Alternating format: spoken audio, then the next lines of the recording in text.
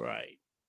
There we go, guys. Sorry about the wait. It's my fault. My email doesn't work. Apparently, I'm fucking. He's a bulk killer.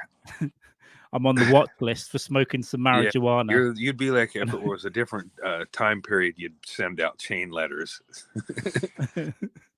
I kind of miss those.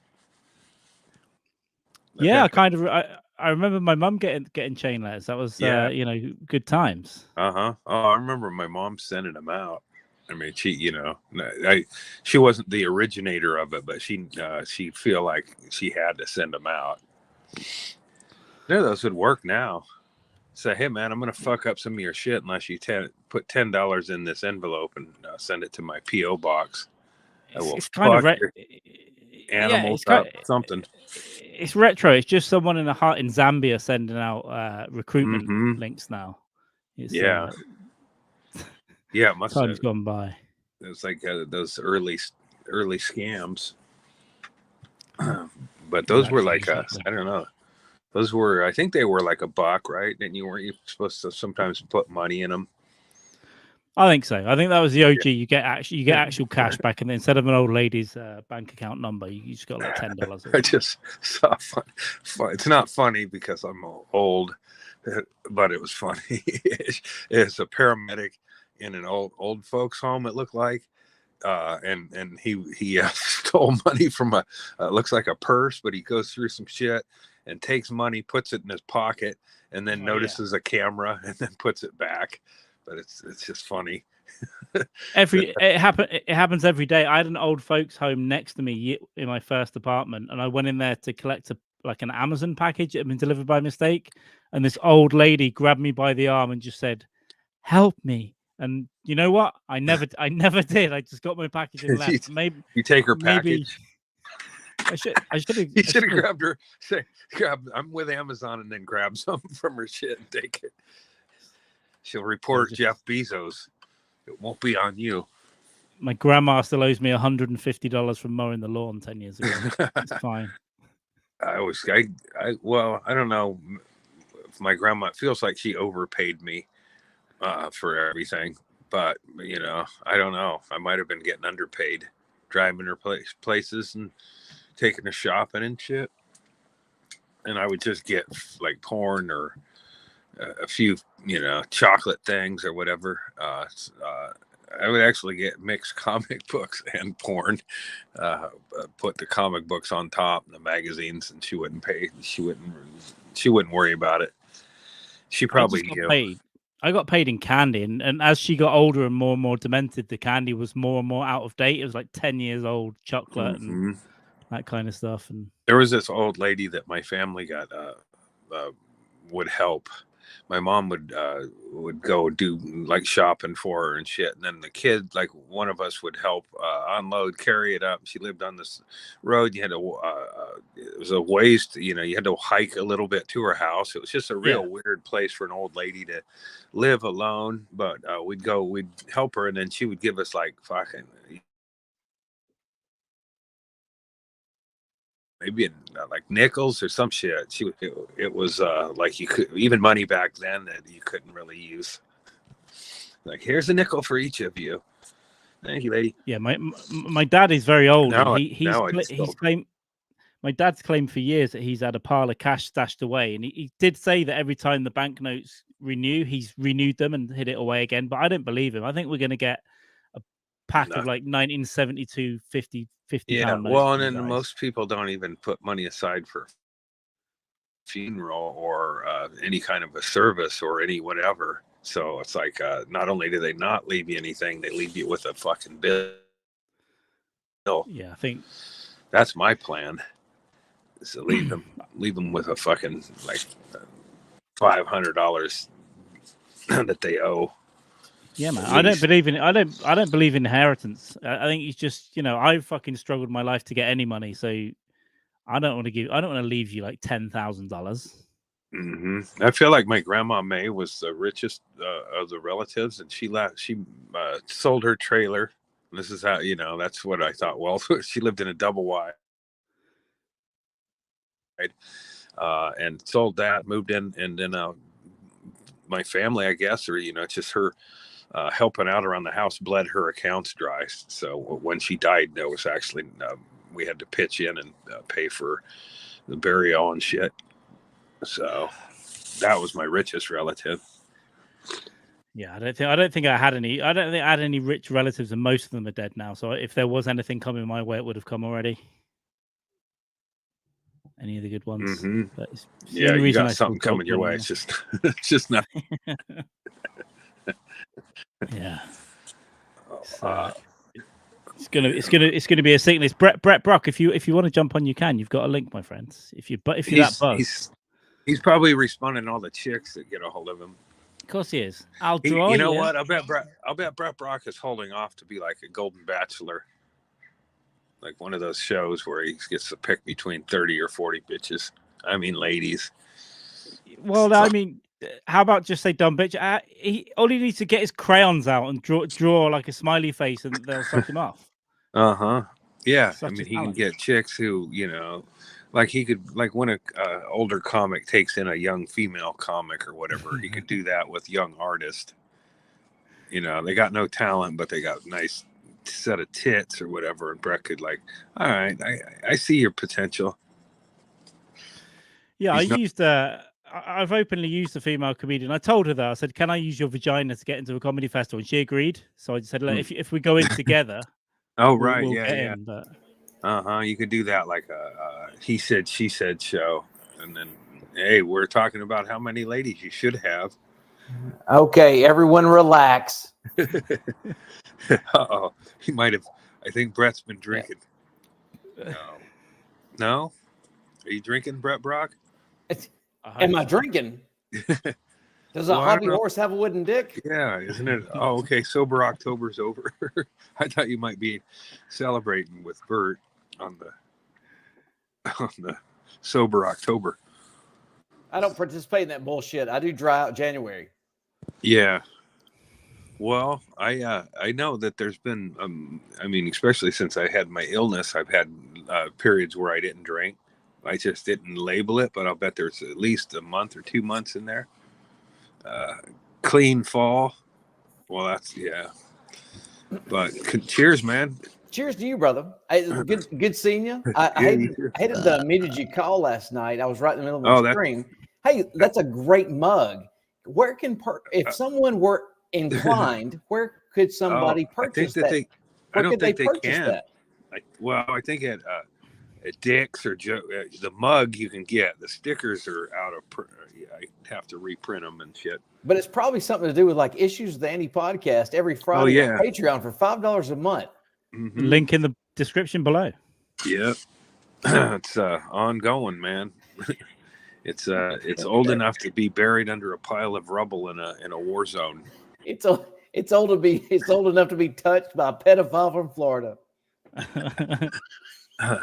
Or fucked by a youth minister at church. I don't know if I'm seeing more of that, or I don't know. It seems like every day there's a different preacher or somebody, and I don't research them all. I just take it as like, it's probably true. It's always white religious Protestant. Yeah, man. What are kids in the church getting saucier? No, they're just available. Mm-hmm. Yeah, it's one of the last places that their bullshit still works. That's one thing about good white kids. We typically keep our mouth shut. You need to hold it in. Be a man or boy. Yeah, hold it in. Yeah. Well, now any kind of shit now, it's like, there's nothing that compares to, it's like it's like Stanhope's bit of Bez. How does their suck make my suck less suck? But anything that happened to me is like, I didn't live anywhere near Israel. So I just got molested, and I didn't have Israel bombing me on a regular, or being I mean, it's like anything that happened at that music rave was what I went through was way less troublesome.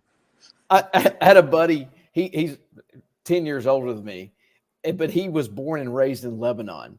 And he was telling me stories about, we're just sitting in class and bullets are just coming through the glass and attacking the walls. And we're like, Yeah, I know someone in. I know someone in Tel Aviv. She was under rocket attack a few years ago, and I said, "Are you okay?" She's not really without a bombshell. And I remember texting her whilst the rockets are falling. It's a little bit your fault, right? She did agree. She agreed. We're still friends.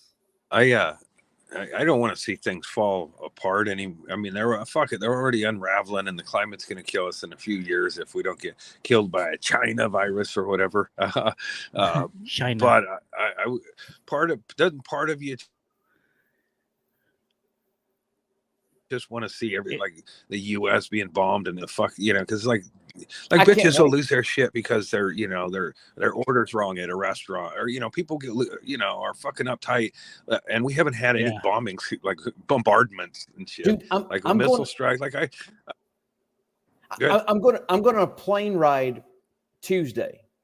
I can't and just watch the people on these fucking TikToks and shit, how they act up. I hope that fucking plane explodes. Yeah, so one, it was a while back where the woman was singing a gospel song. All I can think of is, I am telling you right now, that motherfucker is not real. Yeah. I don't know what she did to us, but that's one of those things that stays with you, Cash Me Outside, girl, that stayed with you for a while, but that rant, and it's even cooler because the chick who did that rant seems to be one of the few people that out there that does something that's humiliated by it and doesn't use it for, like, I haven't seen it. Maybe she has turned it into a rap song. She became a millionaire. Yeah. She just did loads of Instagram shit a few years ago. I think it's before TikTok, but she became rich off the back of that. Yeah. Cash Me Outside, girl. Cash Me Outside, yeah. But this other one, those motherfuckers. She didn't. She wasn't on the Rogan podcast or. If she had just owned it, if she just went, look, man, I went to Vegas, I had been drunk and doing coke, and then I took a sleeping pill, and that's what came out. If she just owned it, but no, she was a professional person. Has she just owned it? And just made a fucking sensation, like a musical sensation off that one thing. She could have quit her job and been fine. Yeah. And the cool thing. It would have stung her parents just for a little bit, but she'd been fine.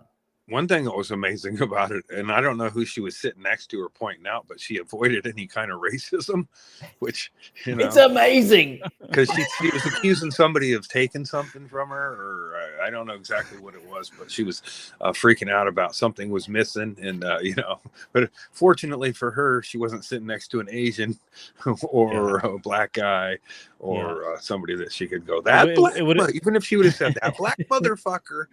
It's not real. It would have been the next step. The lady who saw the lizard was my favorite, though. It was like, what the fuck is that? And she's just screaming. But she kind of owned it as well. She's like, listen, I was tired. I took a couple of pills. Yeah, a couple Xanax, man. Lost some money at the tables. Somebody had it coming, just like Shane Gillis. I'm not racist, but if a cheeseburger cuts me off in traffic, I'm not hungry right now either, but I can eat. Good line. It's a good line. I've got some mushroom chocolates here off the black market because these are very illegal here for the feds. But those might be for a special occasion. I bought some recently, and it occurs to me I don't know where they went. I looked in every place where they should be, and they haven't turned up. So I'm not desperate. I can get more or whatever, but it's just it'd be fun if they worked their way into the house and got mixed into dinner or something. Well, I was worried because I took these to my dad's had an operation. He was in bed for a week, and I went to visit them. But I had these on me because I got them on the way. But I was worried he'd get off his sick bed and start munching some chocolate that he found.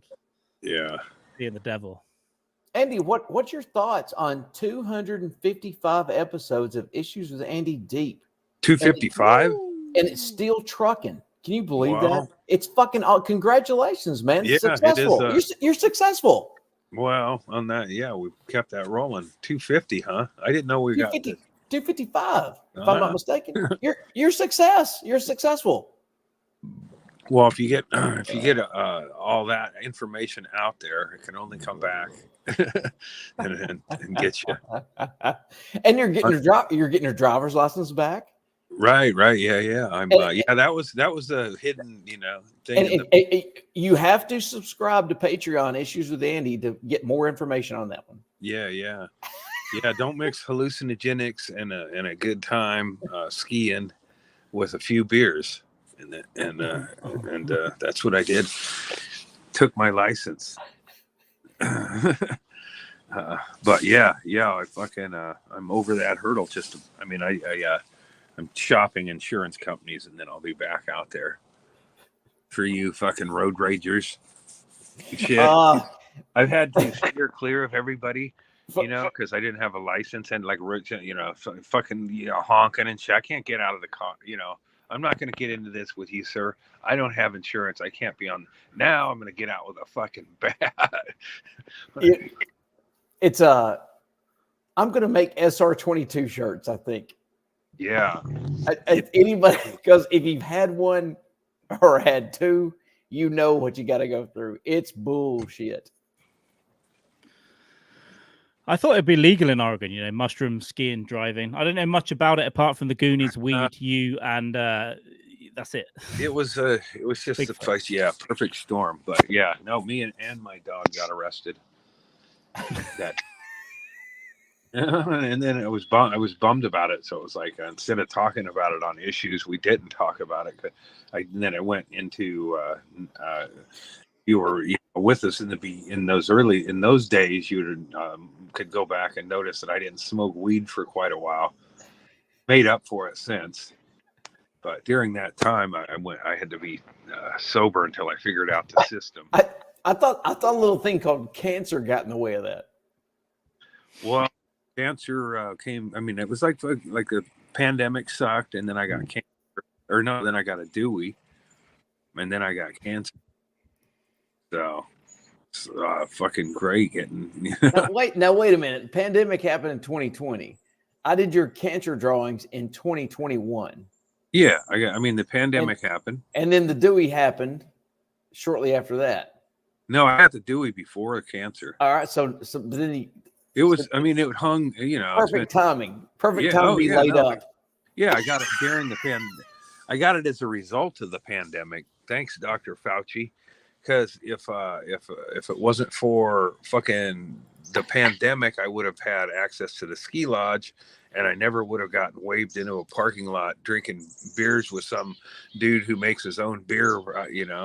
Those fuckers.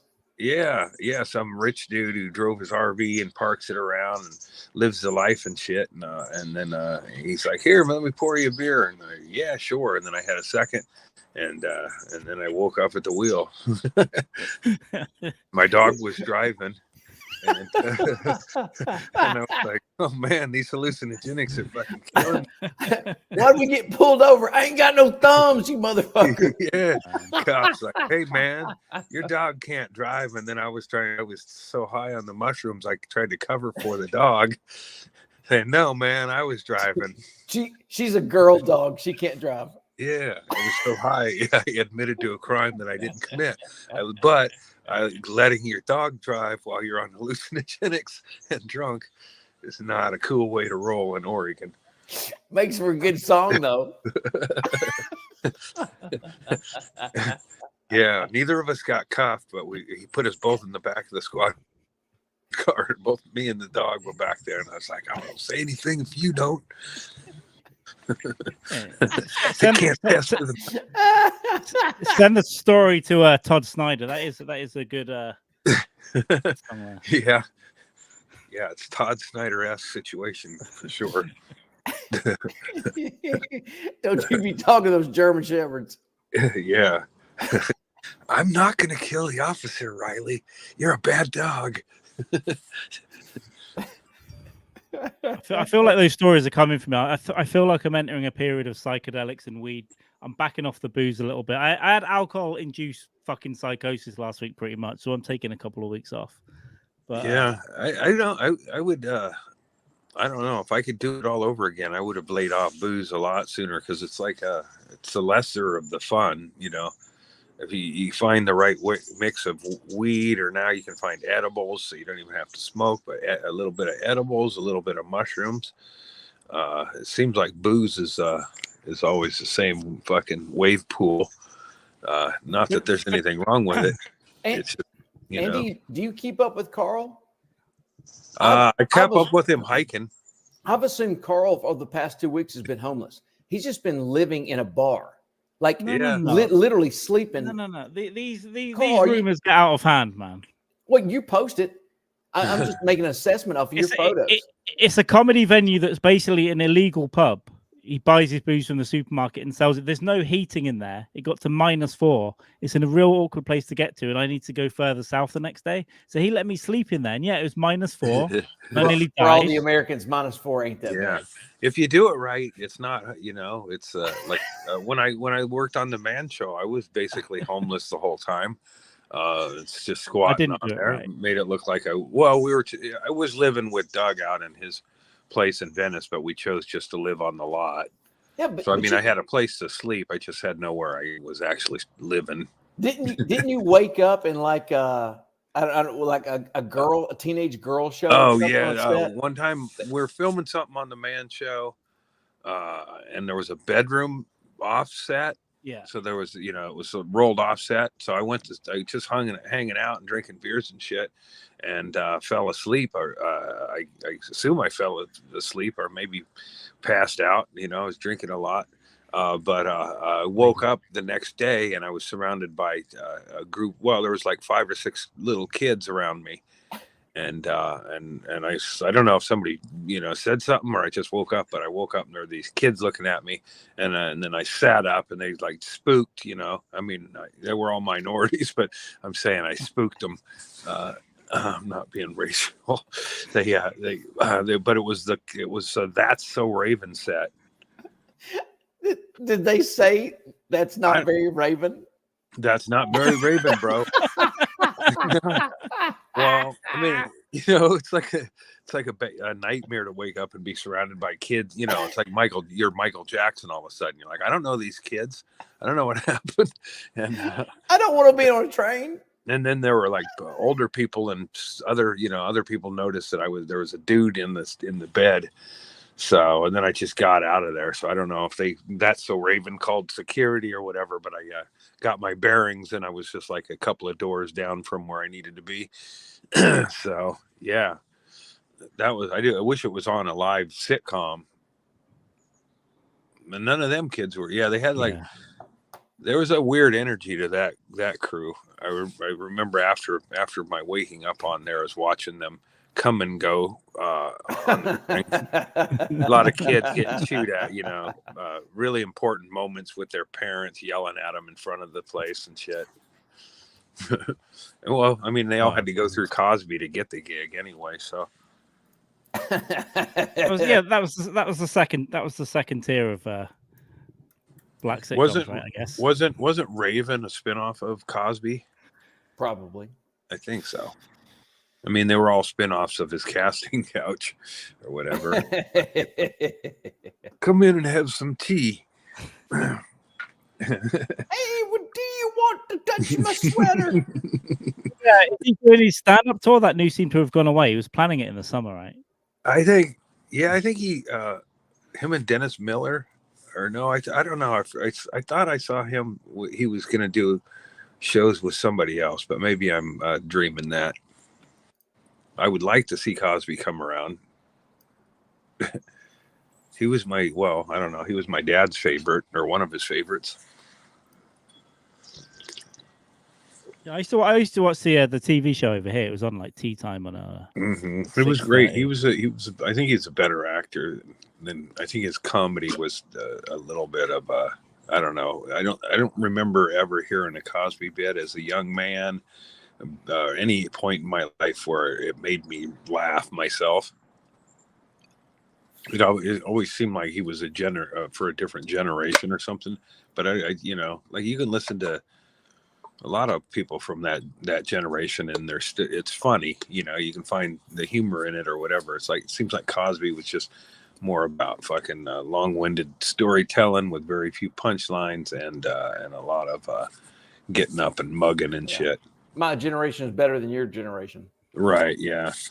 But maybe I don't know. Does he have a classic bit that didn't, I don't know. Sam Kinnison's birthday was yesterday, and that's pretty much what I played on my stream last night. Was just no Cosby. Sam Kinison, just like homosexual necrophilia, that kind of thing. I love it. Which will make you laugh. Yeah. Cosby's bit about the dentist, I think, is one of his more classic bits, and it'll make you go, "Oh yeah, that," but it won't make you laugh. Yeah. Unless you're already stupid. I'm getting a beer. I'll be right back. All right. Cosby was all a distraction from what was going on. Didn't he used to call up Eddie Murphy and admonish him for bad language? And then meanwhile, he's going into the fucking dressing room and raping everyone in sight. Yeah. Well, I think I don't know, maybe his role, he was headed to politics, but I doubt it. But I mean, he really liked being the older, wise sage. I remember, him doing the rounds on like Larry King and shit, and talking about dudes wearing big pants and pull your damn pants up. He would have been that dude if he would have kept going. He'd be the one they would go to for black culture and shit. What do you think, Bill? Well, Reagan rape him. Oh wow, look at that link of Carl link showed up finally on my computer. Man, you got the email? You've really got your backdrop decorated. Oh man, yeah. I just it's crazy. I had to go to Trader Joe's the other day, and then Bed Bath and Beyond sits next to Trader Joe's. It's no longer there, when they all went out of business. And this is all this shit. It's a running club and shit. So they're selling all these the banners from the Olympic trials and shit. For it's just like liquidating shit. So that's what I got. I fucking got a Olympic backdrop. Nice. Now. Looks cool, man. No more TGI Friday fucking chuckleheads looking bullshit anymore. But I do miss, I'm already looking for a place to hang up my dog picture that I got. It's over there, but I had a Snyder poster and shit. But it looks better, more streamlined, right? Well, yeah, it looks great, man. Good. That's the Hayward Field from Animal House.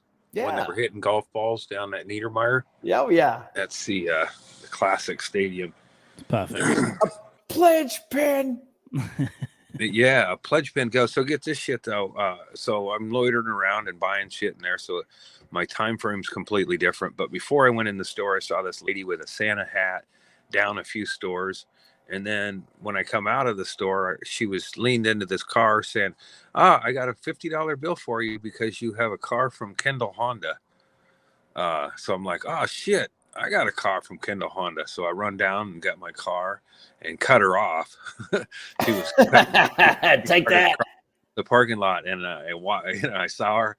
And then I was like, hit the brakes and go, sorry about that. And she goes, oh, you were Kendall. I wanted to, and she gave me $50 for being a Kendall Honda 12 Days of Christmas. So basically, that paid for my banner and all the other, shit I bought in that store. That's pretty slick. The pole hanging it is a snapped pole vault pole from the Olympic trials. So somebody who did not do very well made my curtain. They might have a spinal injury just so you could get right. There's a little blood on it, but that's all right. Well, hey man, now that we all know our dogs are dying off and we're all going to die. Mm-hmm. Has that gave you any reflection to really put your nose down and really nose on the grind and you get back into comedy? What's happening with you? Oh, or I might, I'm still thinking I might get bailed out by death. Oh, sweet death. Sweet death, the ultimate nap. And yet, God damn it, I woke up again. Yeah, I know. How many times do I gotta be woke? I should have died that day on the That's So Raven set. So hey, I'm gonna sign off here and jump in on the computer. All right, man. Oh, you'll see me in a second. Okay. Yeah, I emailed him an hour ago, and it's taking him an hour to find this link. Well, he's a guest, Carl. It's Goddamn, good. don't shit on him. I'm not criticizing anything. I'm just explaining, man. Damn. Jesus fucking Christ. Look at that hat you got on. You going fishing later? You're gonna. Is this you back on? All right. I can't hear yet. All right, you just work yourself and you'll hear us eventually. No, here. I don't know why I said work yourself. Oh man, that's right. Should we give him privacy or let this happen? I say let it happen. Everything's fine. I want headphones. Headphones are cool. They look good. These Hello? Yeah. Hello. Good? Yeah, now I can hear you. All yeah, right. that's fucking. It's the thing. It's the same thing. Mind Dog uses, and it doesn't recognize my camera or my speakers. Oh, like Streamlabs or StreamYard? Yeah, that particular one. And you got all that shit. Yeah. Yep. So I don't understand it, but I can hear 100%. All right. Cocksuckers. Oh, look at that. Brock sign there. Huh? Oh, you're right. I just saw your... you talking about right there? Yeah. See that now? This whole thing with my fucking... I'm trying to get better because of the lack of promo. Everybody tells me I should, and I hate it. You all right? Fucking makes me sick, man. Mm-hmm. Fucking makes me sick. Yeah. Are you well? And then you see Henry Phillips, and it's just so beautifully easy. You know, I want to buy Henry stuff for Christmas, and I don't even have anyone to celebrate the holiday with. He's the best. He's the best. There's no getting around it. Henry Phillips is the best. I love him. He has no reason to be nice to me, and he's nothing but nice, and he has no reason to be. I bought him, you and Provenza and Henry, I bought your breakfast that morning, and that's it. That's the only thing I've ever done for Henry Phillips, and he's nothing but nice to me. He likes his breakfast. Yeah, every time I'm in LA, I try to get together with Henry for it just to have coffee with him. It's always a fucking treat. Yeah. Feels like you're, private streaming now. Well, I always reach out to him and go, hey, man, thanks for the raids, and let me know artwork is free for you. Just let me know what. And he never, ever hits me up for anything. He's so nice. Yeah, he regularly brings in like 400 people into your stream. He raids big, baby. Yeah. But of course, on Twitch, it only counts for one viewer.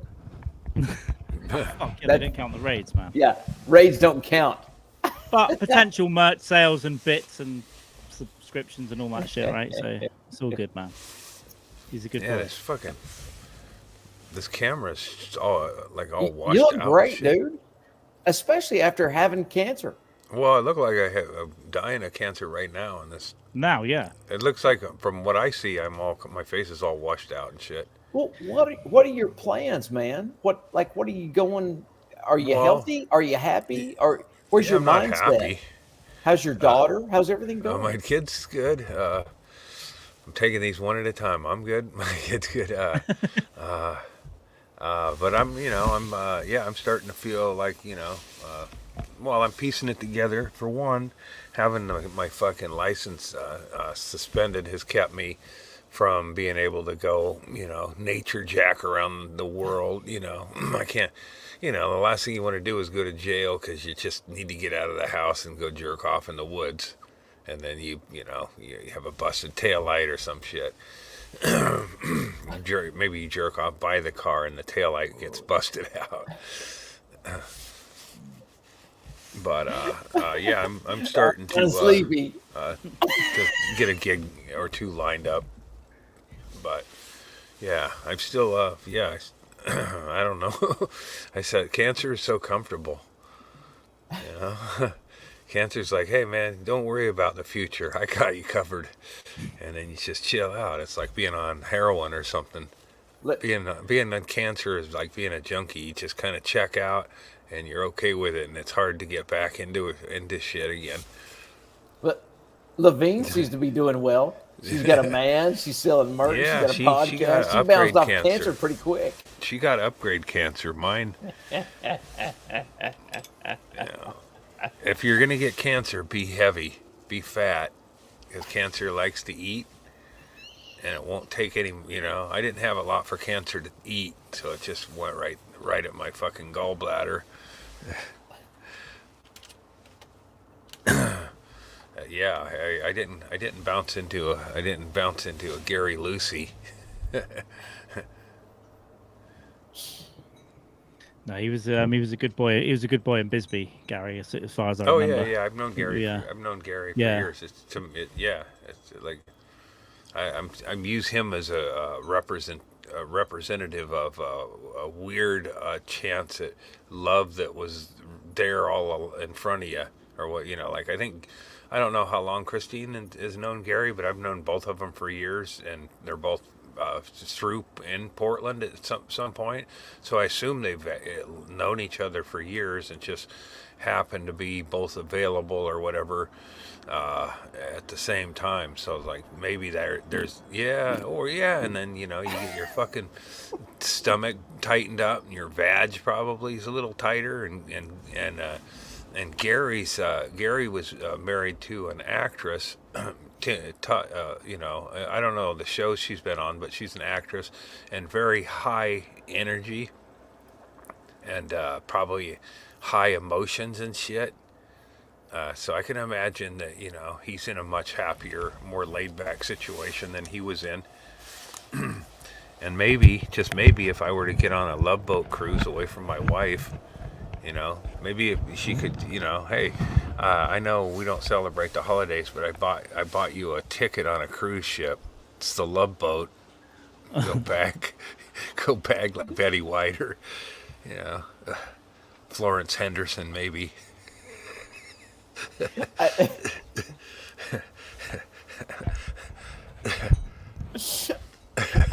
I thought you were going to ask her, how do you feel about high dives? I see her carrying stuff down the stairs, and I think, man, I wish I could have afforded a taller house. We just got the kind of stairs that you'd bruise yourself falling down. Hi, Captain Stubing. Are we clear to board? I don't think. Well, Captain Stubing might have had a swivel staircase to some sort of a love loft. We'll go hang out with Gopher or whoever his name. I can't remember what his name was. He'd always get Captain Stubing was. I wonder if he went back on that episode, all those episodes, and go cast member. Oh, and I just saw a really cool picture of the Love Boat. It was the Love Boat with wrestling, but it had Hulk Hogan's in the middle, and then Bruce Jenner and another dude are squeezed up against each other. And there's some other people in it of note, but just that, it's like, fuck, there's Bruce Jenner getting gay. It might have been one of those moments where he's like, yeah, I like this, all right. And that was in the 80s, just probably. Yeah, it was just popped up on my Facebook. After the Wheaties box? I think it was like it said the last season of Love Boat got weird or whatever. But Bruce Jenner, after he became Caitlyn, mm-hmm. Caitlyn reported that Nashville, Tennessee, at the Gaylord Convention Center, that's the only time Caitlyn has ever been sexually harassed. So really, I know this is not a fine time to swell up with city pride. Yeah. But in Nashville, Tennessee, is where Caitlyn got groped, apparently. I called. How many beers deep were you? I did my best. It was a big one. I yelled, and this could be construed as racist because he's a black man, but Tony Dungy was he comes to town here periodically, but I saw him and I called him a fag. I had the window down and I go, hey, fag. I go, hey, and he waves and I go, fag. And I'm just saying it's funny because he's such a religious anti-gay, like he to call a Christian a fag is funny. It is. Yeah, it's funny. What can they really do about it? Yeah, And then, what are they going to say in their defense? Hey, man, I worship a handsome image of a character who's who's with his not shirt really off. He's kind of sort of tanned. Yeah, it's basically, who figured it out is Bert Kreischer figured it out. It's like these people already like a torso-less dude, so I'll just get fat and stick my gut out, and people will go, oh yeah, but they're thinking, who do I know that used to show up and show off all the time shirtless? Like, not Mishka. No, we're talking about Jesus. He's got too many jailhouse tattoos. I think they're cool. He's never been in the jailhouse, and he's got jailhouse tattoos. I know Mishka got. He does have pretty slumlord. Like if I were him, I would do you could just shake him and get rid of all the tats and then start over. It's like come on, man. Bourdain's dead, and he could cook. What do you got? You're trying. You can run a little bit. I mean, it's like some of his tattoos look like he put them on, colored them on himself. Bourdain puts asses in the seats. What do? You go teach at elementary schools? Today we're going to talk about writing. Not with an R, kids.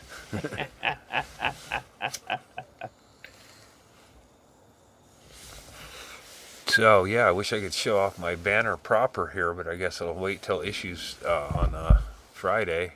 Yeah, man. So those guys, I know it looked shitty. But it was bright. My backdrop, it was like, it looks great right now. Yeah, I know. It's toned down. And I had all this shit that it's like, I want to hang it someplace, but I don't really have a place to hang it. So I thought, I'll put it behind me in there and then string lights on it. And it started to look like fucking, Uncle Chuckleheads or Chuckleheads. Like, to me, that's like the weirdest, it's like and Becker, Becker could put together a sensible looking stage there, but he just puts that, it's like it fits with Bisbee, I guess, like a thrift store kind of a fucking. Yeah, there's a lot of weird shit in there. It just says Chuckle Fox behind the stage, I think, and then I don't know. They sold $3 PBRs though, which I was impressed with. Mm-hmm. Yeah, and they allow dogs in. Yeah. So Becker knows how to run a place that's Becker made me go get my dogs and bring them in. Wow, I would have. I didn't get to hang out there with you and your dogs. Yes, you did. Did I? Yeah. I don't remember them being in there. Drugs. Yeah, I would have thought so. After Andy, the night after we sucked on PBRs in there, that's when we found you guys at the bandstand at the Shady Dell. And the last, I'm not going to speak out of school in any way, but one of the last things I remember about you was some fluid was coming out. Oh yeah. I had a more fluid leak out my face. Yeah. Wait, this was like a Nashville Kid Rock colostomy bag incident, was it? No. Okay. No, just a hot vomit. my memory is very shady too. I think I got put in Stephen Catt's car and driven home, and you got put in Chaley's car and driven home. They had to separate us before we just went at it. I was gonna fight for American patriotism, and he was gonna fight for he wanted to colonize. I'm like, bitch, you ain't colonizing here. We gotta, and then I go, we can colonize, but we gotta kill some Indians. Sometimes they got to know. I was on board with that. They got to know. Look, the people in the UK are the worst white people. They are the worst white people. They try to blame it on us. They are the worst. Yeah. Well, we can't blame it on you because we made you. Look, if the UK was so great, why did a bunch of you come over here? Yeah. We wanted to have our own fucking religion, bros. I'm on board with America, man. I'm totally on board with it. You got better weather in some places. In some places, it's a big ass country. Aren't you bummed out? You got to get a passport to get into America, and if you'd have just had your family leave with the rest of them, they could have been here. Yeah, it's not good. I think I've got Canadian family somewhere, but I've never spoken to them. I wish I had American family. It's funny. It's like America's not that big, really. You can drive from London to Scotland, and in that driving time, I'm still in my own state. I haven't left my own state yet.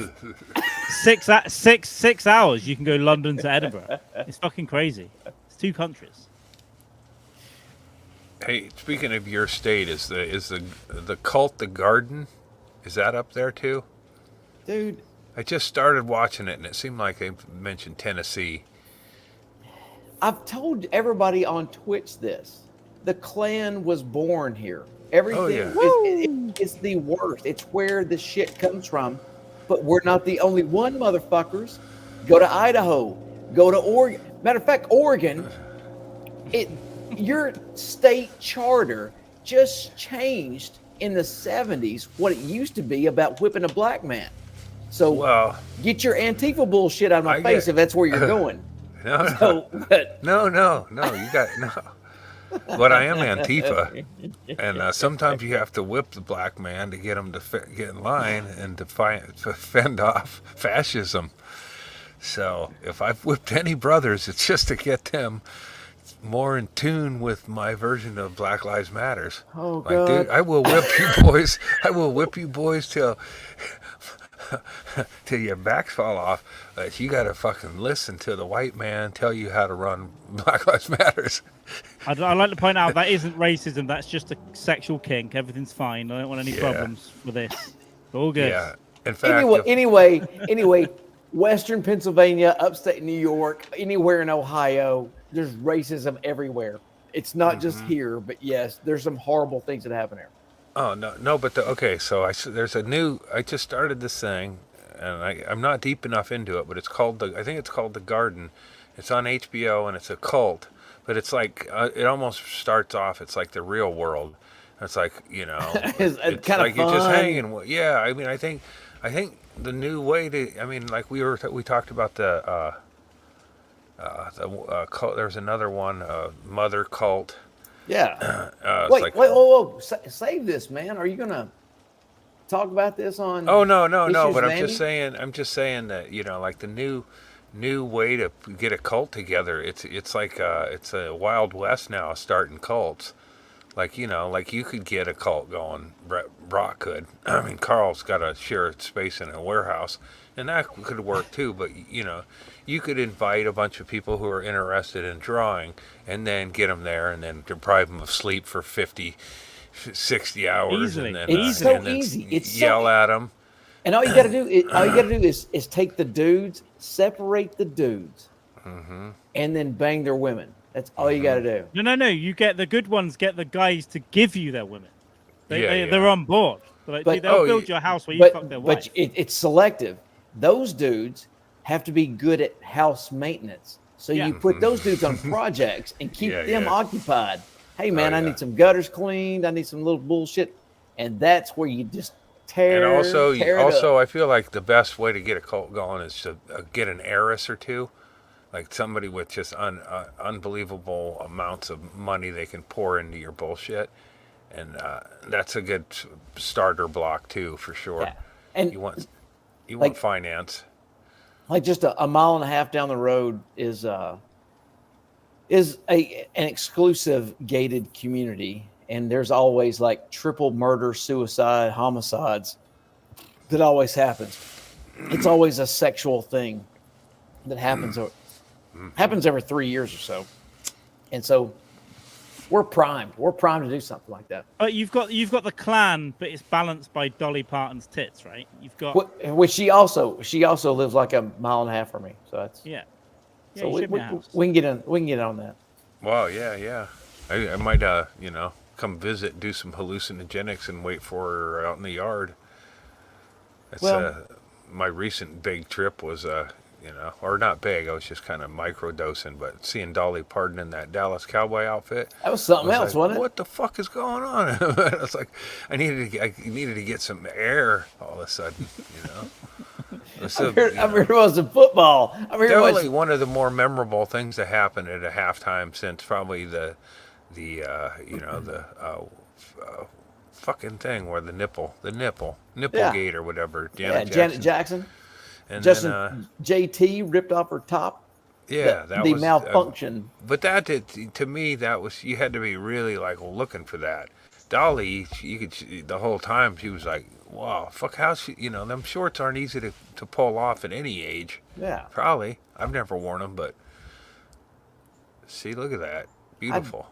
I dated her niece. Can you believe that? Yeah, you dated her niece. She didn't look anything like Dolly, or did she look like Dolly? Yeah, well, I mean, not exactly, but yeah. Yeah. I mean, the genes were there for sure. If you turned off enough lights, you could pretend. No, Pretend you were Ike. Oh no, that was fucking Cher. No, that was Tim Turner. Cher.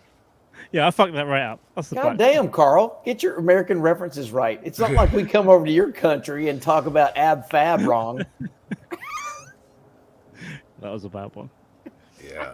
They would, if the English would have been, or they wouldn't have been. This country wouldn't be the same if we would have let the English in here. After our pilgrims settled, if we would have let English come in, then that would have been like, yeah, let's not invite the Indians. They're the worst. We have to once a year. They're the worst whites. they're the worst whites. We can't let them. And the Canadians. Oh, God, they try to act like they're the best whites. They're not. There was people living there when they showed up too. Mm-hmm. With their beady little eyes and their flappy little heads. Yeah. Canadians try to push the fact that they're better than us, but they're not. With their French. Look at their music. Their music versus our music. It's like Rush versus any group, and then you got Bryan Adams and Corey Hart. It's not really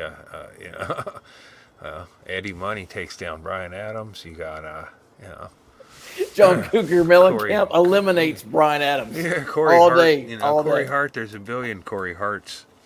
So, and Triumph, the group Triumph, and then I think Jewel, right? You know who Jewel's dating? I've always thought she like her snaggletooth. I always thought she was cute who's because she's getting snaggle-toothed? Kevin Costner. No shit. Yeah, really? According to my gossip papers, they've been seen cozied up on somebody's private. She's 50. He's like 87 years old. Yeah, that's the thing. I mean, she's a smart. hot 50. It was like she had an awkward snaggletooth, but that's something you worry about when you're younger. Every woman was did she 50 lose has all her some money? fucked up chompers. Did her mum steal all her money? Is that the one? I don't know. She definitely didn't do orthodontics. One of these had a parent as a manager and they stole all their When you money. take some of that money and go a little crazy, get that tooth fixed. Yeah, I don't. Yeah, but then look at that English that chap that just died that they had the lovely service for. Shane McGowan. Shane McGowan. Now, those teeth back in the day. Yeah, he had some of the most fucked up looking teeth ever. Yeah, but what was he, 70? Well, he had them teeth his whole life. Yeah, this is when he was like 19. When he was dying, he's got them all replaced, so he got real teeth put in. But back when he was young, they were bad, man. He got. I didn't know he had them fixed. I just saw. I guess I was seeing a lot of pictures of him from his youth. Can we stop? Like when an 80-year-old person dies, can we just stop going? I'm amazed. I'm shocked that he died. Are you fucking kidding me? They're 80 years old. They died. Look at that shit. Uh-huh. Yeah. Look at that. It's like a horror film. Yeah. And he didn't fix those for like 50 years. He made money in like 82 with Fairy Tale in New York, whenever that came out. And he still never fixed them back then. Mm-hmm.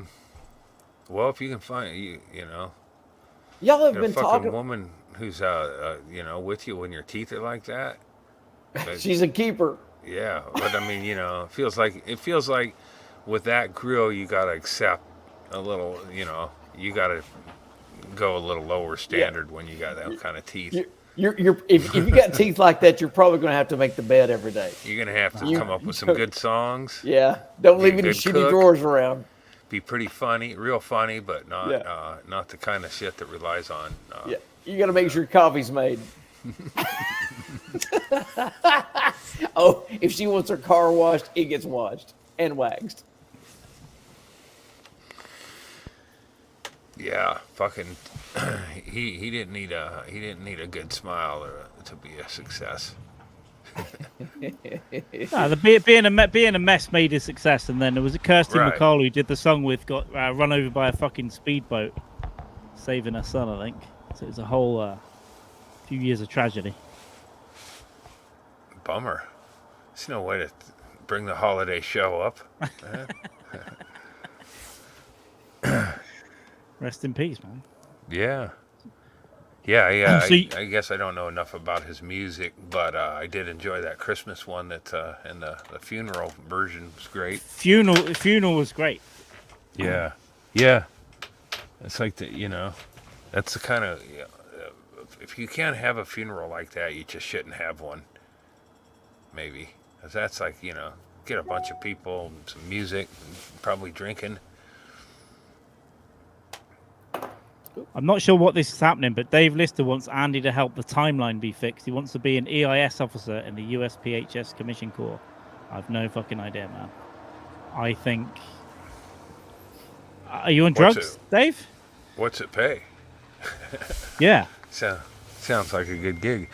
Yeah, I might run for. I don't know, to see how these write-in candidates look in this next upcoming thing. But I'd like to I would like to get into politics by just doing a write-in candidate thing and then fill in a position, and then just start working my way up. Man, I'm smarter than Marjorie Taylor Greene. I'm better looking than Lorraine Boebert. Oh wait, well, I'm smarter than both of them. Well, and she's fucking, she knows how to fix herself up like a whore. You both put out. Yeah, I mean, I've been groped chick at a theater. I've gotten a hand job at a theater. It wasn't crowded. Yeah. It was a matinee version. But we've got you on video shooting guns with Chad Shank. Yeah. At the opening of your latest comedy album, Last Shot. Yep. Which is available for purchase. Purchase over there on the YouTube. Where is that? It's somewhere. It's on YouTube now. £800 Gorilla. The link's down below. Man, that was such a painful period in my life when I had to promote. And I didn't have to promote. I did it. I wanted people to see it and shit. But then you realize how futile it is. It's like, unless Stanhope puts it up every day and says, you got to watch this shit, or people really love it and it just sweeps the country or whatever. But it's almost like when somebody says, I'm putting out a comedy special, you want to go, oh, man, well, I hope you can afford it. There's no money to be had in it. You're better off just staying at home drinking beer and drawing. There's money for 5 people in putting out specials. 5 people get paid. Yeah. Everyone else hope it sells tickets. Mm-hmm. Oh, right. Yeah. Yeah, and then I'm not selling tickets. Or, I wasn't touring or anything, so it's like farting into a fucking shower. Best place to piss. Yeah, I'm putting out a comedy special. It's like saying I fart in the bathtub. Anybody see it? That's actually a pretty good comedy, farting in a bathtub. Yeah, that's it was pretty good title. I look forward to if I taking a bath. I hope that I have at least an occasion to blast a few bubbles. That's probably like, I don't have superpowers, but that would be like one. Let me throw this out to water. If you take baths, I'm going to put this out to everyone. As a poor kid, we only had to take baths. There was no showers. Taking a bath is sitting in your own filth. Mm-hmm. Don't take baths, anybody. Just don't take baths. You're just sitting in your own filth. Yeah, your ass is underwater. It feels so good. You're putting hot fecal water on your face. It feels so good. The best way to do it, and you can do it in a better way. Brett's talking about, Deadwood sitting in a tub next to whores or whatever. But you can when you warm up. So I warm up the water. I can wash my asshole before I set the bath up. Like I can spray my asshole. So right away your soup's already, less gross. So your ass, and then you sit in the water after you've already done a rinse, and then when you get done, you do another rinsing. So you're leaving a huge amount of and it's just getting rid of water, which this world has we don't too need much. it. We don't need drinking water anymore. I know people that take a bath and then they get in a shower, and I'm like, the footprint you're leaving. I know, yeah, like, it's a lot of water. But enjoy it while you got it, baby. I know. Yeah, I think it must have been in Gaza, where a truck of water. It's just like it's Topian or whatever, but people, going crazy to get water and shit, and it's like, oh my, can you imagine? It's like, yeah, it's gonna be a few years from now, but yeah, it's gonna. Can you wait? That's going to be great when it's like nobody can get water and we all got rushed downtown and then fight our neighbors for water. I'll probably be dead by then. Yeah, I think all three of us are going to be dead by then. It'll be soon. Yeah. I'm hoping I'll be around. 20 years. It should be next summer. I'm getting a beer and I got to pee. I'll be right back. Go for it. Yeah. It should be good. It'd be good to watch that. I'd like to sit in a retirement home on TV, or even in 10 years on a big screen and just watch it happen downtown. I'm not going downtown. If there was ever, like when if drinking water became scarce, which it could, and it is in places already or whatever, but could you imagine just like having no water and then thinking about all the fucking water I've wasted so much water in my lifetime just pouring it out, or and with no thought about it or whatever, and then to just be like, oh shit, that's it, there's no more. Fuck, just think about one of them baths or one of them showers where I was you're jerking off, standing there for 45 minutes to an hour. I just killed the planet. And I'm not even bad. I've gotten better at not wasting water. But every human being, there's so much fucking water associated with it. Yeah, we're absolute pieces of shit. Even the best of us are pieces of fucking shit.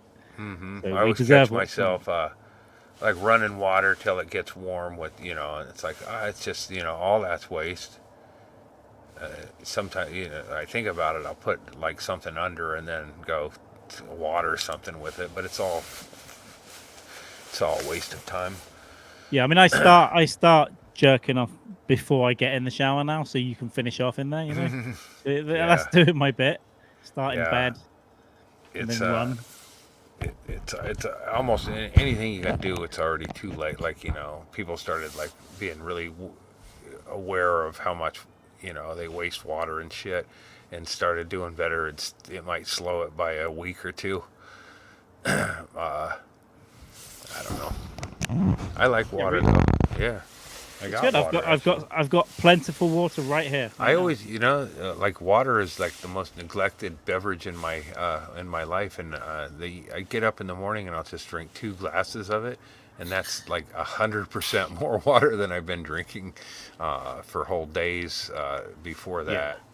It's crazy. I'll like think about like go through a day like, okay, I had coffee, 2 Pepsis, and milk. Saw you drinking a beer the other day, or saw you posted a pic of a beer the other day. Down at the pub. Oh yeah, that was man. That's a cool place, man. Yeah. You can start drinking at like 7 in the morning, and they can give you a big fucking quesadilla, breakfast quesadilla. That was great. Yeah, it's called the Pad. I went for a long walk and ended up there drinking a beer and having French fries. Yeah. But it's like that to me, that's an improvement.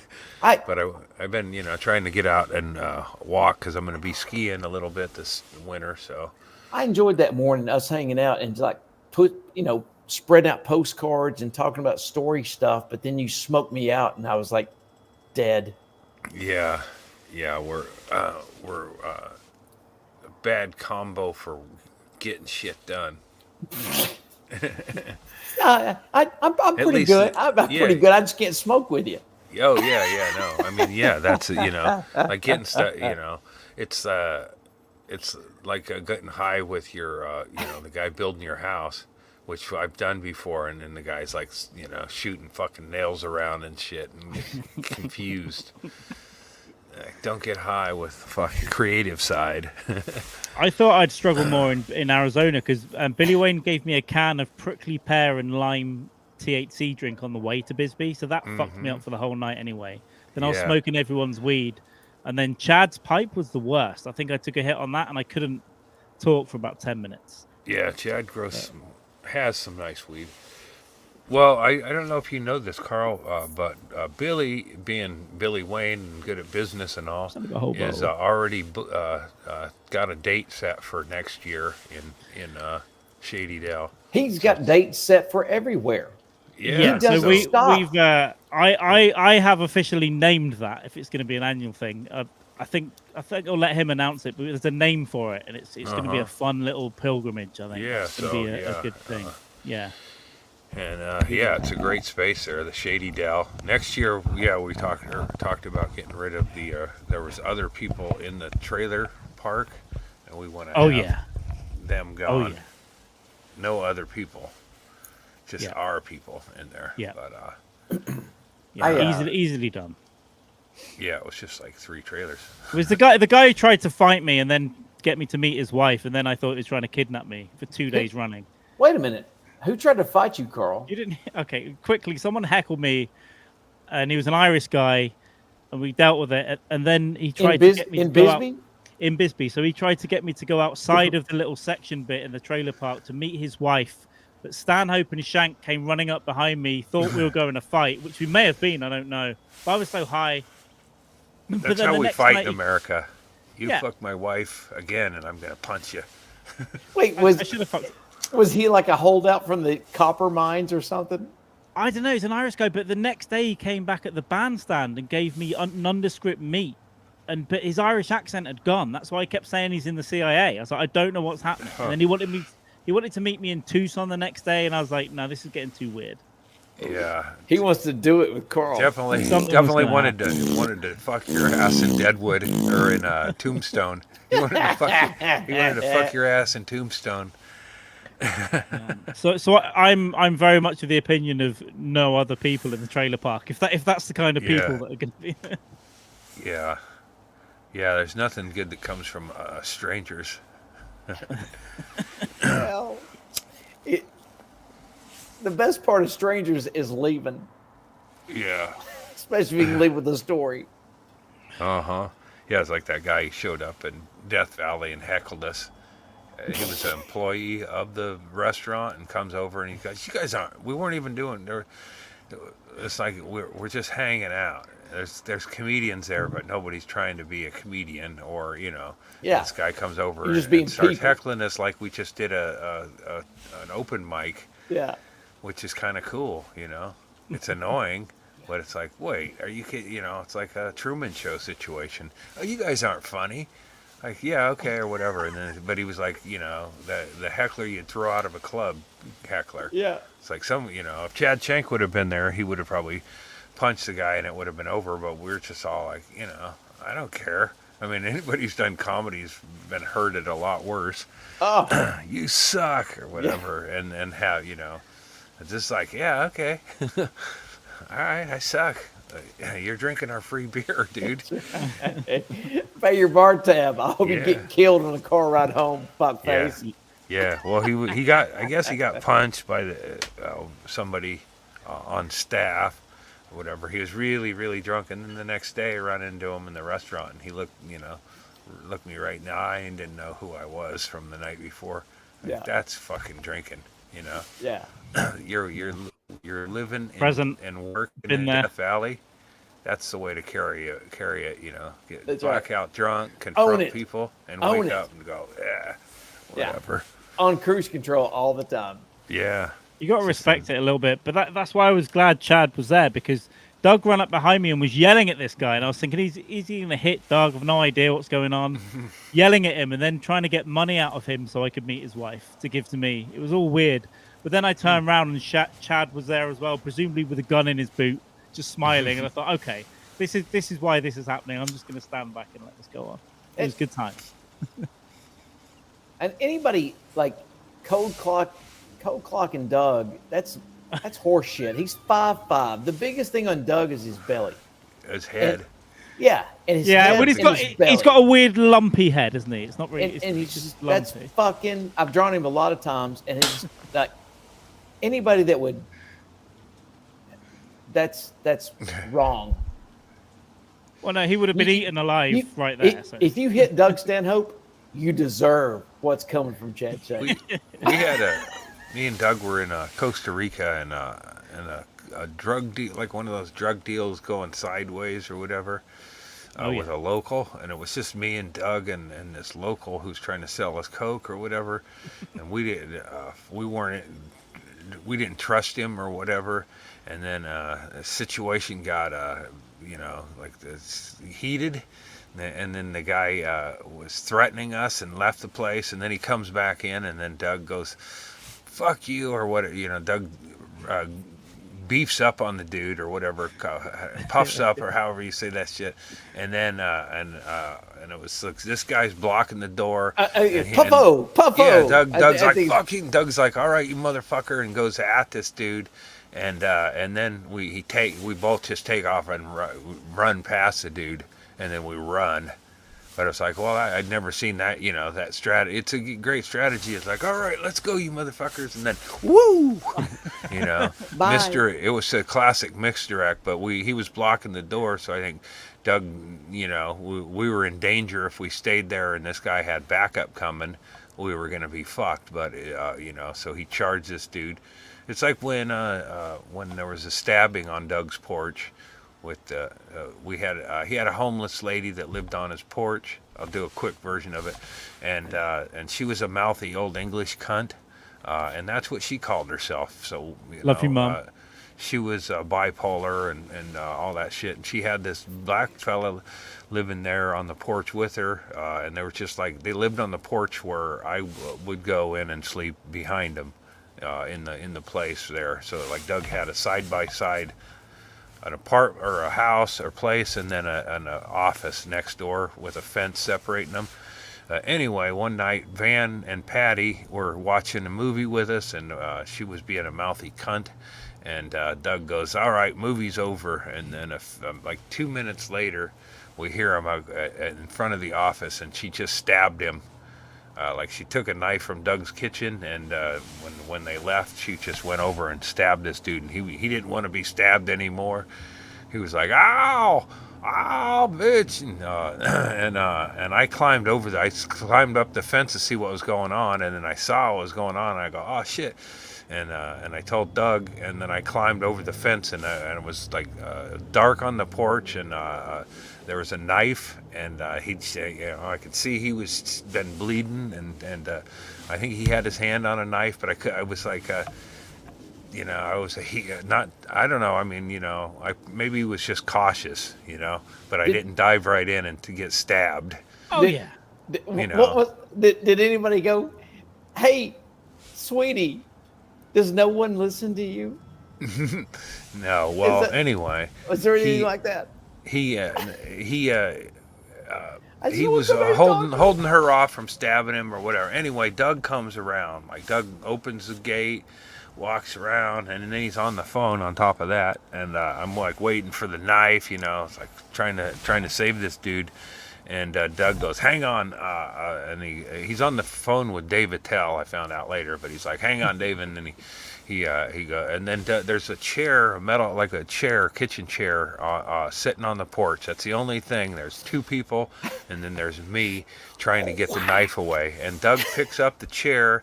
Patty's on top. He's holding the knife, and then Doug picks up the chair, and then like a lion tamer, jabs her in her head or neck and like the chair, and then just shoves her all the way off of him. And then I grab the knife and from her hand and then do first aid or whatever. But it was like Doug knows just the right thing to do to protect. It's like he didn't risk getting stabbed either. He just like there's a chair. How do you know how to do that? Audience, shit? Don't leave. This is the show. Yeah. Yeah, like how do you know how to do that? His instinct was perfect on that. It probably saved that guy from at least getting another jab or two. Yeah, I might not. If I didn't know, I might have just waited down the street and maybe called the police. Are they still together? Are they still together? No, they broke up. That was last night, and she lost her citizenship and was deported, and he went and got. But man, you can after that Derek Chauvin gets stabbed, like how many times it's tough to kill somebody stabbing him, huh? Like she just stabbed this dude once, and I was like, I mean, to think, maybe me and Doug saved his life, but yeah, she could have stabbed him another 20 times, and he probably would have been okay. Like, you got to stab him in the right place, and you got to like stab and tear. You got to tear. Yeah, like you just stab somebody. That dude who's got Chauvin, he was just like, yeah, you stab him in the neck a bunch of times. I still don't know what that dude looks like, because they had a fake picture of a guy who looked like Rob Reiner, and he was apparently the guy who stabbed that dude, Derek Chauvin, and he wasn't, and that in fact that dude wasn't even alive. The dude whose picture was in the newspaper was not even the guy. And a guy who'd been dead 10, 20 years. How can the fucking press do this? Just go, this is... I don't know. That's why I don't care about the news or the media or the press at all. They just bite off on anything and throw it in your face, and like, I don't give a shit. It's just misinformation or disinformation. We used to do it all the time. Fuck, I just don't. Oh yeah, when you watch it in real time, and it's like I knew right away that. I mean, I know there's some horrible shit went down or whatever, but when they said there's 40 headless babies, I was like, who counts that? And it's like, it's like it's always a perfect number. Yeah, yeah. It's like, we found 23 dead baby heads. Look at all these weapons of mass destructions of these 40-year-old bombs we found. Oh God, terrible. We must go to war. Yeah, all I know on that back and forth is whatever I'm reading is probably inaccurate, coming from either side. It's just like the war, the weaponization of fucking, information is so obviously, Maybe it's just pretty chill over there, maybe it's just pretty chill, and it's just a couple of things every now and then, and both sides. This is the war. There's 10 dead babies here. My mother's fucking. Right. Wait, I saw that baby get dug out of the rubble yesterday. This is a fake news. I do like the what in the Holy Land, wherever Jesus was supposedly born. Right. Oh, that white kid. Well, there's a church that's putting a pile of rubble in the corner with a baby under it. I think if they do it right, they should have a baby arm hanging out of it, and that's the manger this year. I'm going to do it with peanut butter crunch. The nastivity. The only solace I have is that we'll all be dead soon. I can't wait. It does seem like it does feel like we're living in an Al Gore movie, right? Not here recently, but I just wish it would happen. I want to use my guns. I want to run through the woods. I can't fucking wait. Yeah. I can't, but I want it to happen. Like, you're gonna get you some squaws. Oh, baby, will I? I'll take them. Yeah. I won't get them. I'll take them. Yeah. Just gonna end up shooting a couple of teenagers for a couple of tins of beans in the woods. That's where it's gonna end up, and it's gonna be fun. And then the Chinese will drone everyone, and then the world will collapse into a big ball of fucking lava or whatever's gonna happen with cancer. And speaking of that, if you're an Issues with Andy subscriber, which cancer you should be, volcanoes. Issues with Andy every Friday, $5 a month. You can hear not a trebuchet, but Andy came up with the perfect way to send somebody off into the netherworld. It's to send them down a slide. It's one of those Hawaiian lava pits. Yeah. I can't. Yeah, I mean, it could be it doesn't even have to be Hawaii. With all these active volcanoes, it should just be a booming business, Metal slides. We'll get you in and out of there. How many in your group? 100? Okay, we can accommodate 100 sliding into lava. Fuck yeah. There goes Grandma. Look at her smiling. Yeah. It's going to be a better way to go. Would you rather have grandma raped by Hamas, or would you rather her die peacefully sliding down a 75-foot chute into a hot volcano? That's it. It's perfect. It's better than dying of emphysema or killed by the Jews. May their life be a blessing. Yeah. Yeah. Never be an organ donor. It only goes to the rich people. How many Mickey Mantle kicked off 4 people off that liver list, and he still died. Man. Karl Rove, he's got a refrigerator full of hearts. I'm sorry, Dick Cheney. Sorry. Oh, I was gonna say, remember when Karl Rove was considered like a evil evil Republican dude? Like Rove would get kicked out of the group now for being too square. Well, he's little. He's a little fella. Yeah, he's a little fucking. You should let him in the group because he looks like a Nazi. He looks like a Nazi who would wear a fedora and not a military hat. I mean, Indiana Jones bad guy. Right? I hear the Indiana Jones movie's pretty good. The new one says nobody. Have you seen it? I saw the trailer, and I just don't want to see him running. I don't want to see Harrison Ford running at 78. We watched it on Old Grumpy Mama stream, I think, but I fell asleep. I'd say that, well, and I'm going to go ahead and say that he probably takes a punch in the face, and it's like, just getting punched in the face when you're that age and shit, he should be like, oh, God damn it, now I'm going to have to punch in the face at 45 is a fucking problem, but 79. At 50? I hope I never get in a fucking fist fight ever again in my life at 50 years old. It fucking hurts. Here's something I saw the trailer, and there's a little kid hanging out with Indy in this new one. But okay, how did Indiana Jones, who's a college professor at a university, how is he friends with Short Round, for instance? Like, he runs into Short Round, and he's like, they're old friends. Like, I know, not again, Indy, or whatever. Well, it's like, well established. Is he traveling there, and he just happens to, in the first movie, it's established that he's a pedophile, and he used to get the young girls drunk. I've said this on my Twitch stream. I've done the math on my Twitch stream. He raped Marion. Yeah, and turned her into an alcoholic. She was a child.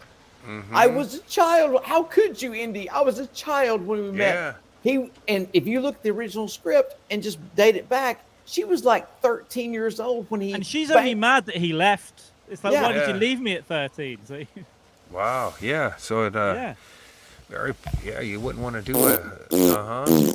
That's how he met Short Round in a fucking. Yeah. Brothel. Well, he met Short Round, and then he run into him again later. So it's like, how many trips over to the Orient? Is that racist? Orient. He got that. He got that good dick. Yeah, he's like, not again, Indy. You fucked me hard last time. And then Indy gets all those kids from the mines, and then half of them go missing. Hey, man, the history professor spends 3 months in Thailand for his vacation. If you can fuck someone on an air mattress, you got some good dick. I'm guessing artifacts aren't the only thing Indy rescued from places and took to other places. And he's named after a state where everybody fucks kids in. Indiana. So is Spielberg and Lucas a state of amazing? Or are they trying to expose this conspiracy here? What are they trying to tell us? Well, I mean, I don't know. I think there's truth to these stories about grooming. I mean, just ask P. Diddy, and those. I mean, that to me, that's like fucking hilarious. It's like there's grooming going on in the rap and hip hop industry. It's like routinely. It's like, you want to be a success like me? Suck my dick. Oh man, you know who I'm talking about. I mean, P. Diddy's the wrong. There's the dude who married Kardashian. Kanye West.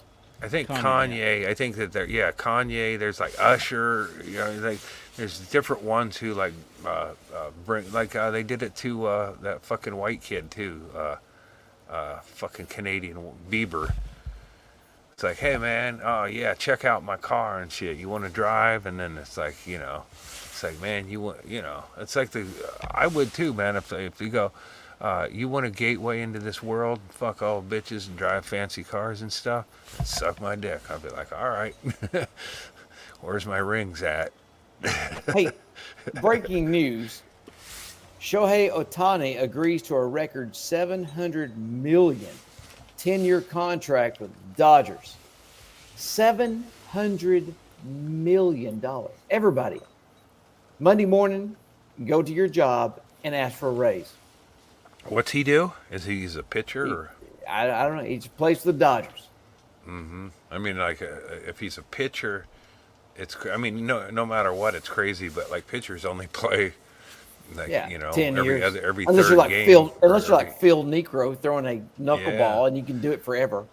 Yeah, he's going to tear a shoulder in like 2 years, but he'll still have 140 million. Yeah, but remember, if you're throwing Phil and then it was, I think, Joe Necro. Yeah, they're brothers. Phil and Joe. They both threw there were like 3 or 4 guys who threw the knuckleball in the big leagues at that time, and 2 of them were the Necro brothers. Yep, and then the big dude from Boston came in who. Nobody throws that pitch anymore, do they? I mean, it's gotta be not that I know. Huh.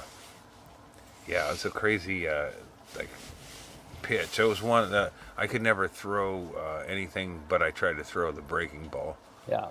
If I could have just landed that, you don't even have to have any other pitch. You just throw that fucking junk. Yeah. Son of a hobo wonders what it's like to be punched in the face. You go ahead and burn that dinner again. We'll find out. I've been punched in the face. Sucks, man. It hurts, man. Mm-hmm. I remember it sucking. And no one ever gets knocked out in real life. In movies, you get hit and you're knocked out. In real life, you get hit and it fucking hurts. I've seen a dude get dropped with one punch. Oh no, absolutely. You get cracked in the jaw, right on the chin. Yeah, I've not out. I knocked my best friend. It's happened to me. I meant in general. I knocked my best friend out in a pub. I've seen it happen. Yeah, I remember this dude punched this guy right in the chin in high school and dropped him. And the guy who dropped him was a smaller dude. I feel like it was a sucker punch, but a smaller dude hitting a bigger dude, and he just fucking crumpled. It's just like a couple of pounds of pressure here, right? You get right on that, but you get right on that button at the right time, and that neck whips. Yeah, it's out, lights out, baby. That dude the dude who got knocked out was somebody who annoyed me on Facebook a few years back during the annoyance on Facebook times, and then I brought that up to him. Hey, I just wanted to tell you, one of my favorite memories from high school is when you got dropped in the parking lot at 7-Eleven. Fuck you. Big gulp.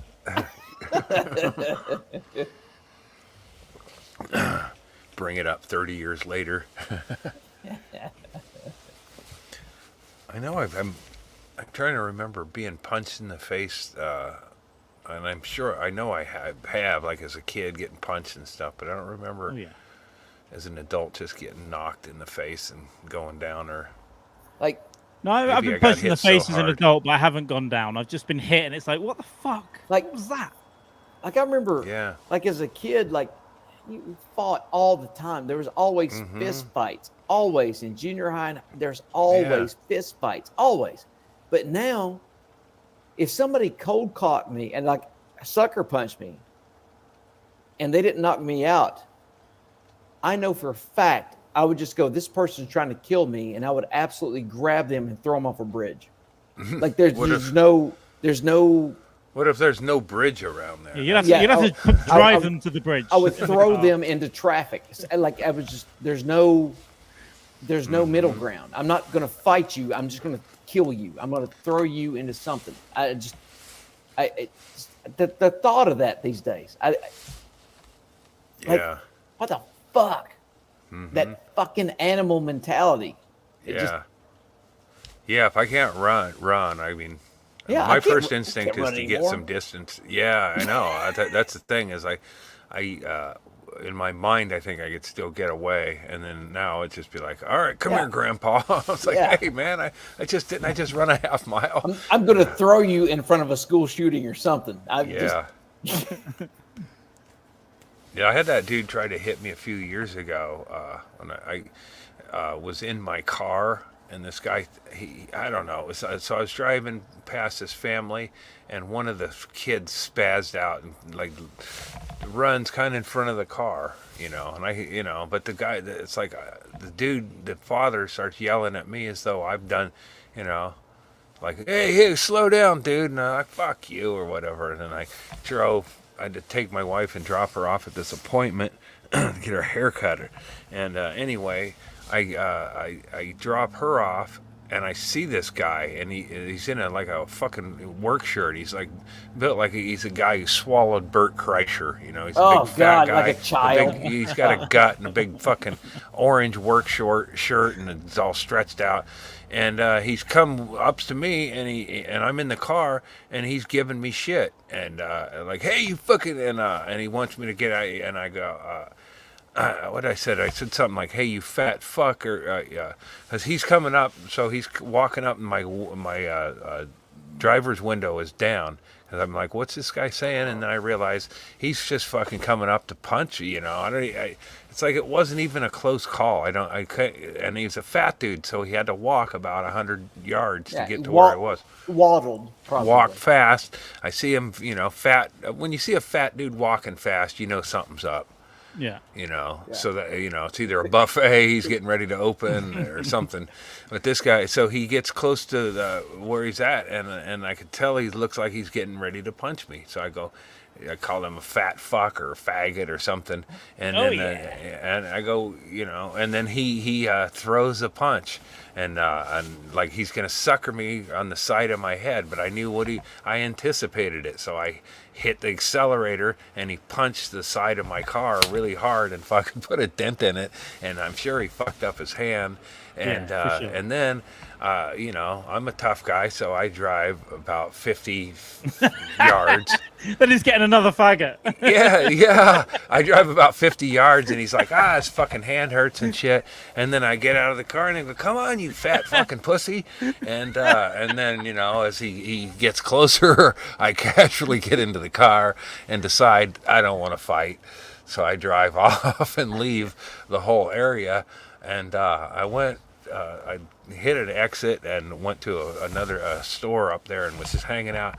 And then it occurred to me, it's like, I wonder if that guy figured out I dropped off somebody, and when I got back, he went in there and he was like hollering and demanding to know who I was from my wife, all blind and meek and going, I don't know what's going on. This guy, threatening, they threatened to call the cops on the guy.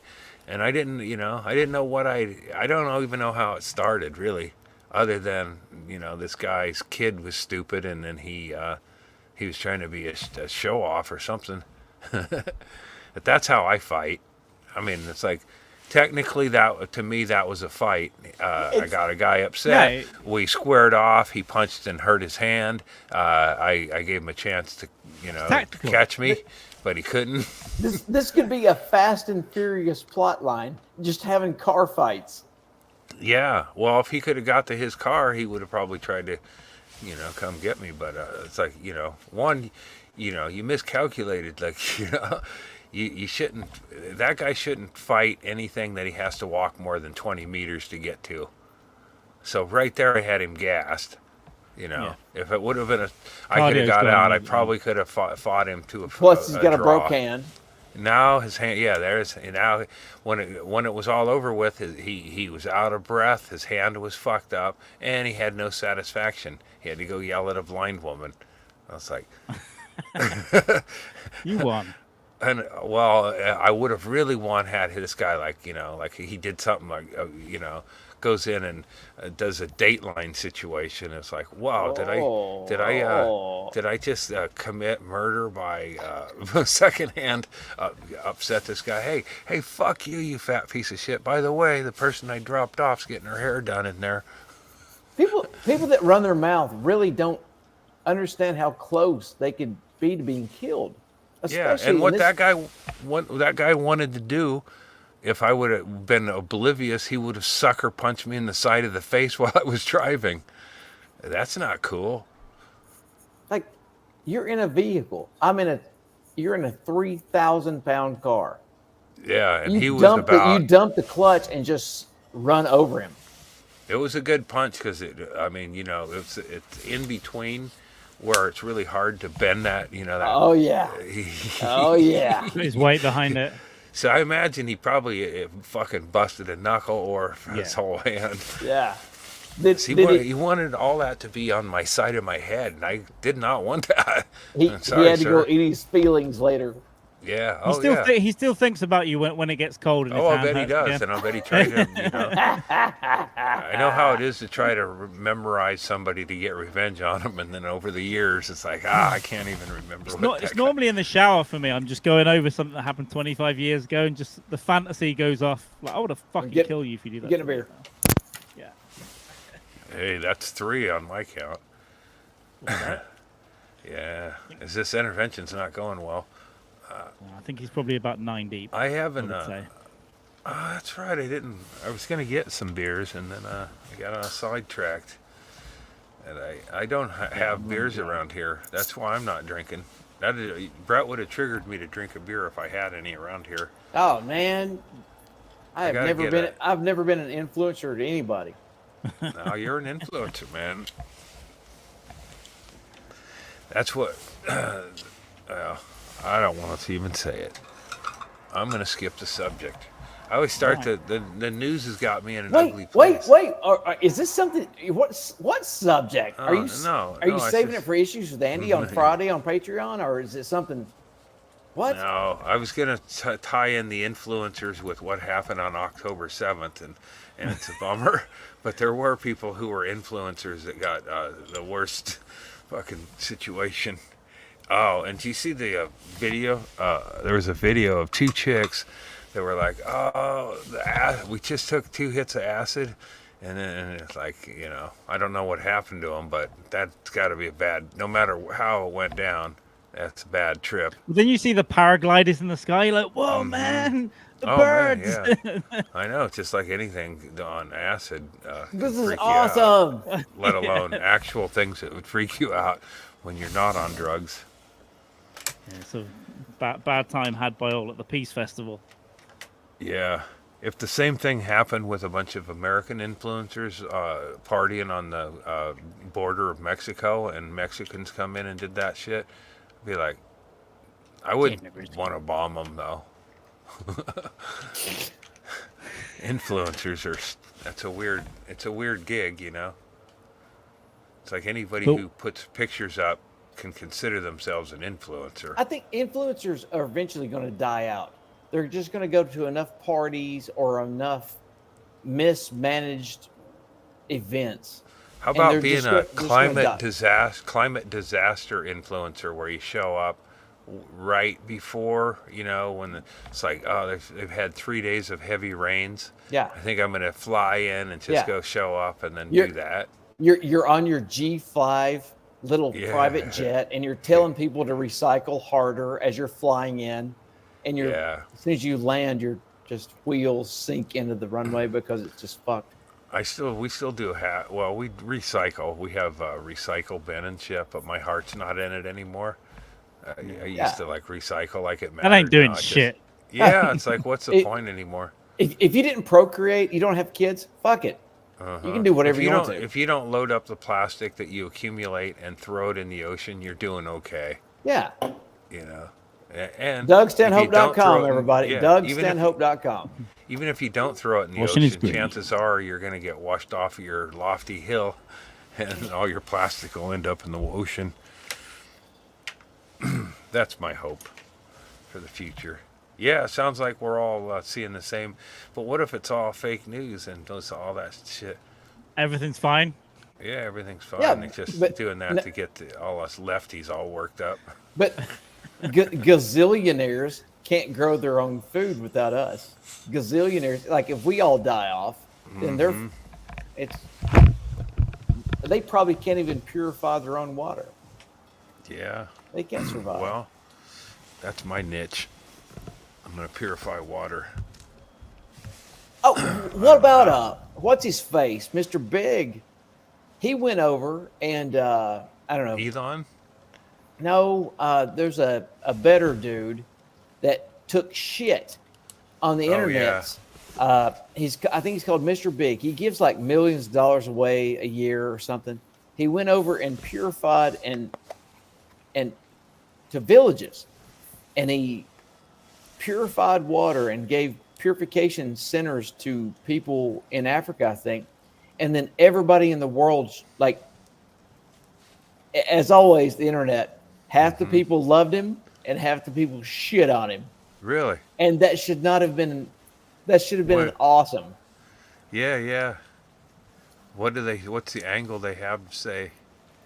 Or Mr. Negative. Beast, oh Grumpy Mama, Mr. Beast. It was Mr. Beast, yeah. Well, they were just like, look at this millionaire going up for stage time, helping these people, trying to get like. But let him go fuck yourself. You worthless, non-contributing zero. Go fuck yourself. He might get some fucking subscribers out of it, but he's also giving out fucking 500,000 gallons of purified water. Yeah. Helping people is bad. Okay. I saw it today. I saw it today because some charity had said Hugh Grant gave him 20 grand, and all the comments were like, "Only 20 grand? You could have done more than that." Yeah. Like, yeah. And yet he's the only millionaire doing shit. He's the only one doing anything. Yeah, I can't wait till we take it from him. Well, Manson had it right. Manson's whole thing was just kill the rich up that road, right? All he wanted to do was to kill the rich folk up that road because he was so sick of the grim Hollywood's.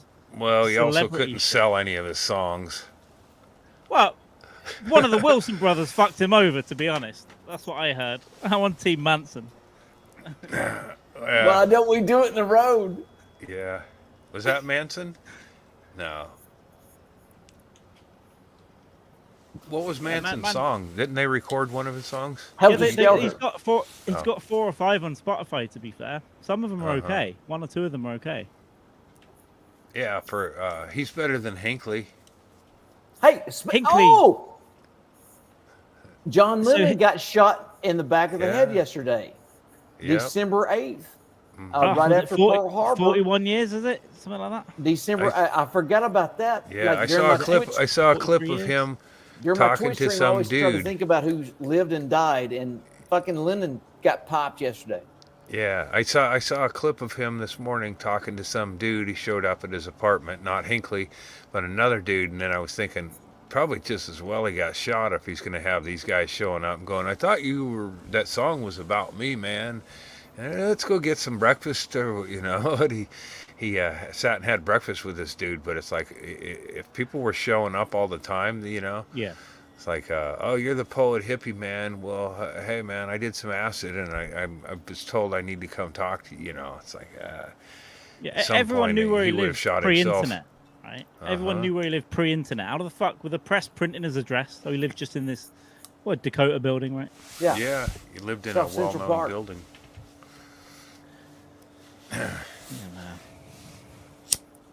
Yeah, it's bad times. Yeah, I saw the interview with Chapman. I think the press interviewed him when he was inside. He's like, he asked for his autograph and then shot him, man. Oh. Wait a minute. That's right. I'm saying Hinckley. Hinckley shot Reagan. Right. Yeah. About Jodie Foster. Yeah. But Carl, weren't you going hard and heavy with John Hinckley? No. Yeah, but you were like, who's the one in the band? Hinckley's the one who's a musician and artist now, apparently. And you were going after him. Yeah, but no, I was trying to be his best friend. I want to join his fan club, but you have to send your picture and address and all that, so I'm not sure I trust him. And I want to buy some of his artwork when I'm out in the States next. But I'm kind of trolling him. I want to be his best friend, and then, I don't know, I'll do something. And then kill him. Well, kill him. Yeah, for Reagan. Saying trolling is probably not the best way, but... Yeah. Well, yeah, I don't know. Yeah, be his best friend, then kill him in a Reagan mask or something. I don't know. I feel like Hinckley, well, I know when I had, what was it called? Social Security, I guess. My dad was handicapped, and I don't know if because he was a vet or anyway, all my brothers were supposed to get money. Like we'd get Social Security as well. Like when we turned 18, we'd get money that would help us go to college or whatever. And when Reagan was president, he did away with that, which, it seems amazing now that not only, Social Security covered people other than the one, like there was enough money in it that it could help the family of somebody who was disabled or whatever. But anyway, that money went away, and it was on Reagan. And I said, and it was like I was bummed because I was getting ready to go to college and found out I'm not going to have any money. And I'm like, I'm going to go kill that fucking guy. And my mom said, no, you're not. And I was like, I was bluffing. I don't have a gun, So where's Washington, D.C.? I live in Oregon. That's right away is a hurdle. How do you get a gun? All that. But my heart, and when like most crimes are crimes of passion. If I lived right across from Reagan when that happened, and somebody had a gun that was just setting out, I would have shot him myself. Fucking regulations. Yeah. I wanted to kill. That was the first time I was aware of who the president was and wanting to kill him. And it was all on a personal had beef. a direct impact on your life. Yeah. And now I hadn't even seen Taxi Driver, so that would have really got me going.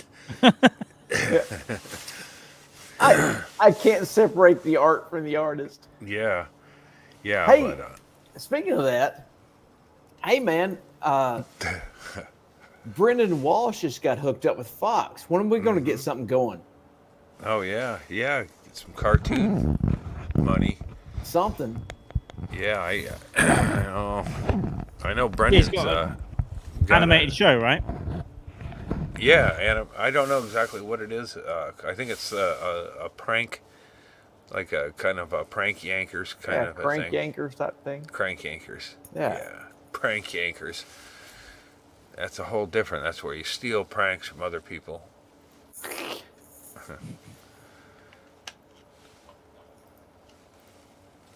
Well, okay. Huh? Where do you want to? We need to do something with this, man. Yeah. It now that SAG-AFTRA, it's over. Like everybody's going back to work. We need to get to doing something. Yeah, let's do it. Well, most people are going back to driving Uber, but yeah, you're allowed to make art now again in Hollywood. I hear. Yeah. You should go for it. We got an idea. I only want to draw penises. Big, huge, glistening penises. Veiny cocks. And big, shiny, glistening buttholes. That's all I want. Call it like a sea monkeys.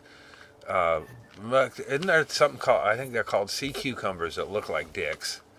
So you could have like ocean dicks. And they swim like this. Because if they're fish, they can have other adventures. But if they're dicks, they pretty much just go in assholes, mouths, or pussies. Are their only adventures. Sure is cold down here. I wish I could find something warm.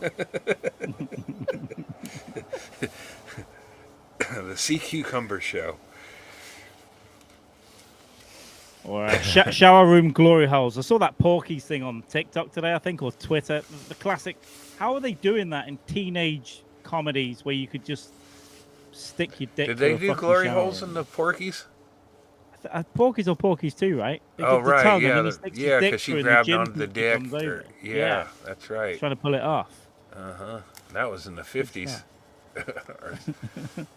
Hey, Andy, I guess this is kind of real talk. I don't want to jump off subject too much, but where do you think comedy's going now? Like, as far as now that everybody's back, and it seems like, a lot of everything got kind of sort of wrecked. And it's going to be a multiple question. Yeah. Where do you think comedy's going now? And how do you think when you dropped Dumbing It Down for the Masses on YouTube, you were like the first one that dropped an entire comedy album on YouTube, and now everybody's doing it. Where do you think things are heading? It's whoever. It's just like a Wild West as far as people figuring out ways. Like Henry Phillips, for instance, is killing it on Twitch and not tour. It's like you can find ways to build an audience, and but it's like I don't feel like, like people doing comedy are in the same world I was, 20 years ago doing gig. It feels like there's less club work, and there's just, it's like, I don't know, it's like you can pay your dues in 100 different ways, and but it also feels like, comedy's kind of like going from this middle point of commenting on shit where it's getting more politicized or whatever. It's like making fun of going more right wing, feels like the where a lot of people are going, just because that's the, like, I don't know, it just feels like there's more of a leaning that way on shit. But I don't know, man, I'm not out there in the world of shit. Like Shane Gillis, I think, is like one of the funnier ones of the new wave of comedy that I've seen in the last 5 years. It's like, somebody who feels like he's kind of, he feels like it's old school almost, but he's just so, He's found a way in. And yeah. What I've always thought is no one, whether it's left or right wing, no one can handle being made fun of anymore. Nobody can take it. But Gillis has that bit about Down syndrome, and now he's in. Like everybody lets him slide. He can say whatever he wants to because he's got like his Down syndrome family. Well, it's like, and now he can say whatever he wants now. And the rest of us are like, if I start making fun of left wing, right wing, they just come after you, and it doesn't matter. Yeah, I mean, I don't know. This whole woke thing is just kind of a fucking, it seems like lazy. It's just a lazy way to label people. It's like, what is, like woke is some, supposed to be, because you fucking read a newspaper article or two. If I can't say it on Twitter, it's too much. I'm done. Yeah.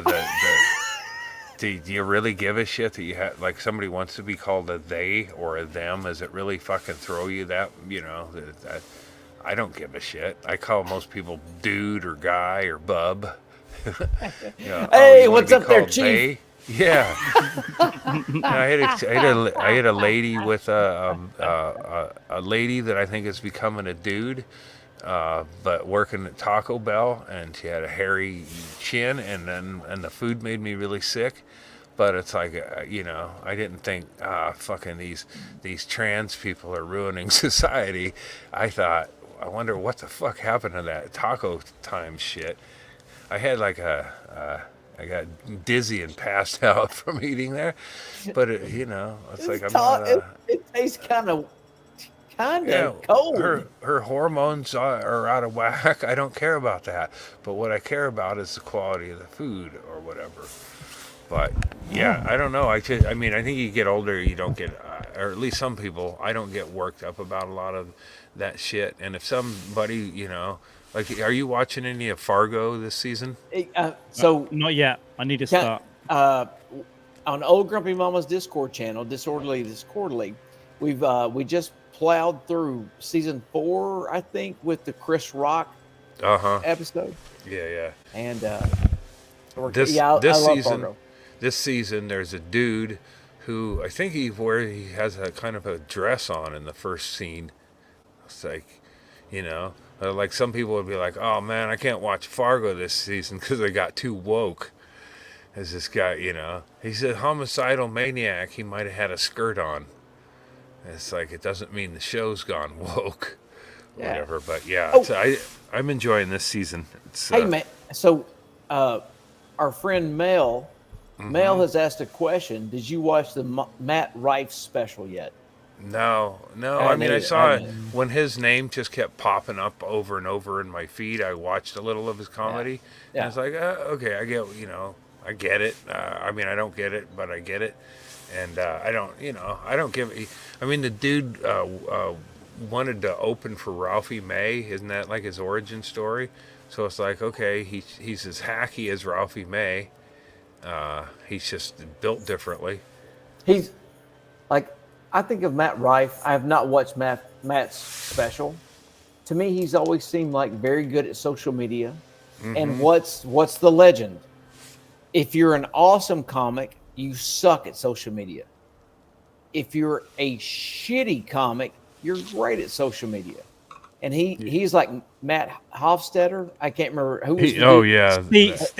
Steve. Yeah, he always planted the fucking the heckler every week. Yeah, the comment cards would be ask me this question as a heckler, and to me that's him.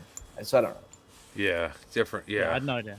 I got nothing against him, and I don't care about anyone really. But yeah, I haven't watched it. But I don't watch most stuff, to be honest. I can't think of too many comics that you would say like, oh, that's a really good looking dude and he's funny. And I'm not saying I think Matt Rife is handsome, but I'm saying I don't think he's that funny. But I think he's like it's if you were a fucking casting agent for some stupid show, you'd go, hell yeah, he'd be perfect. Or whatever, because he's can deliver a fucking sarcasm, and he's handsome, and he's youthful. But when that when that ship sails and he's 50 and sitting on cancer and several Deweys, and a couple of Delia stories come out. Yeah, from the road. Yeah, I mean, I got nothing. As he's not taking money from me. Ooh, Andy. Yeah.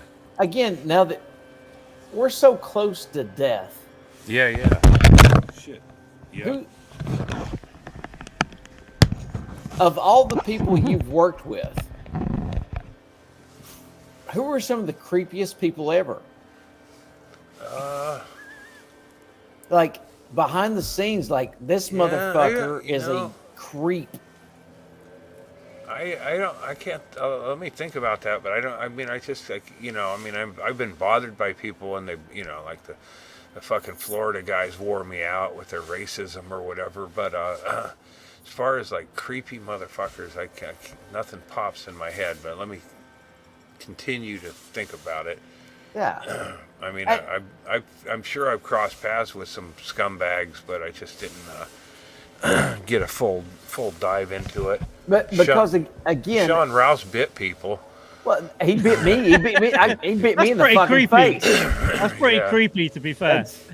I might have marginalized creepy so much that it doesn't seem that weird. It didn't take much booze at all for him to bite you in the face.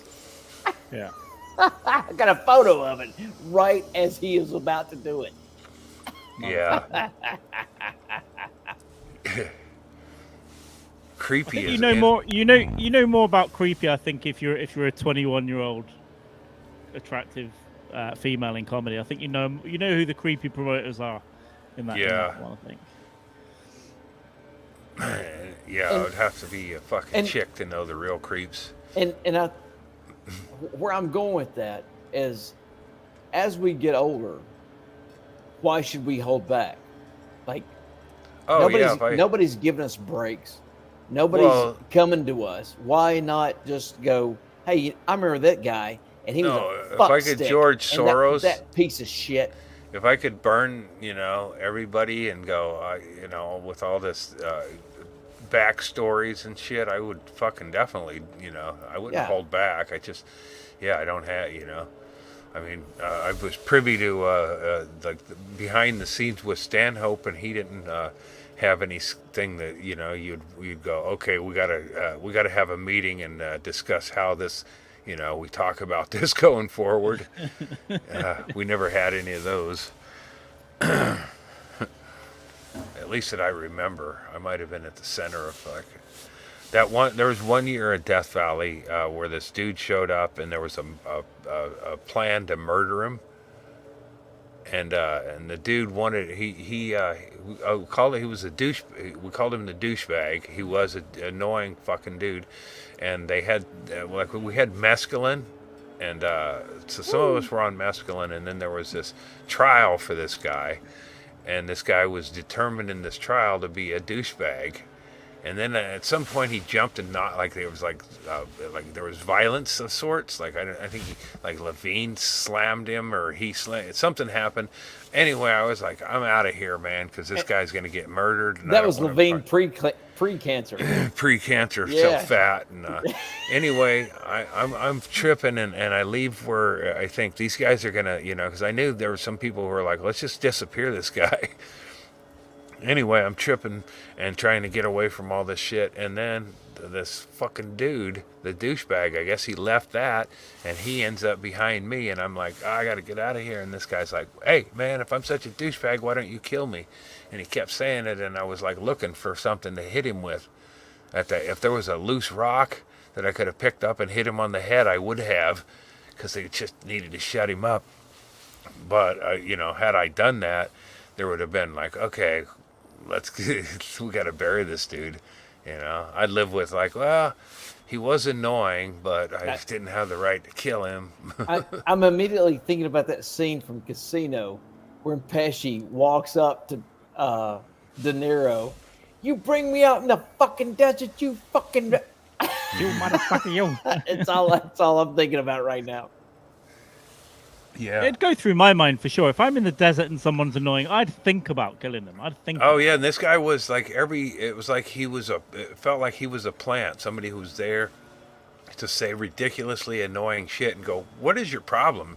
Like everybody who ran across this dude had the same kind of interaction, and then it was like, like Glenn Wool was an attorney representing this dude, and I think Stanhope was against him.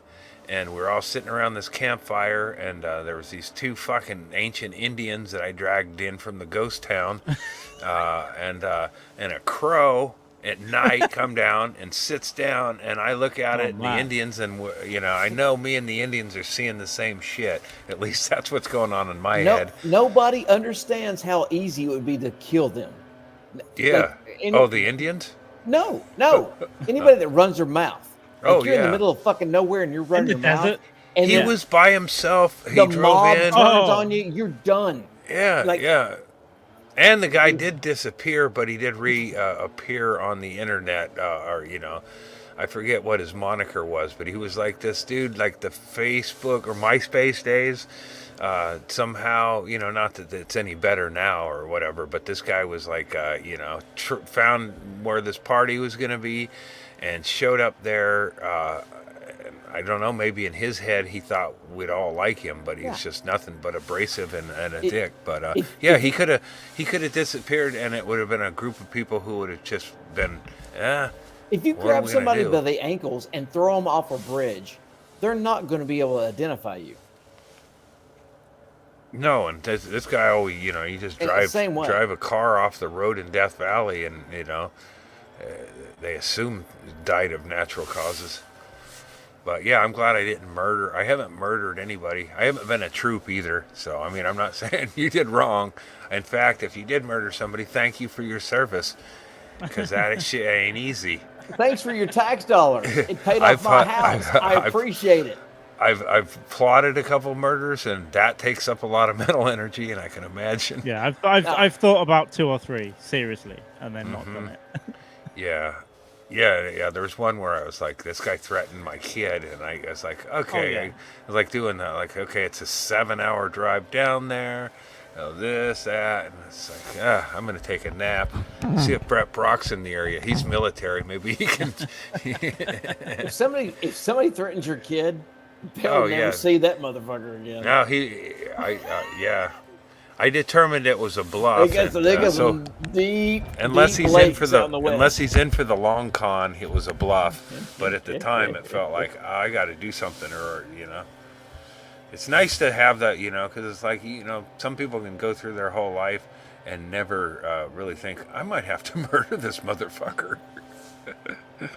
How am I going to get away with Again, that's the second thing. You got to get away with it. It's just people have gotten very comfortable running their mouth. Like, they have no idea how easy it is for them to just disappear.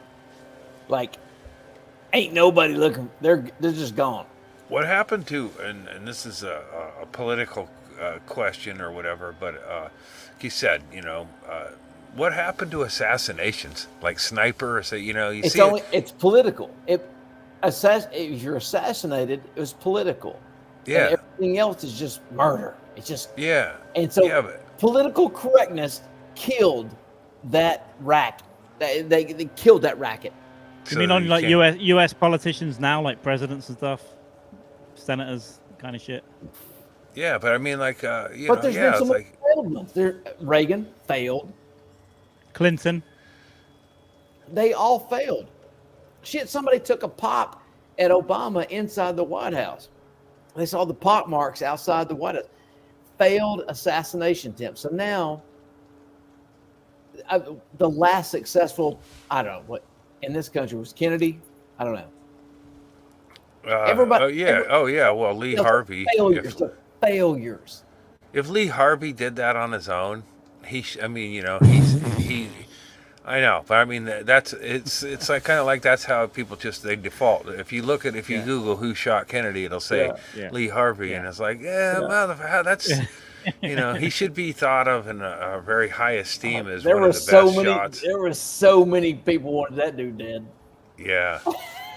We've all been down that rabbit hole, but we've had a couple of politicians like stabbed in their office here. You're supposed to be open once a month so local people can come and ask questions, and some dude went in and just stabbed him in the guts. Mm-hmm. We've had a couple, and we had a female MP shot in the head about 5 years ago, near a house. It seems like it seems like if the future it should be come back with a vengeance if That's one thing is if Trump does win, it's going to be fucking interesting. It's going to be a bummer for a lot of people are going to and then shit's going to be fucking weird, but it'll be more interesting. Yeah, he's got some pretty good social media right now. He's just put out an advert on Instagram. It's phenomenal production, phenomenal. Really? There's fucking choppers flying over, and he's like, the strength is back, and showing pictures of Biden. Yeah. One of those popped up on my YouTube. Yeah. So it's like, they're. It's the thing is, the poor bastard though, he doesn't handle stress well, and I think he's got some dementia going, and he's got all this fucking stress coming. I mean, just campaigning wears people out, let alone going to court and shit, and have your shit taken. And Andy, it kills me that these factions, the Democrats and Republicans, are so fucking good at promotion, and yet you and I sit here like, ooh, promotion's stupid, and these motherfuckers are doing that bullshit. It's like, and it's malleable mush heads. That's who they're getting those votes, and they're getting that money, and they're getting it. It's amazing to me. Yeah. Have you watch The Righteous Gemstones, don't you? Oh, that's one of my favorite shows ever. Yeah, I saw it popped up on a video, but I've been playing it. I've been playing the song on its own on YouTube. Is Payday, Uncle Baby Billy. Have you that song? There's gonna be a payday. Go outside, nerd. That song is it's so dead on to the Christian music I remember listening to growing up. But that Payday is beautiful. You know the song I'm talking about? It's like it's the whole episode, or the episode opens up like a video, and he's singing "There will be a payday." It's like this modern Christianity. It's like you put in the hard work, and someday you're gonna get a payday. There's a lot of penis and cock shafts in that show. Yeah, there'll be more. There's another season of it, I think. Yeah, it's something else. Yeah, I need to catch up with this. A couple of people have recommended it. I've never seen it. It looks Uncle good, Baby Billy, he could put out a gospel album. I mean, you could tell.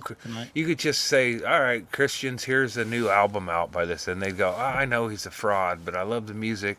Yeah. And he's almost a stronger parody than the music is. Judy, you better tell us some bitch to take the fuck outside.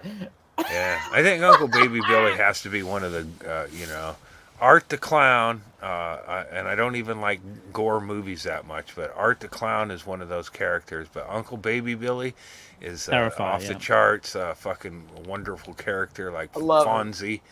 or any of those other iconic roles. But Judy became so creepy and so awesome. I loved her, but Yeah. I couldn't wait for Walton Goggins to show up. But Judy carried it when Baby Billy wasn't on the show. I love her. I just saw her, Judy, the actress who plays Judy, in something the other day. I can't think of it. Maybe she was in The Grinch. I don't know. I was watching Tombstone the other day. I forget how many people were in Tombstone. Oh yeah, it's available free on YouTube, because I thought about taking some like screen captures of Michael Biehn and just gratuitous wiping my own ass, going, "Hey, look at me," and of course tagging him in Twitter and that kind of shit. Doug goes, I go, hey, so Michael Biehn still live in town? And I said something. He goes, yeah, you ain't missing much. I guess the Beans have a bit of an air about them in the Bisbee scene, and they're not beloved. But he's Johnny Rango. He didn't have to be nice to locals. I sent Dave Rader the text. I don't think I sent Doug, but Dave was sitting next to Doug drinking beer when I sent it. Bean came to Nashville, and he was at a comic book convention, and I looked it up, how much he charged for a signature and a photo with you.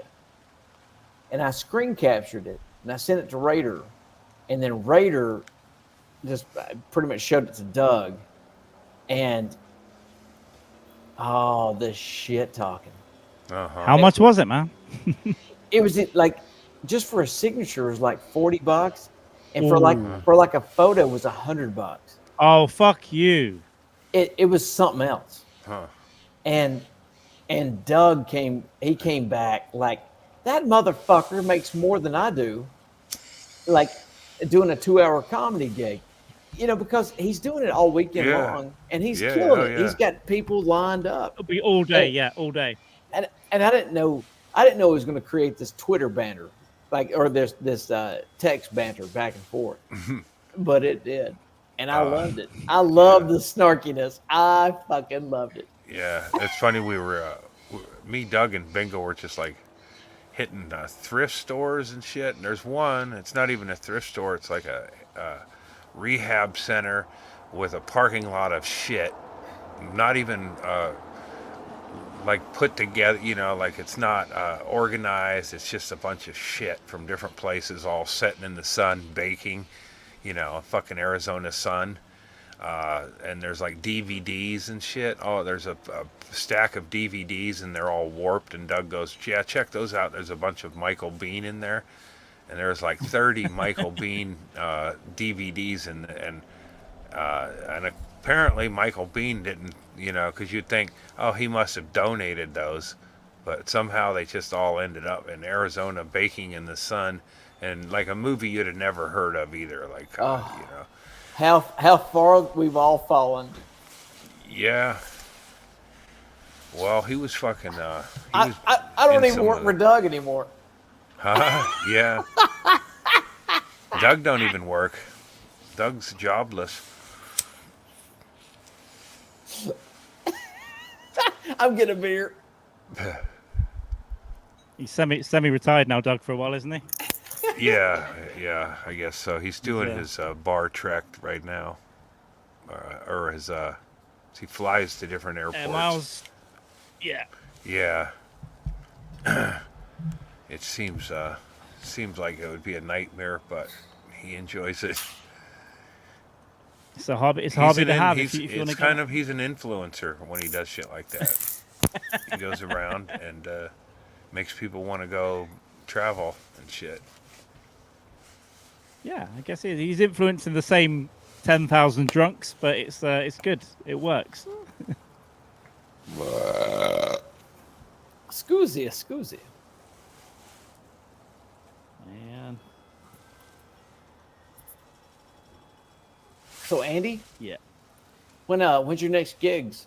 I'm doing something the 20th in town here with Derek Sheen. In Eugene? Yeah, Derek Sheen's a good guy. I like. Yeah, I like Derek, so I want to go down and see his show, and I'm going to do He's a little bit in front. So yeah, I'll probably put together some shit this coming year. Do some fucking comedy. I might as well. I'll have my license. Woo. Fucking shit, man. Hell What a sad embarrassment that was to fucking deal with. But hey, man, was that your third one? second charged. Okay. Second. I believe so. I'm on 2, so I thought if that's your third, I need to go for a drive when people tonight. think you're being like hey, you're a hippie. No, I've got 2 Deweys. Peace? Johnson. No, not really. But yeah, it's officially behind me not yet, but it will be. And no more of that shit. Neither. None of that fucking hallucinogenics. Now. Not with car keys. No, sir. Just don't let the dog drive. Yeah, I wish I would have thought of that for court. Should have pleaded guilty. I go, we got pulled over for seatbelt charge because fucking Riley refused to put her goddamn seatbelt on. The fucking dog was driving. Yeah. I wasn't even doing nothing. Didn't Craig Johnson send you a package recently, Andy? He did. I got a banner, a baby Jesus banner. Oh, there we go. But I got. Craig can see that now. I have. If I had my camera more proper, I have a sensible background. So, might be lot. I don't know where I'll put it now. It fit with last week's moniker of having a TGI Friday fucking madness behind me. And no more. I'm entering a new year. This will be Trump's third presidency. New year, new me. It's like FDR. I didn't know I was walking into a banner store, but I could have had a 15-foot Prefontaine. Like, that's about. I would just have to fold him over and have like it would just be Prefontaine running behind me. But they wanted $35 for the pre. So I said, nah. JB's Tech. Nice. Isn't Billy Wayne doing a regular-ish show up your way as well with Mike, or is that? No, he was here. Or?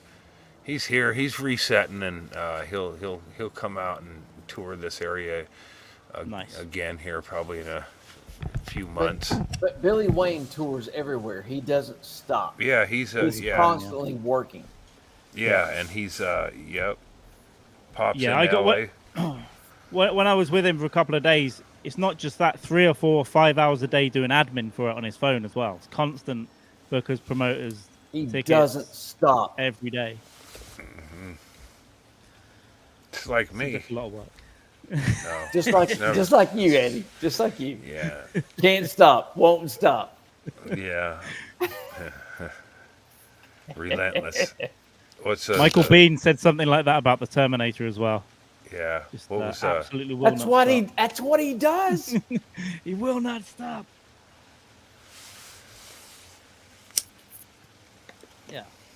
Yeah, I'm going to come out in a few months as well, and we'll see if anything lines up with the man from the south.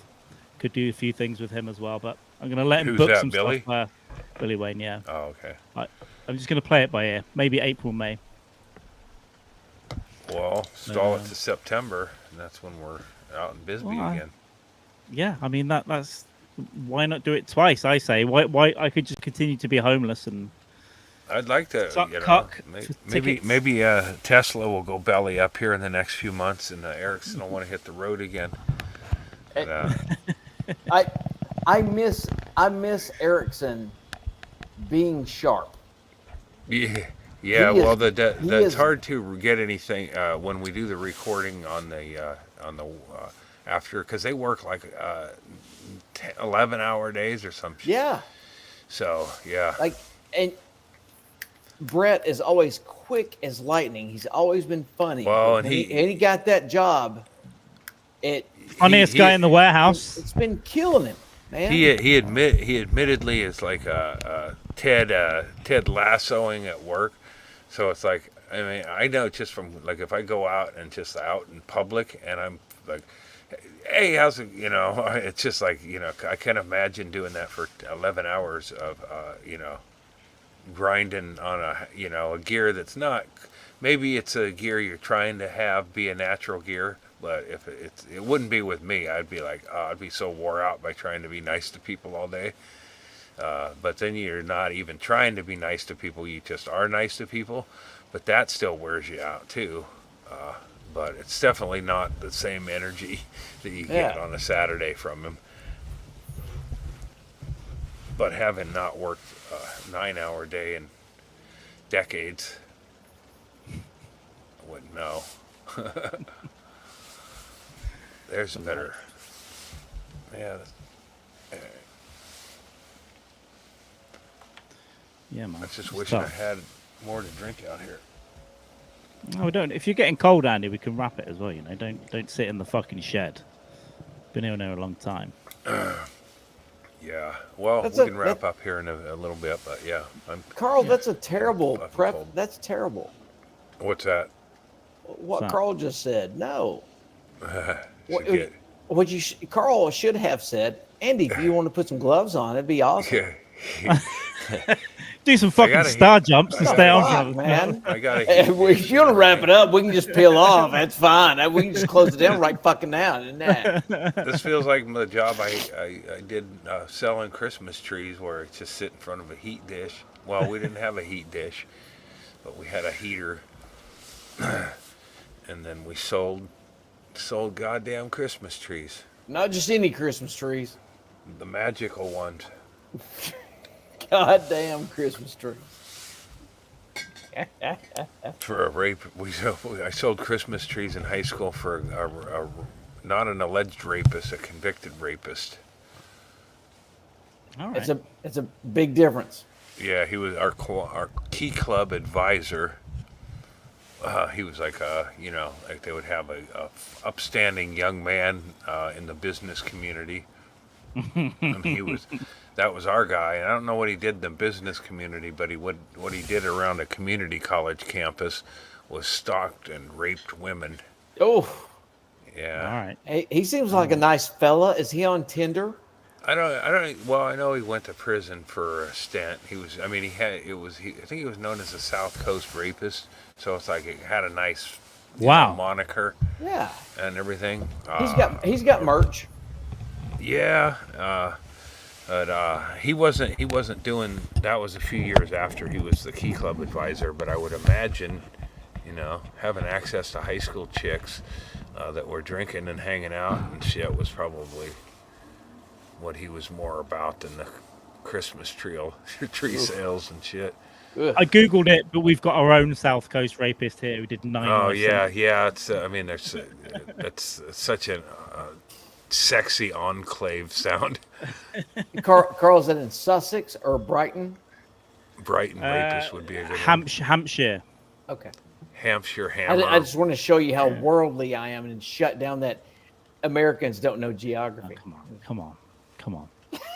I only really talk to the ones that have traveled. So Birmingham. What I need is hot rum out here would be great. Yeah. I gotta upgrade my deck for the holidays.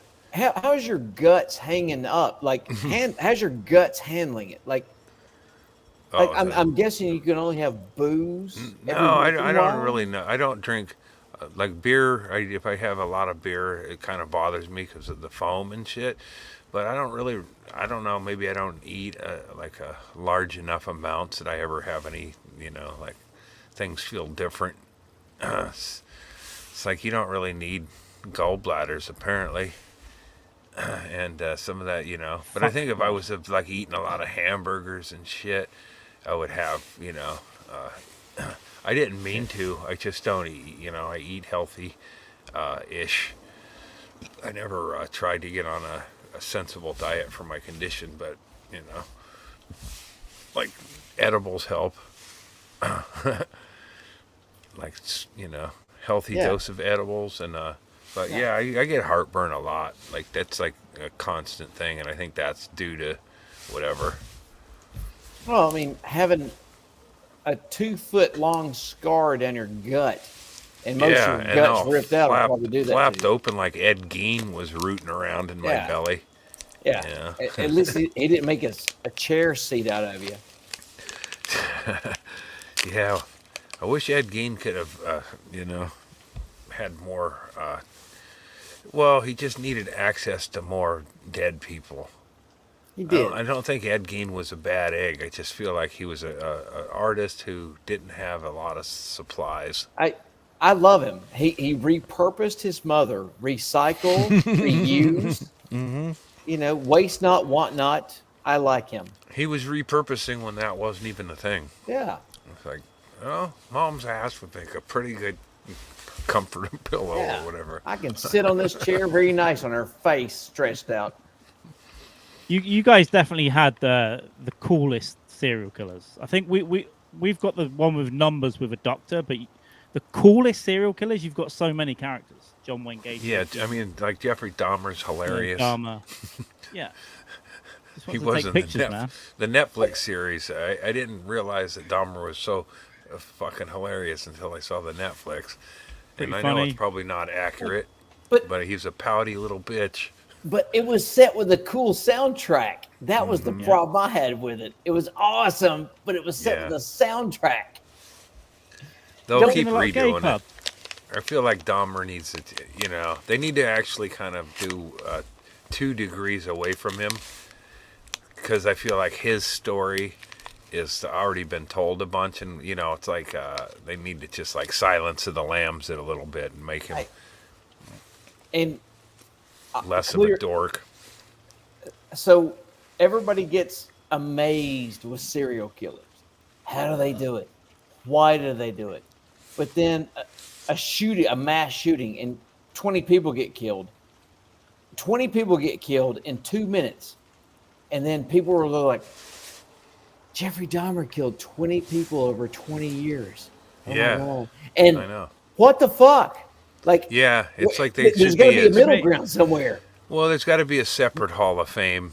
The numbers it's like are the shooters, like all the it's less sexy a mass shooting. It's all over in like 5 seconds, 5 minutes. John Wayne Gacy, half of the fucking thing of his was his trickery. Now you're in handcuffs. Now you're being sodomized. Now you're being dragged into the basement. Yeah. Whereas a shooter just bang, bang, bang. It's like, it's not even it's 2 different things. Even the trying to shoot it was just bang, bang, bang, quick. If you stick around and try and fuck as many as you can before the police come, as well, that might add something to it. Well, that's a new way. I've got to be honest. Like a John Wayne Gacy is like the Anthony Bourdain, whereas a school shooter is McDonald's. Yes. All right. A million served, and you're just going in. God damn! I should have written this out as a bit instead of There's your bit. Fucking burning it here in front of burned it anywhere. 2s and 3s of people. God damn it! Burned it anywhere. You can go and do this tomorrow night. I'm using it on the 20th. It's whoever gets it done first. That's the rule. Wow, and then we're in different regions. Yeah, I live. Carl is 6 hours ahead of me, so he lives in the future. I'm 2 hours ahead of you, Andy. So I still got. I'm not a writer. I'm a gag writer. Yeah, it's a different time zone. That joke premiered on the West Coast.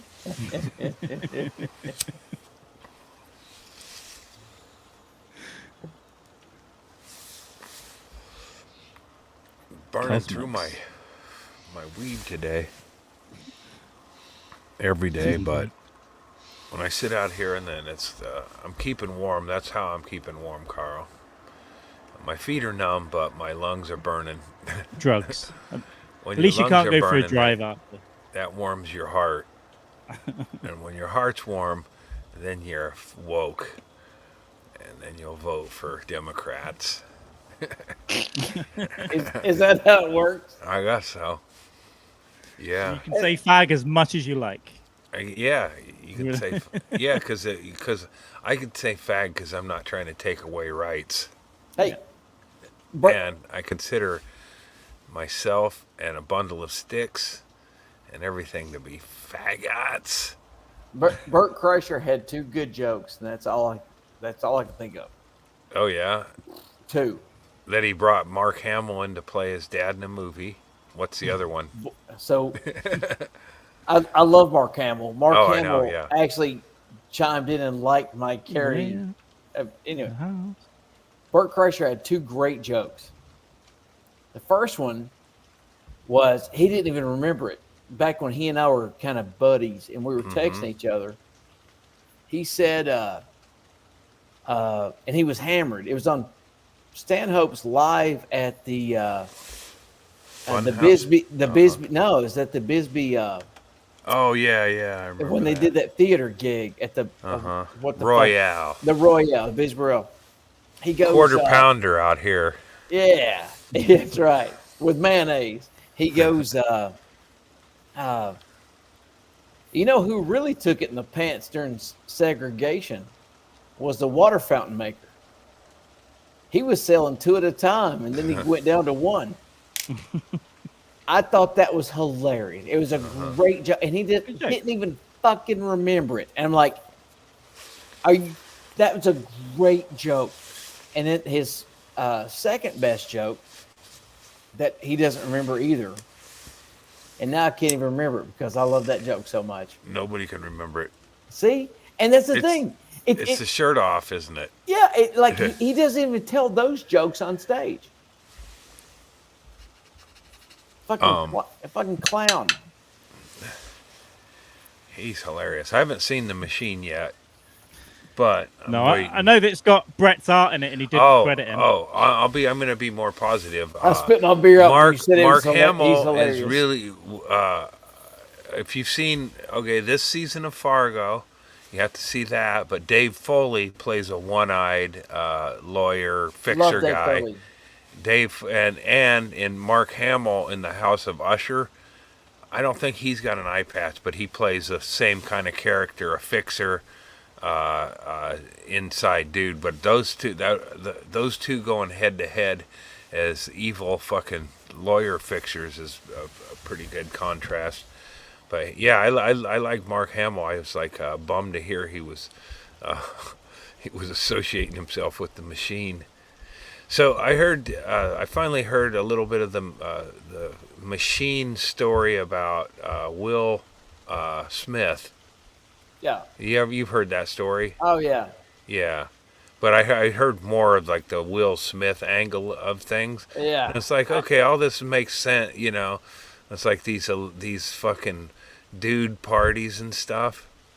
It's like it's all right. I don't mind it whatsoever. But it's like it's just kind of funny, you know, that they on the down low that there's these big fucking gay parties with celebrity dudes. It's cool. It's just, you know, keep it on. But let's take our ding dongs out. Yeah. I don't expect anything. Let's just rub them together and see what happens. That's what Hollywood always seemed like to me. You're either fucking kids or each other. With masks on. Yeah, I'm down. I'm down with the fucking. You know, I mean, I'm not against it or whatever, but it's just like, you know, it's like Will Smith's whole image is built on this other thing, and it's like, you know, just be gay, Will. We don't care. But if you want to fuck Bert Kreischer, you should have fucked him in his asshole. I presume that would have been a Scientology blackmail piece of information. Let me tell you, if you want to make fun of Bert, you're now punching up. Yeah, I could punch it. Well, you're now punching up. It's the establishment.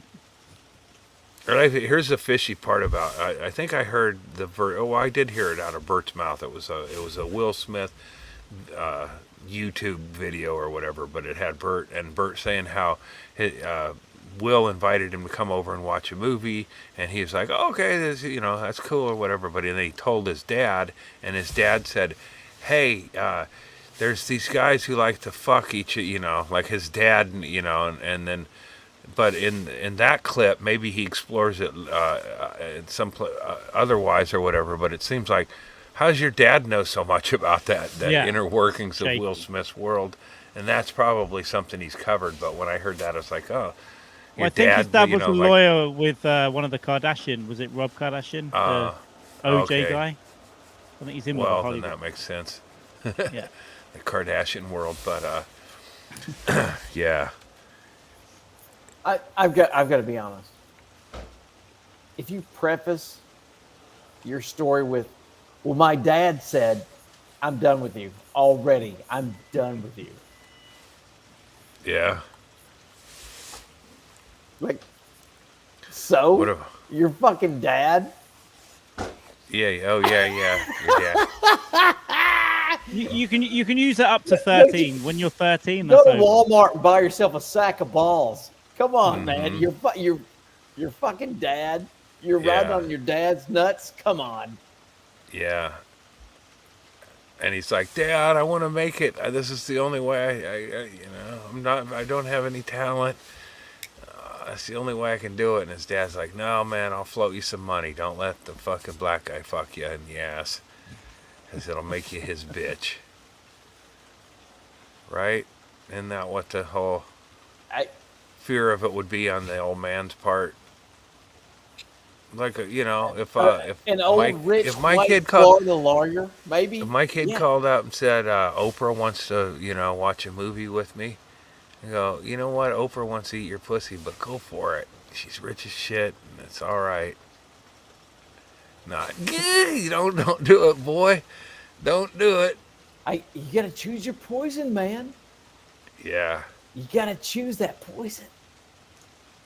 If you're gonna let someone do that shit to you, make it a billionaire, make it Oprah. Yeah, that's fine. Yeah, I felt like when I got molested, it was a rich man, but it was like not for what I was putting out there. Hey, I've said it many times. I would do gay stuff with Ryan Gosling, but he doesn't have the money to make me a kept man. So, no. Ryan Gosling? Yeah. How much you need for an allowance? I would wear his ass out. So I've got to be the top, and there's no way I'm being a bottom.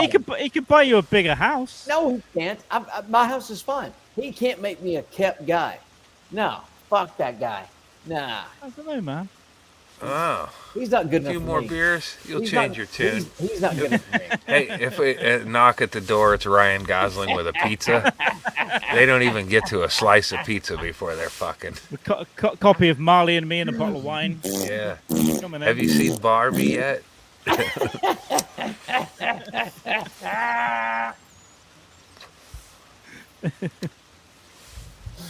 I was that way with Clooney years ago. It's like, that's a handsome fucking fella, that George Clooney.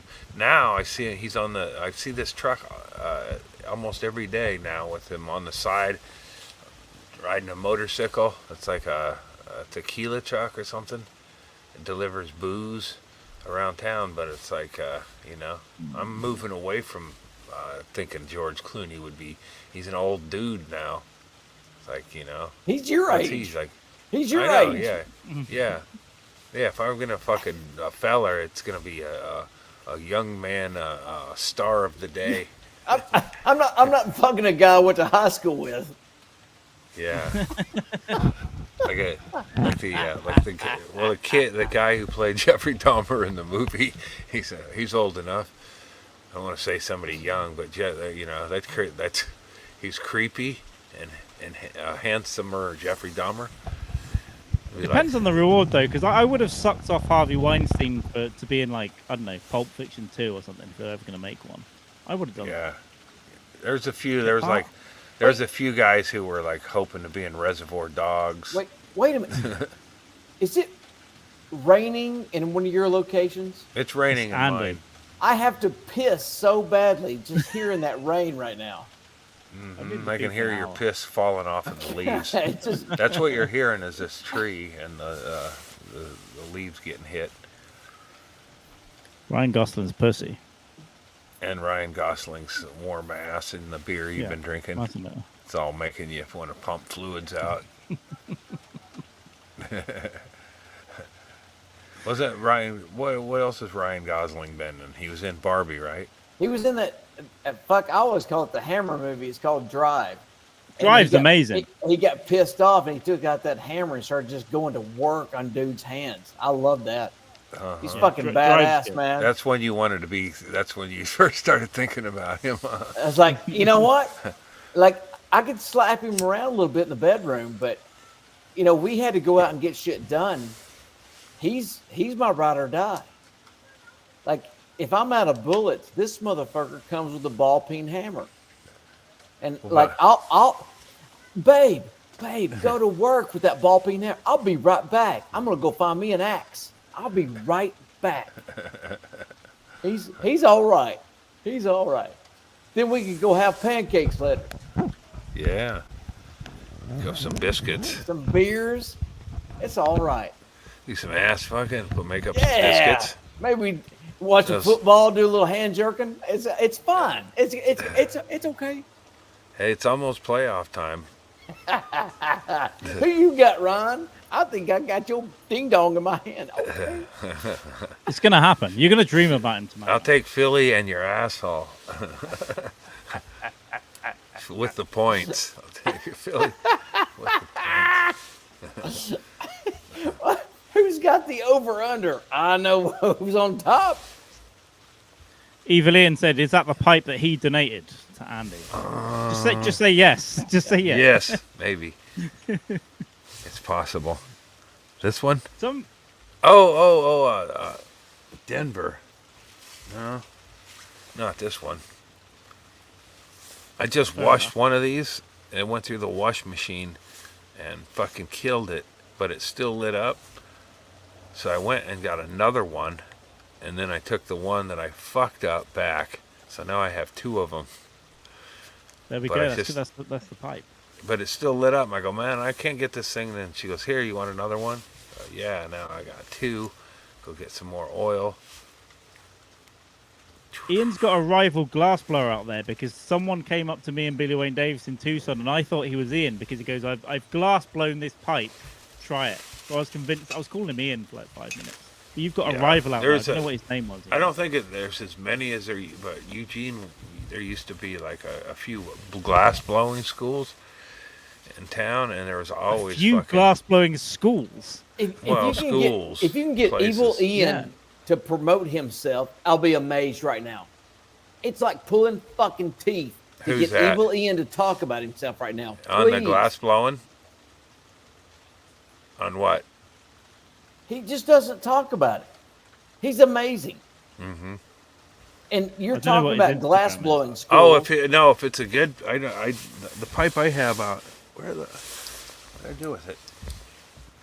No, I'm sure if I got one from Denver, it's probably got fucking crushed under something by now. But I haven't had a. I know what he's talking about. I think it's this big yellow one. Maybe it's this one. I know I got this one sent to me. Is that it? It was outside a gay bar, apparently. Is that it, Ian? Is it shaped? No. This looks like a dick. But wherever it is, Ian, he loves it. He loves it and cherishes it. So look at this. And you can get high with it, too. Or it fits right into the asshole. Multifunction. Yeah, look at it's shaped just like Ryan Gosling's undercarriage and dick. I was thinking the same thing. I imagine that's exactly what it's like. That's a cock ring. Not my Ryan Gosling. My Ryan Gosling is glistening and much bigger than that. I might take a rip on this big yellow one here. It's the holiday season, sort of. Right? Yeah, go for it. Happy Christmas. Then go for a drive. I gotta pee and get a beer. I'll be right back. Go for it, man. This is Ian's work. Very good. Uh-huh. All right, man. Ian, I will buy some when I come to the States. I'm going to buy some stuff for you. I'll get it sent somewhere where I'm going to be. I don't know where that will be. Stephen Katz or something. I won't go to the house, but. Have you been there? No. I'll just get it. Yeah. Yeah, you know, so, and she might be listening, but I'm not. But her videos, and I don't comment on all of them, but she's really fucking good, and it's kind of amazing to me that she's only done one live performance, and we got to see it. And it was really good as well. Oh yeah. I mean, I think like she kills it, and but yeah, she's definitely invited to be on the show next year. I told her. To have to do 2 songs, if that's or she should have an audience somewhere, but I guess the internet is that, and it's also without having to stare at the ugly faces of an audience or the distracting faces, Yeah, some people can do it at home. There's people making some good money on shit like TikTok, and just playing songs on guitar. And she's good enough to do that. No, I think she should do more of it. She's there's a black lady that kills it. Every time I see her on there, I'll listen to her. She's more blues, but yeah, Kat covers that whole spectrum of different styles. Yeah, she's got a great cover of "Crazy" by Seal stuff. It's a big every genre pretty much she does. When I was first I guess like when I was like 19, 20, I was into big band kind of stuff, and and then I'd listen to a lot of like different stuff like Pink Martini and Tony Bennett, and just a bunch of stuff that I don't listen to that much anymore. Those classic cool songs though, but and she covers some of that, but in that old style. She's like pretty amazing to hear that she never performed in front of a crowd. Yeah, she used to do karaoke. When I first started being aware of her, she'd do karaoke and stuff. Okay, well, karaoke counts, but it's also a different vibe to be, to go. She didn't have drunk. Well, you could at a karaoke have a guy who's drunk like Doug Stanhope bringing you up. It wouldn't be funny. And then doing his music shit bit before she goes up. Right. Yeah, that was good. It was such a nice vibe at the Dell. It was just that the light was going down, the graveyard was behind us, everyone was kind of high and a little bit drunk. It's a really nice vibe when she went up. I was gonna ask, Brett. So he's his. Where's you got? Oh, he's got to get the mirror pieces. So you still got you got 2 in your dog pack now. Yeah, right? I killed Kenobi. Kenobi got murdered. Yeah, I killed him. He knew too much. Yeah, he was talking. He saw your phone, saw the pictures. Yeah, I killed him. Yeah, so Riley is still hanging tough. We're gonna go on a few-day trip in January, so hopefully she don't. You wanted to kill Riley last year. She stumbled on the stairs, and I was like, "All right, I'm gonna fucking end this madness." But the old girl's slipping. Yeah, looking at catalogs, looking for new dogs. I feel like when she's gone, I'm not gonna be in the dog business anymore. Yeah, same. And that's like my whole life. I've had a dog, and I like. I mean, it'll be a bummer because it's like there'll be no dog and all the other shit that bums me out. But the thing is, if you're a dog person and you're just walking around, dogs will come up to you. It's like, that's cool. But the thing is, you don't have to feed the fucking thing. You don't have to take care of it. You don't have to. It's fine. You're going to be around dogs. You just don't have. You just don't have to clean up their piss and shit or anything around the house. When the previous dog died, I felt like I need a break from dogs, and then my wife and daughter disagreed and thought we needed it. It's like 2 weeks after we got Riley murdered, we hired somebody to kill her. Yeah. And then we had a high energy border collie puppy 2 weeks later when I was like, I'm ready to take a break. Yeah. And then I got Riley, and now we're at the tail end of that. So I can't imagine. Like when I kill all these dogs, these other 2 dogs, I'm never going to a fucking shelter because I know exactly what's going to happen.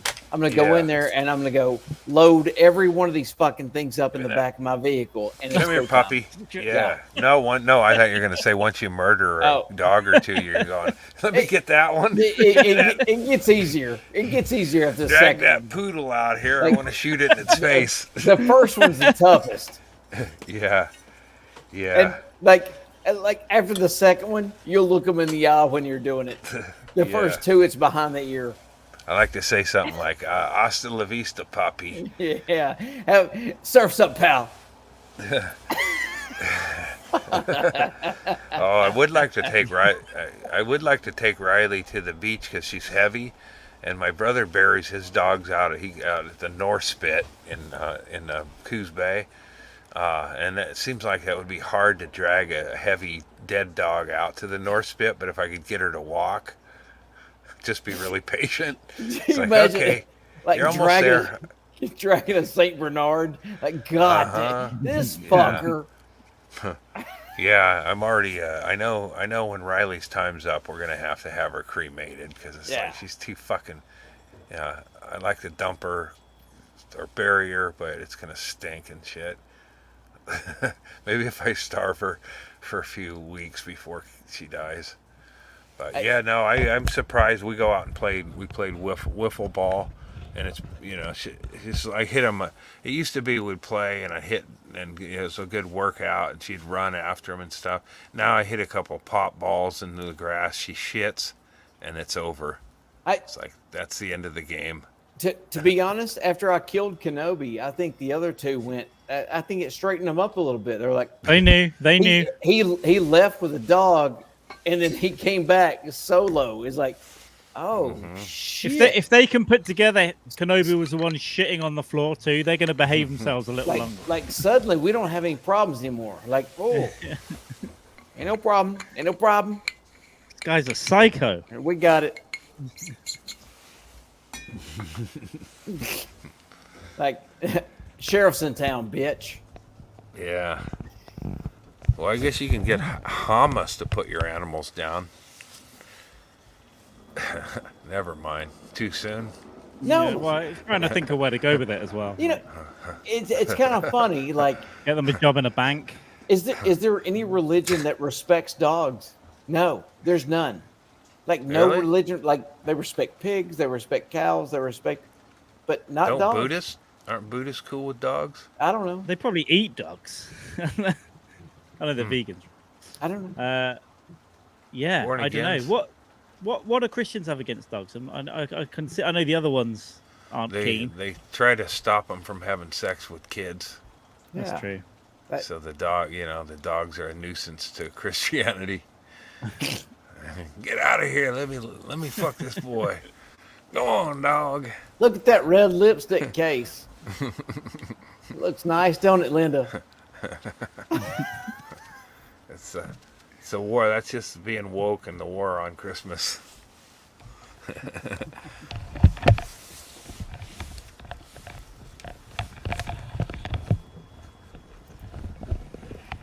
Right. How are those protests going in the US? Over here we're getting them, and then everyone from both sides is claiming it's like the end every time there's a protest from the Jews or it's not outside my house. It's not really happening. Yeah, I haven't seen we've had it in town. And I kind of after I fought on Antifa's front line, I decided almost no matter what I'm protesting for or whatever, unless it's just to get water that's coming or whatever, but it's like kind of protesting is boring. Like I don't know, some people like it or whatever, but it's like, all right, let's go, and then you just it keeps going. And then you're walking and you're tired and shit, and it's you're in the cold all day. I'm pro or I'm against, and it's like you're cold, and it's like, isn't there anything good on TV or whatever, or and almost all the time at protests there's not warm snacks, You know, like you can bring in your own snacks or whatever, but there's not like, you know, like hors d'oeuvres or anything. So it's just set up wrong.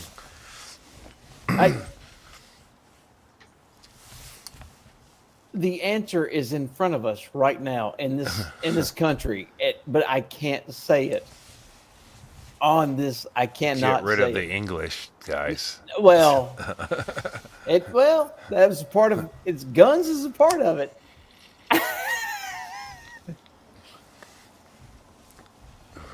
There's not enough guns in this country. No, if they were just turned to the right people. Well, I don't know. Yeah. Well, I got my gun right here. And it's fucking triggerless. I can't get trigger. Hell yeah. I can smell that gun right now. I can eat.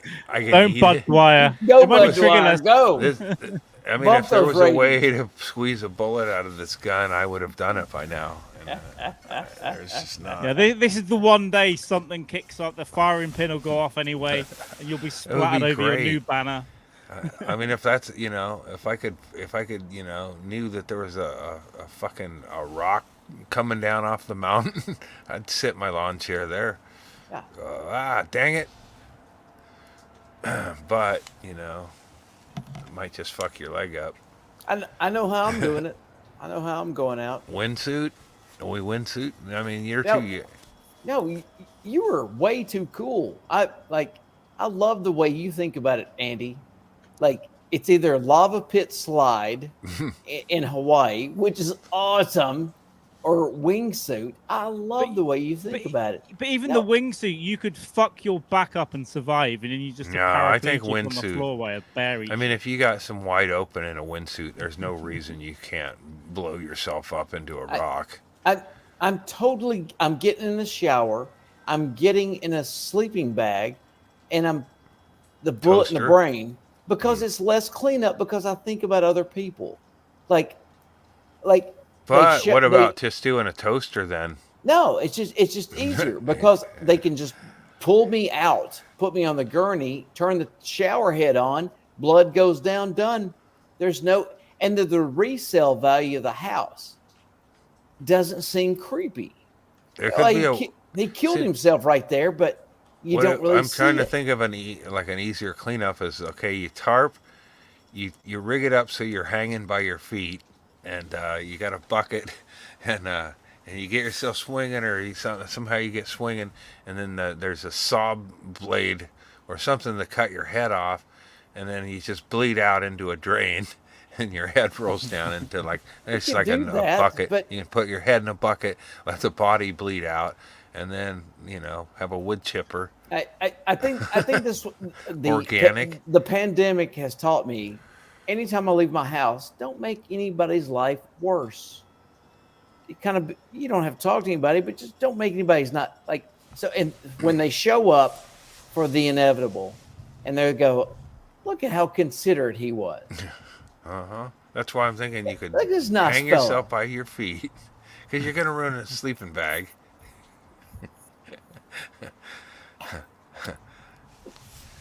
Yeah. My uncle put a pillowcase over his head.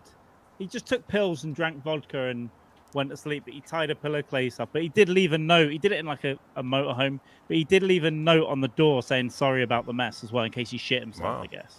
But the sleeping bag is a good idea. It's a great idea. It's one stop. They just grab the sleeping bag, put you on the gurney, and your ass is out. Then they turn the shower head on. Your blood goes away. Done. No muss, no fuss. May your memories be a blessing. Nobody ever saw nothing. Yeah. May you know, R.I.P. and. Am I a good person, or what? Yeah. I'm too old, but how would you like to, to just be kind of buzzed, and then some guys that you're going to do some construction work or whatever, and then this guy goes, "Hey, I got a magic trick," and then the next thing you know, you're in handcuffs, and you're getting John Wayne Gacy's dick in your ass. You're like, "Oh man, Not like this, not like this." This has to be a dream. And Jeffrey Dahmer's waiting over there to go, yeah, just fucking finish him so I can eat this motherfucker. The liver's better after 2 days. Yeah. I think it was South Park had the Three Stooges with Gacy, Ted Bundy, and Dahmer. Pretty hilarious. I've not seen that one. They were stabby enough. It was for Satan's birthday, and they were supposed to get a cake, and they fucked it up by stabbing the baker. Wait a minute. Did he refuse to make gays a cake? No, it was the wrong cake, but they no, actually they had the right cake, but they stabbed the fucking baker and it tipped over. So Satan didn't get his Ferrari cake. He got his fucking regular shitty car cake. But that's hilarious. Those guys, just the three stooges stabbing each other. Ah, yeah, knucklehead.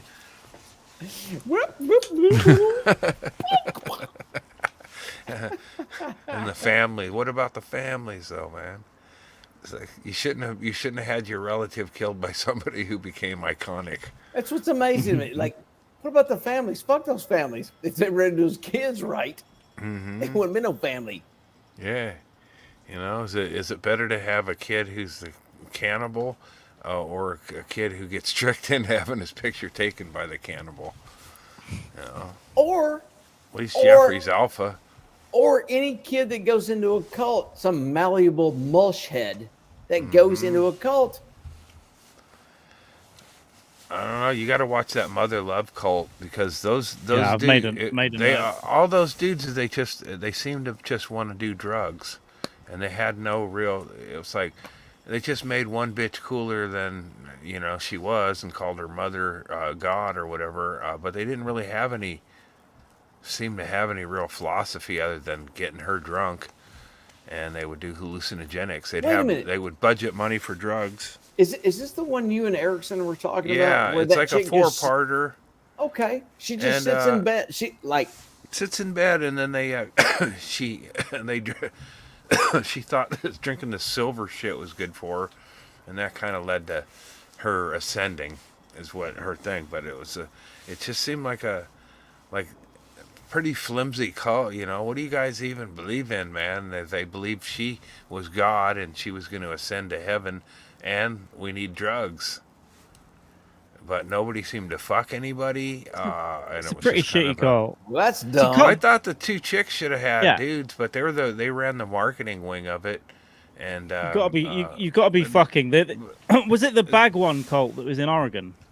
Was it up your way? This one touched into Oregon, though. Oh, no, this was a fairly recent one. Yeah. But it just seems like it'd be pretty easy with the internet and everything to put together. Because this one, it seemed like the origin of the cult was they just had a party and they had some hallucinogenics and shit, and all these people showed up to meet and everything, and then they just that was the cult. That was like 80% of the group. They just showed up for a party. And like, hey, we're going to have a Death Valley party. Everybody bring a bunch of drugs and shit, and then go, lose all your worldly possessions because we're going to have an orgy that goes on until the mothership picks us up. Turns out the mothership's going to be, about 6 months, so you won't need any of your shit. Get all your cash, convert it to drugs. Dudes, stay home. Send your ladies. Andy. Yep. I know you're riffing right now, but are you in? No, hold on. I'm totally in with you, but I'm just going to ask this question because I don't know where it's going to go. You had your time in Austin recently with the Issues with Andy podcast live at JT Haberstadt's location. You were doing some gigs around town. Did you make up with Rogan? I haven't run across Rogan yet. Okay. I've been into his bar several times, and I've been into the club and everything, but he just hasn't been around. Okay. So even when I was there for Doug's day drinking taping, didn't run across him. So I just haven't. I think he pops in and out, and I just haven't run across him. Because I got to be honest. the idea of you being in Austin and being around that time frame, I was looking and hoping that this was going to be it. That I could kick his ass. no, that maybe Bald you'd be on. pussy. Maybe you'd be on the podcast. Well, I know Doug wrote on the mothership, or he signed his poster, I guess that one or whatever, for the mothership. Yeah. But he wrote the mutter, and he showed me that he was writing the mutter, which is reference to my punchline that Ron White owns. That's right. The mutter. The yellow blur. Nice. Yeah, the yellow blur, right. Yeah, so, but no, I was, kind of hoping to run into him this last visit or two. But no, there was a dude who, me and Erickson went to this Pigeons playing ping pong concert, hippies jam band it with Erickson's kid, but we run into a guy who, and Erickson runs into Rogan all the time. I haven't seen him in years, but this guy looked just like Rogan to Brett, and we took a picture. And we hung out with a dude who people assumed was Rogan all night. So kind of, I've hung out with Rogan. That'll do, man. All right. Yeah. Be right back. Gotta let the dog in. I don't even hear him. I don't think they exist anymore. I think he's killed them all before. I've not been to.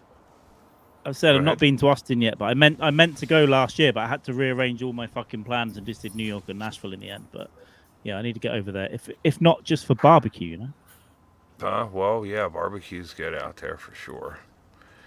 But yeah, there's definitely times a year to not be there.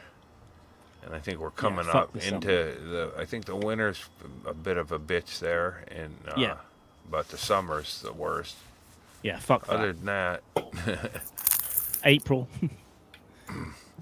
Yeah, well, Tucson. The Tucson heat fucked me up when I was there. When I was walking around for 30 minutes in Tucson and just dry as fuck, it's not for me.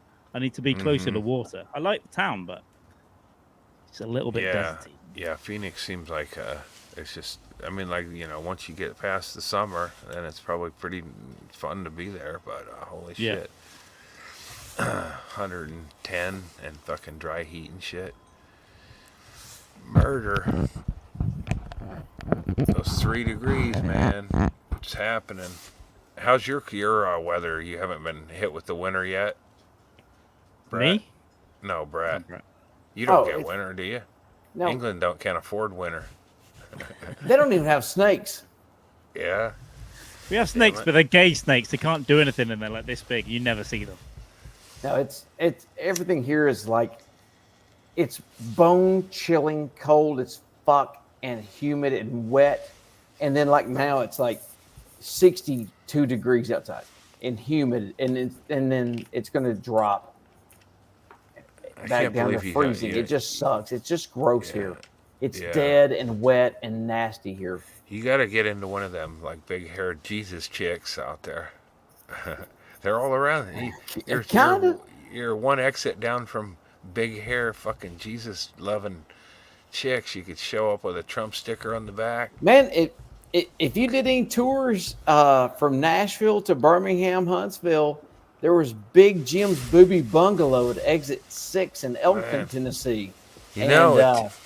That was a great place. You could stop there and piss in the parking lot and go and look some titties and get a cheeseburger. But Big Jim's Booby Bungalow. I was just thinking I'm gonna fucking get a fucking wig, get my tan going, and Uncle Baby Billy become an Uncle Baby Billy comic type and go around and just play them backwood churches. Go, I got some stand-up comedy today, brother and sisters.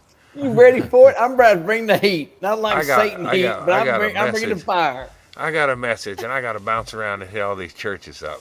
Find all you fine women of the Lord. I ain't no snakes, but I'm gonna sneak in that ass. Yeah. Yeah, I've thought about I thought about leaning into full Christian personality as well, just for like 6 months. Suit, clean shaven, man, you Bible comedy, Just be shameless and get fucking. I mean, you could do those. Get a fucking tent and set up, do roadside revivals and Let's do it. Yeah. Woo! Yeah. We just need a theme song. We need a payday. We gotta have. We gotta have hype. We gotta have hype man. We gotta have hype man. Yeah. Oh man. Black, preferably a black hype man. Preferably. If you're gonna have one black hype man, you need two black hype men. You know so you what? Don't look racist. You know what? If money's no object, let's get two black hype men. And then most of the backup singers are black. And they can't even be around us or look at us or talk to us. Let's go ahead and get James Brown. Let's bring James Brown in. That's what we need. All right, this is where you guys eat, and that's where we eat. Yeah, I listened to this podcast on Deion Sanders and how Deion Sanders ran out the Colorado players that were there, and just how fucking disrespectful as a human and a coach he was to people. My daughter went to CU, so I've been a Colorado football fan for a few years, and they usually suck.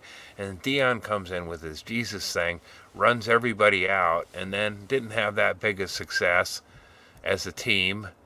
And he gets voted Coach of the Year or Sportsman of the Year and all this shit. But then I was listening to Jason Whitlock, who's a douche, but he had two Colorado players with different experiences as players for this team and then getting cut, and it's just like fucking bullshit. Deion Sanders is like an open micer who had two great sets and then wants to open for like Stanhope. Well, he a shitty person, a shit bag. Well, like he wouldn't even allow like the two players. The one dude rode the elevator with him on 4 different occasions and couldn't get a conversation out of him, and didn't get to meet with him one-on-one until didn't get to meet with him one-on-one, and then they get called in after spring football, and then they get cut like it's the NFL, and they get ran out, and most of them leave and they only have a few days to transfer before they can't. So almost all of them transferred. This one kid stayed because he wants to be a lawyer, and decided, fuck it, I'm going to keep. But they told them they had to leave the college, and they, in fact, all of could have stuck around because they had 4-year scholarships. Yeah. But Deion didn't inform any of the players that, you can stick around and be a part of the university, you just can't be on the team. But he ran it like an NFL team. Like he cut fucking kids who were on scholarship because he just didn't want to he wanted to bring in his own dudes and shit. So he's a fucking cunt. When I see these kids on TikTok going, Deion Sanders was an awesome athlete. I'm like, go fuck yourself. Bo Jackson is it. That's the only one. Yeah. Bo Jackson is that's the greatest athlete of all time. And Bo Jackson, if I remember correctly, was not at all arrogant. Like he was, in fact, very he was like almost like Barry Sanders, right? He avoided it up attention. And put it down. And Barry Sanders, another one, had he not retired, had Barry Sanders had the offensive line of the Dallas Cowboys in the 90s, he would have been the greatest running back of all time. He was ridiculous. You put him behind a good line and a quarterback who could throw, it would have been ridiculous because he did that with the fucking line collapse.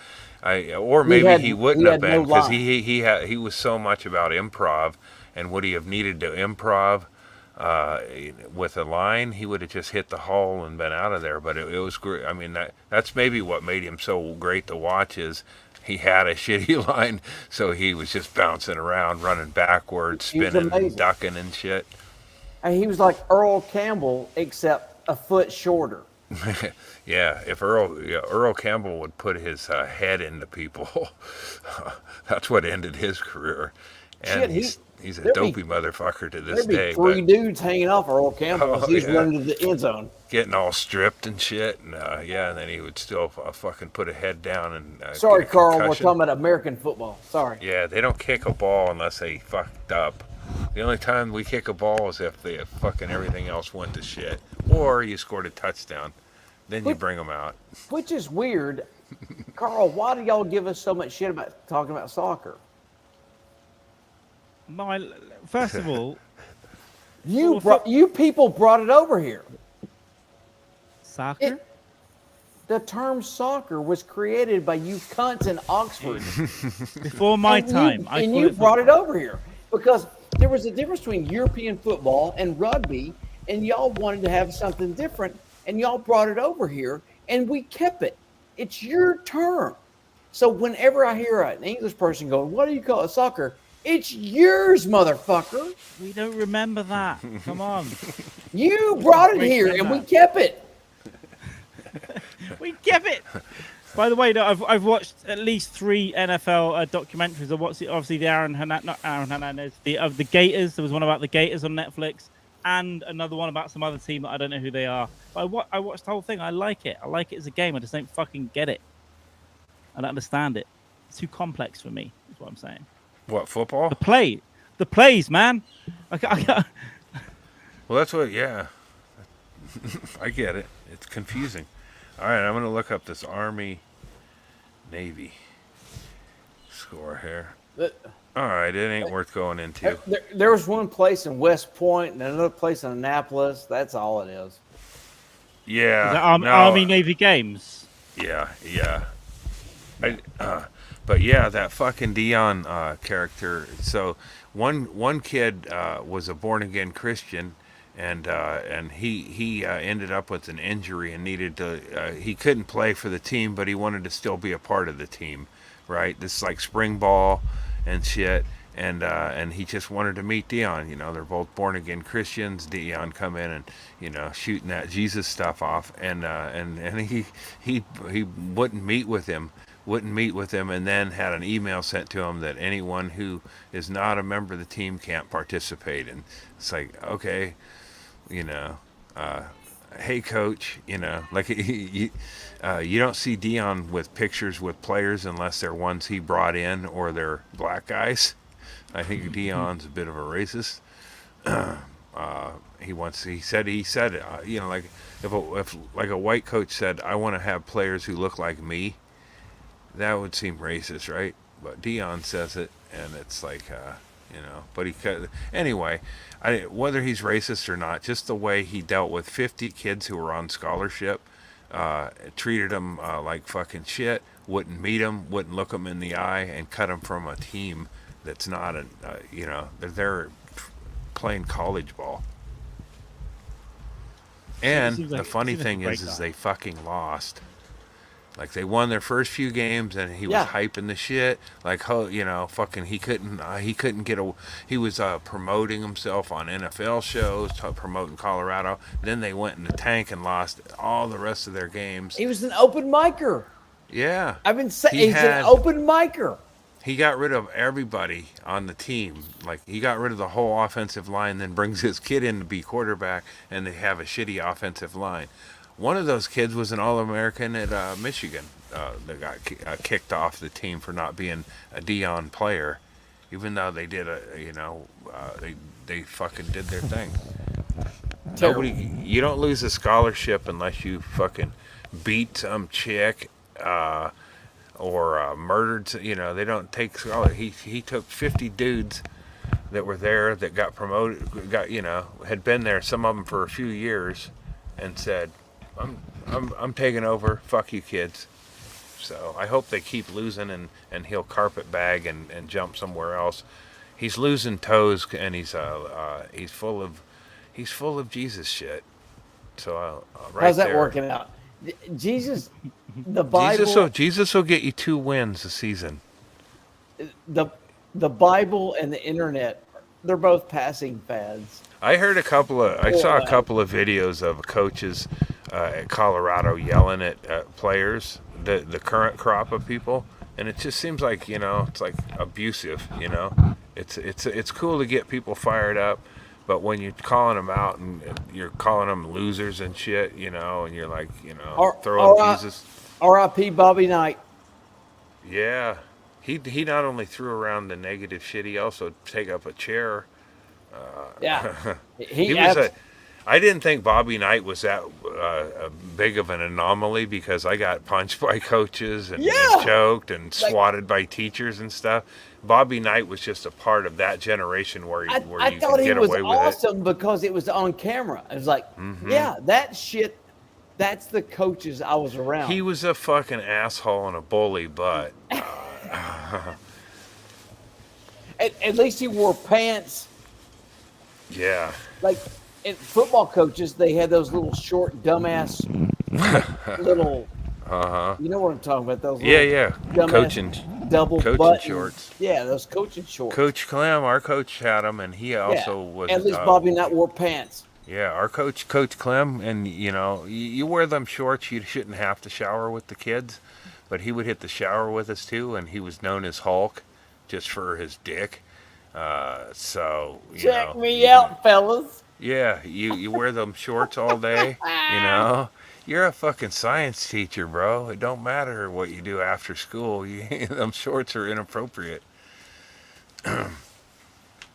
Yeah, that was a low point in comedy. The coach's daughter was the hottest chick in our school, the cheerleader, and she came out to a show, and there wasn't very many people there, and I just fucking started talking about her dad's big dick, and I didn't mean to. It's just and then I go, oh, I'm sorry, and somebody said she's already left. I was like, oh man, walked her dad. I walked the hottest cheerleader by talking about her dad's big dick. I'm glad it wasn't high school, but it stung like I was in high school. Like, oh man, I got to go to school on Monday, and I just said all that shit. If you would have played guitar, you could have fucked her, Andy, but you decided to do and walk. Comedy is horrible, you know. Yeah, there's a million ways to die in comedy, and that's why when I got cancer, I was like, I know what this feels like. This is like a late show in the Tri-Cities area. It's a 3-nighter in Richmond, Washington. I know exactly where you said Richland, Washington. I know exactly where you're talking about. Yeah, one of the Tri-Cities of Pasco and Kennewick and Richland. Ooh. But there was that was one of the first gigs I would go. So I would do a few gigs for this booker, and then one of her gigs was a 3-nighter. Once you could open, you do a 3-nighter in Richland, and you go stay at the Best Western. So you checked in, and you had 3 nights in the same place. And it was like, this is so good. Yeah. Thursday night was rough because there was hardly anybody there. And then there would be a band that would play afterwards. So you'd get it was a rowdy crowd or whatever. But that was like, I felt like that's as cool as it can get. 3 nights in Richland. I was like, this place sucks. Yeah. There's ways to amuse yourself. There's trails and shit or whatever. But I remember getting really drunk with the band.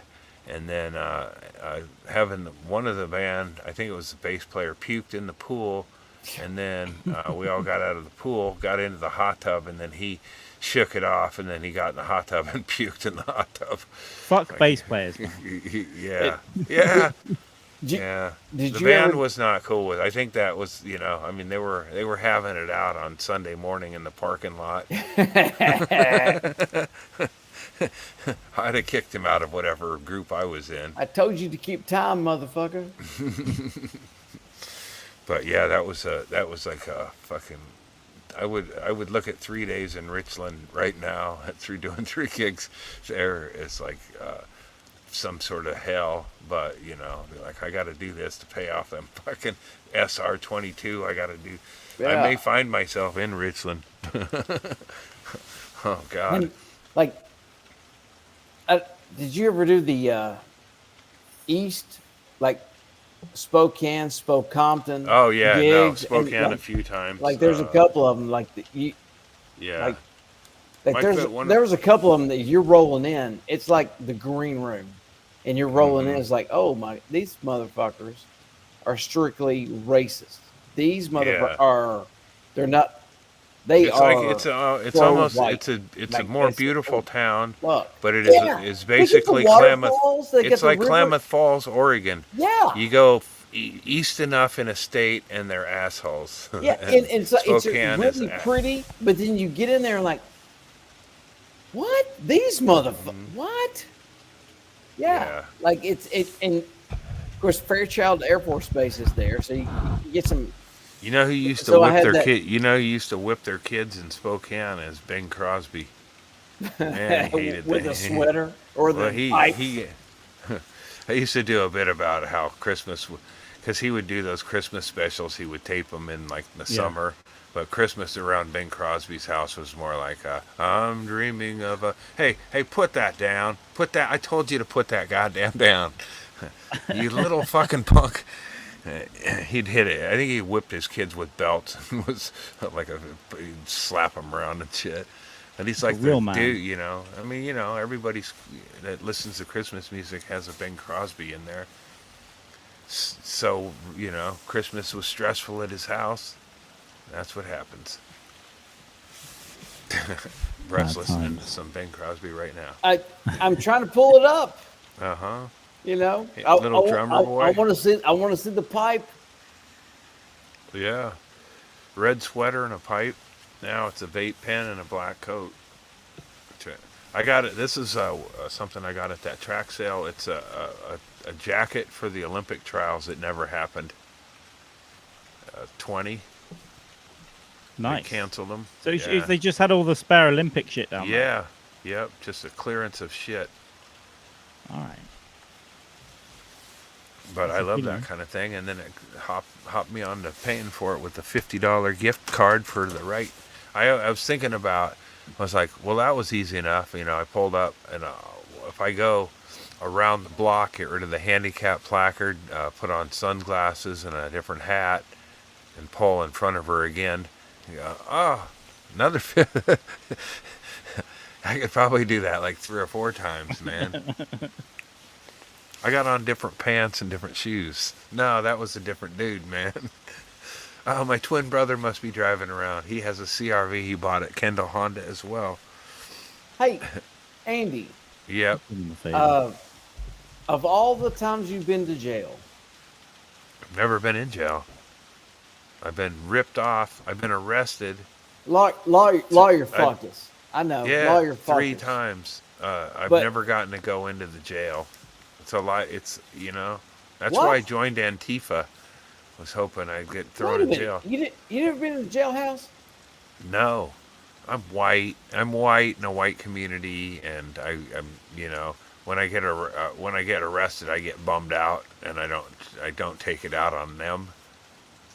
So you've never had your profile picture taken? I did finally. Yeah, okay, so what T-shirt was you wearing? Because I've got this idea. Anytime you go out to get drunk, I had this as a bit. It didn't work. You need to plan what shirt you're wearing. Like, you don't want to go out with like a Powder Puff Girls T-shirt on and then go to the jailhouse and get your... Yeah, unfortunately for me, so I didn't get my arrest photo on my arrest. I got it when I reported to Shithead Crew picking up litter, and all this was such a bummer because it was going on during the issues, and I didn't want to talk about it because I was just so bummed that I didn't talk about it. But I was on litter patrol and shit. Fucking had to ride with the crew for a bit. You know, it's a bummer. So it's supervised, you couldn't go to the trash can and fill up your bag? I had a job where I was at the dump and trucks were dumping garbage, and then garbage would blow away from where they were dumping it, and it'd blow up against the fence, and that's what I would go with other people and would remove the garbage blowing from the dump and put it in the dump, and then other garbage would blow while we were picking up shit. And it taught me not to drink and drive ever again. Man, yeah. Who hasn't done community service? Yeah, man. We've all So I went in and I was gonna Nick Nolte. I wanted to have a Nick Nolte arrest photo, because I went in. So the first day, I fucking slicked my hair up, and I was hoping to just be all like, I was unshaven, and moosed my hair disheveled, and they didn't call me in for the arrest photo. So then the next time I went in, I did the same thing, and they didn't. And then the third time I just was in there, and then they pulled me in and did the photo. So I had no prep. I was shaved, and it was and I was really bummed. I did think about, that this is my one chance to get an arrest photo, and it's not even, it's months removed from the arrest, so it's like I just got to kind of make my moment, but it didn't happen. It's like, it's like, okay, well, they're not going to do it. That's cool. And then I got called in to do it. This was funny, sad. It was sad that I was a part of this crew, but the last day that you had, you knock off 5 hours at a day or whatever. I had 50, a lot, and a lot. Different fucking crew. Anyway, the last day they would let a con. That's what I called all us assholes, those convicts. If you had hours on the last day, sometimes they would let you go. And it was fucking hot, and I was so done with it.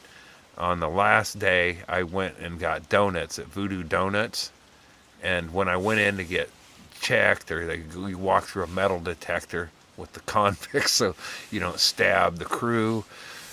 So I went in there and I go, and they, your lunch sits there, and I go, hey, there's a couple of donuts for you guys. And then he goes, what? And he goes, is this some kind of a bribe? And I go, yeah, it's a fucking bribe. A couple of donuts from Voodoo Donuts. And he goes, well, we appreciate the thought, but we can't take, thinking I probably put ecstasy in them or something, smart choice. But they go, you can go home. And then I took the donuts and I gave them to a hobo. They've already busted you. I never took community service. No. I will sit in this jailhouse, no problem. Yeah, that was my choice. Yeah, I will sit in you've already got money out of me. You've already busted me. You've got money out of me. Fuck you. I'm not giving anything back now. Yeah. Fuck you. I will sit in this jailhouse, and that's all there is to it. Besides the aimless garbage, which I did several times. It was always like, oh, you don't want to go with this fucking officer out there. And then once it happened a lot. And I was fucking on the litter most of the time. One day I went to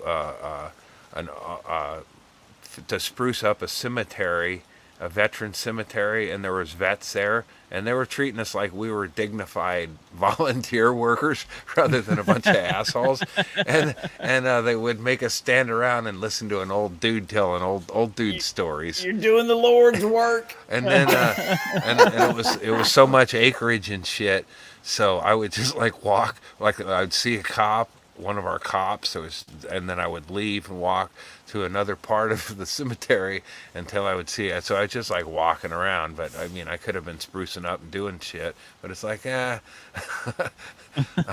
I can't think of anything else, but man, yeah, the litter was it was this is the dumbest shit ever, and I have to ask, or, we go, hey boss, you mind if I use this toilet? Yeah. Fucking so don't drink and drive, man. You guys get a choice then. You can say do community service or a little bit of jail time for a couple of days or something. Yeah, I was cool with jail. I wanted to catch up and read a couple books or whatever. But if they allowed that, where I was, no, there was no books. That was it. You couldn't you couldn't do anything at all. But they gave you options to go out and clean up public. And I was like, no, fuck it. I'm going to sit here in this jailhouse. I'm not doing shit for you people. You've already got my money. The lawyers already got my money. The court's already, fuck that. I'm not doing anything. I just saw that, now, once you're in the crew, you'll always spot them around town or whatever. And I saw them in the pouring fucking rain. Like, we're in a Pineapple Express going on here. Like, fucking rain blasting down and these guys picking up trash on the side of the road. Like, don't drink and drive, motherfuckers. So I throw a beer can out the window. Yeah, that's Fucking, right. you assholes will never learn. Once I get my license back, I will cut down on the beers. It's over for you hoes.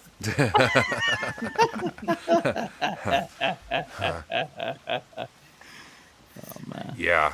One of them. Well, this was some bullshit. Is having to go around fucking with a weed eater, heavy ass duty, like shit where you could get your eyes cut. Get a fucking thing in your eyeballs, cutting down briars and shit, and hard labor. A few of the days were hard labor, but most of it was just inane picking up plastic that's blowing from the dump over here. Slave labor. Yeah. It's stupid labor, man. And it was okay. Hold on a second. I'll be right back. More pissing. Yeah, here you don't get a choice. Community service would be a sentence. It would be it would be like you've escaped jail, so we'll let you have community service, like 200 hours or whatever. But if you don't do it, then they'll put you in a real prison. Yeah, I had certain markers to complete, or I would have been in violation of shit. But it's like I had to show up. I'd get a fucking lunch. show up with a work crew of there's one, here's another shitty one. Is this was really bad. Is cutting briars and brush outside of a fucking toilet treatment plant, or a shit, whatever they call those, sewage treatment. Yeah. But there's a chick there with fucking, just like a fucking loose cannon with the way she talked, the way she carried on and shit. But, it was like there for stealing coke and stuff. And I was like, okay, I've always felt like it was better for me not to have that phone number in town. And I was like, I could have really fucking gotten some fucking good connections from working that crew. But yeah, it was a vest crew, walking around, hard hat, side of the road. You get any bad characters on the crew? Everyone pretty chill. No, there's some real dumbass guys and stuff that would, I wanted to be a fucking blank slate, Yeah. I didn't want anybody to know a fucking thing about me all day, and when the day was over, I didn't say, I'm a head down, yes boss. Yeah, yes, no, boss. I'm nobody, but I always enjoyed, people volunteering a lot of information. And there's this one dude who fucking kept engaging, telling me stories, and then I Googled him, and he was full of shit. He said he ran a karate dojo, and he threw a guy during the riots, threw a window. Said he had was a scholarship athlete at wrestler at Ohio State. All this shit, and I was like, made sure I got his name, and it's like, none of this shit's true, dude. You drank and drove. You drank and drove like me, you fucking putz. That's all you did, but he was saying it to impress the bitches on the crew, and I call them bitches because they were, every one of them. There wasn't one gentle lady who you'd go, she just had a few drinks after a party and got into a mishap. These are all bitches who are fucking trying to run over boyfriends or whatever. It takes a lot for a woman to be a drunk driver. Classy ladies. Yeah. Me, it just took, skiing and microdosing with a guy who I thought might have been a hallucination at first. And it turns out he had pints of beer, and I should have stayed up there. But I never would have got to meet those. Here's what I did on the crew, and I hope they carry on my tradition, is for some reason, there was a lot of baseball cards in the garbage shit that would blow against the fence. So I would make a baseball team up, fantasy team, out of baseball cards in the dump, and then challenge somebody else, and then at the end of the day is go, like this guy's better, this guy, so you could have it's like fantasy baseball with discarded cards. It's a pretty The good Mexicans on the crew would spend all their time picking up lottery tickets. Well, that's why they're fucking Mexicans, Well, one of them told me you can cash them in. There, you get a second chance. It's like, it's real. Like it's like looking for tickets at a horse track on the floor. But if you're picking up garbage and moving garbage over to one garbage hole to another, like, hey man, hey garbage, you trying to get away or something? Come on with me. We're putting you in the hole, and then the shit would blow back up at you. Yeah. That's for the next crew. They need to keep it blowing around. There'll be another crew next month. Mm-hmm. Keep the same garbage going in the same places. Yeah, it was interesting to be, it's like watching how some cop. There was one cop who was a hard ass. Everybody was afraid of, and that was one that I bribed, or offered a bribe to, or whatever. But he beat up there's a few stories about him punching some of the guys, but I mean I would think that would be a part of the job now and then when you're riding with 15 people who committed DUIs or other court infractions, and you're trying to get them to do work, and only every once in a while you punch one of them in the face. I'd say that'd be doing the job pretty well. Yeah, it shows restraint. Yeah, I was one. I mean, I have to say I was the belle of the ball, basically.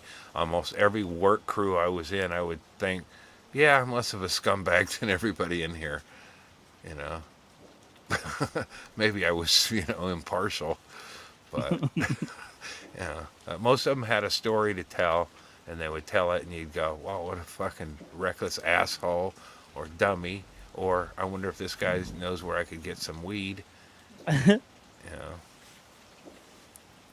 You only took psychedelics and drove. It says you're the safest one. You're the best one. You're the best cum. Yeah. I was the best of the crew. I mean, I didn't work very hard, but I was... Didn't work very hard and tried to bribe your way out, but... Yeah. Well, I did, I bought my way out of that. But also they, there was a discrepancy on days, and I lost a day in there, and I didn't correct them on that. But it seems like it was about 2 weeks of reporting to work, and I wouldn't have minded if it was like something that was sensible, but washing the fucking cops' trucks and shit like that. Go fuck yourselves. You don't think I'm putting scratches in your vehicles? Okay, that's fine. Yeah, she's clean, but damn, she's got some. Oh, I didn't see those. Ah, shit. Yeah, I didn't mean to, or I didn't fess up or nothing, but I did the same thing on a chain gang in Texas. Mm-hmm. Like, hey man, we need you prisoners to help us push this truck out of this muck that this idiot, this fucking inbred idiot, got into. Push this, and now we're in chains, and we're having to push this fucking truck out. And I thought the same thing, like, go fuck yourself. Yeah. Fuck you.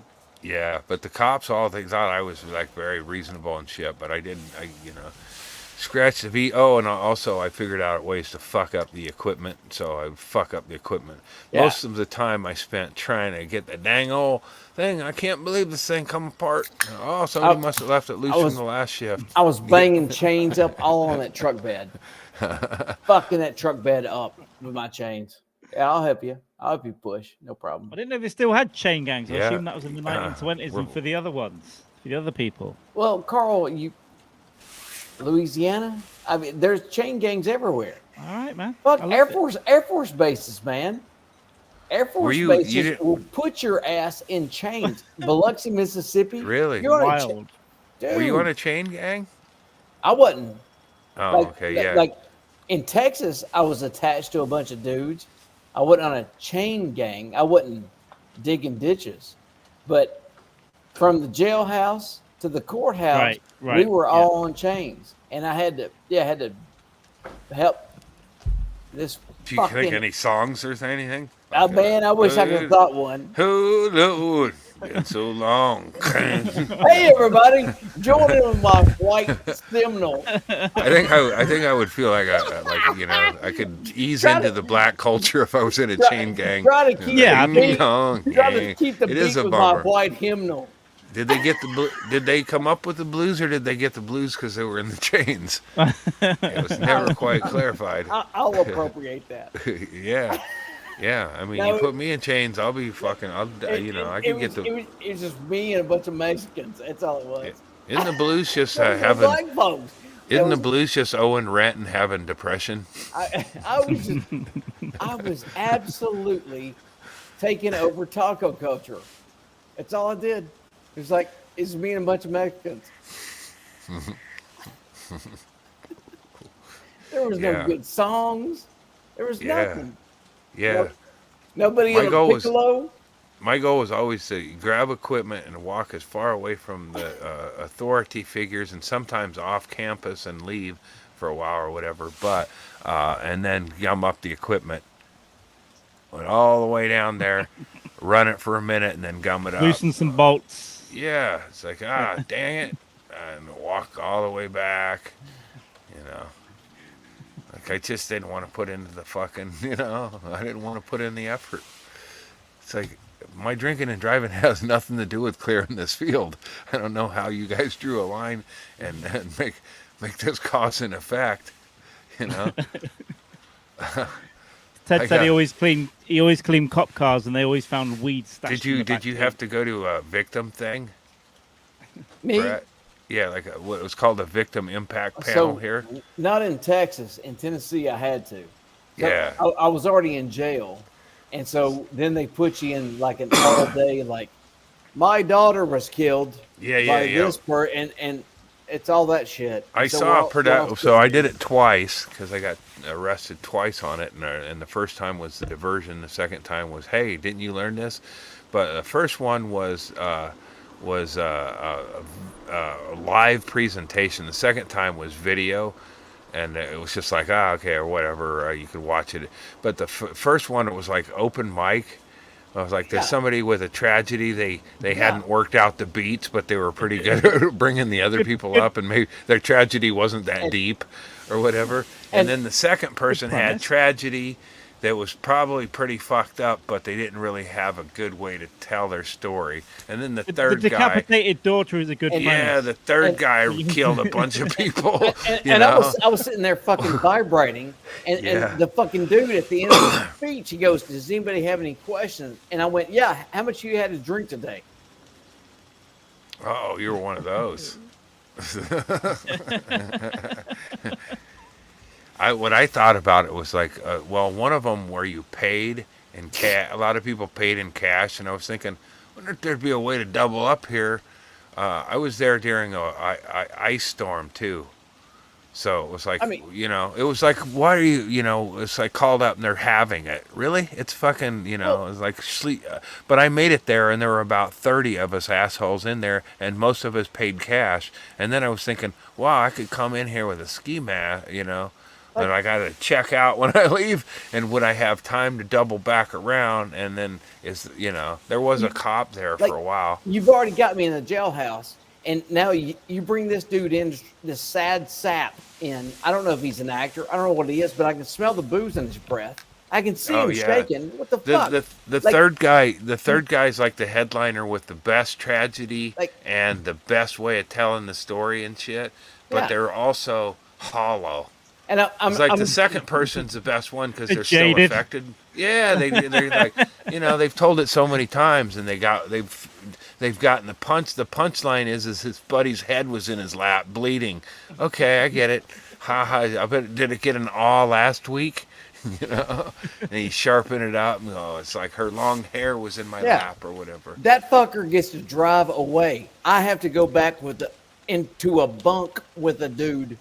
So, I'm going to ask a question. I got a question for you.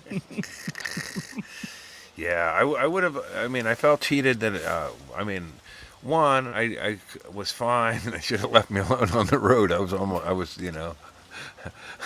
just, so the first time I got pulled over, I mean, you know this, but I got pulled over for 2 Deweys in this short time period, and the first one was .01, and the second one was .02. So like not even close to legally drunk, not even drunk. The DA packaged them up and I sweat them out and shit. I had bad vision and I just had bad luck and bad vision. But I had to plead guilty on one of those, and then the second one was legit, but I think it had to do with my bile duct, because I was reacting poorly to alcohol in those days because my bile duct was plugged. So I have a couple beers while skiing, and I come down off the hill and I'm ripped. And a few months later, I have 2 shots of booze and I fall down blackout.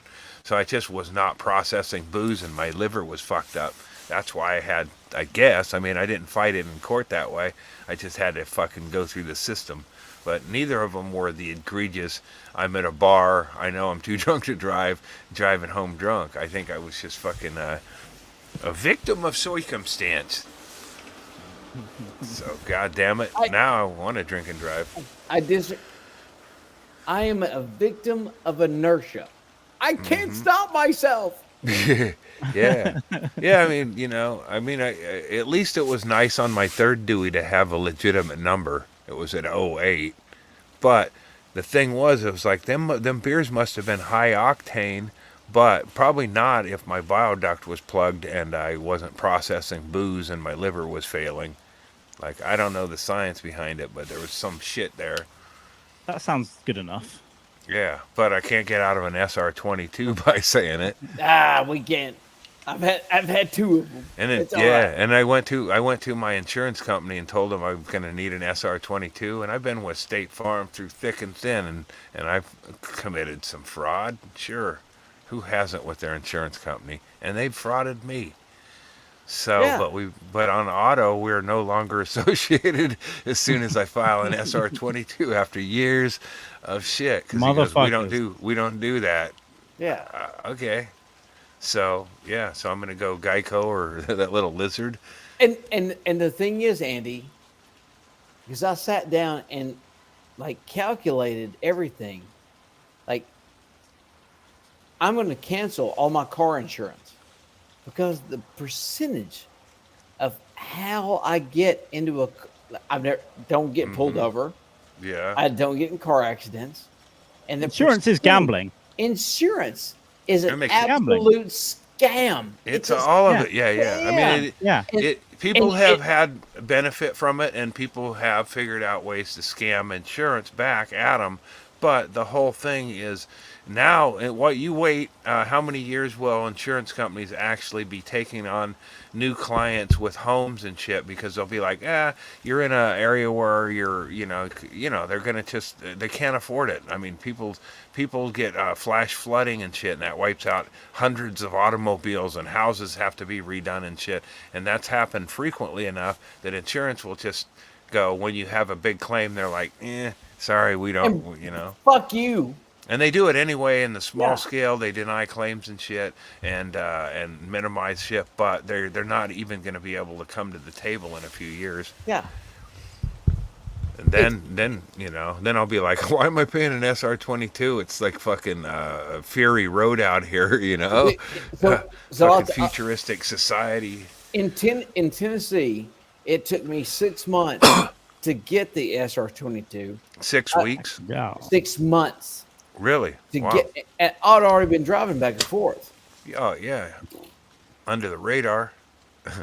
So when it came, I went, hey, man, it's been a year. SR22 should be over. I've been driving back and forth to work, paid. My parole officer's cool. Everything's cool. Everything's done. Because that's the thing that I'll tell you. If you got money, if you can pay off everybody immediately up front, you're fine.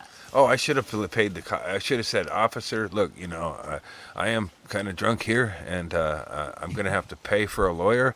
How about I make a policeman's ball, and then I'm on tape making a bribe. Yeah. Hey, do you guys still run that policeman's ball? like to make a donation, if you know what I mean. I hear your wife likes nice wine. Hero Fund. Hey man, I just watched that what's that fucking Oliver? No, not Oliver. Anyway, that a show about how the police, all those, were collecting for the hero, like telemarketing scams. Yeah. And the cops are in on it for a small percentage. Yeah. Oh yeah. And that's what I could have used that knowledge with the police officers. Wounded warrior. Why do you want to? Why do you think it's cool to go on a, to get to go on a junket with the that's how about I give you $2,500, officer, and you drive me home and keep this to yourself? That's a lot cheaper. Or you can than report that on your fucking camera. It's no cool. It's not cool that they're can film and shit now. Because you don't want to read that transcript. It's all right. Hey, but somebody's going to jail tonight. I hear police. Yeah, that's down my way. I did fly under the radar without doing the blow and go, which I was going to have to. I've had that once in my car. I've never blown ever.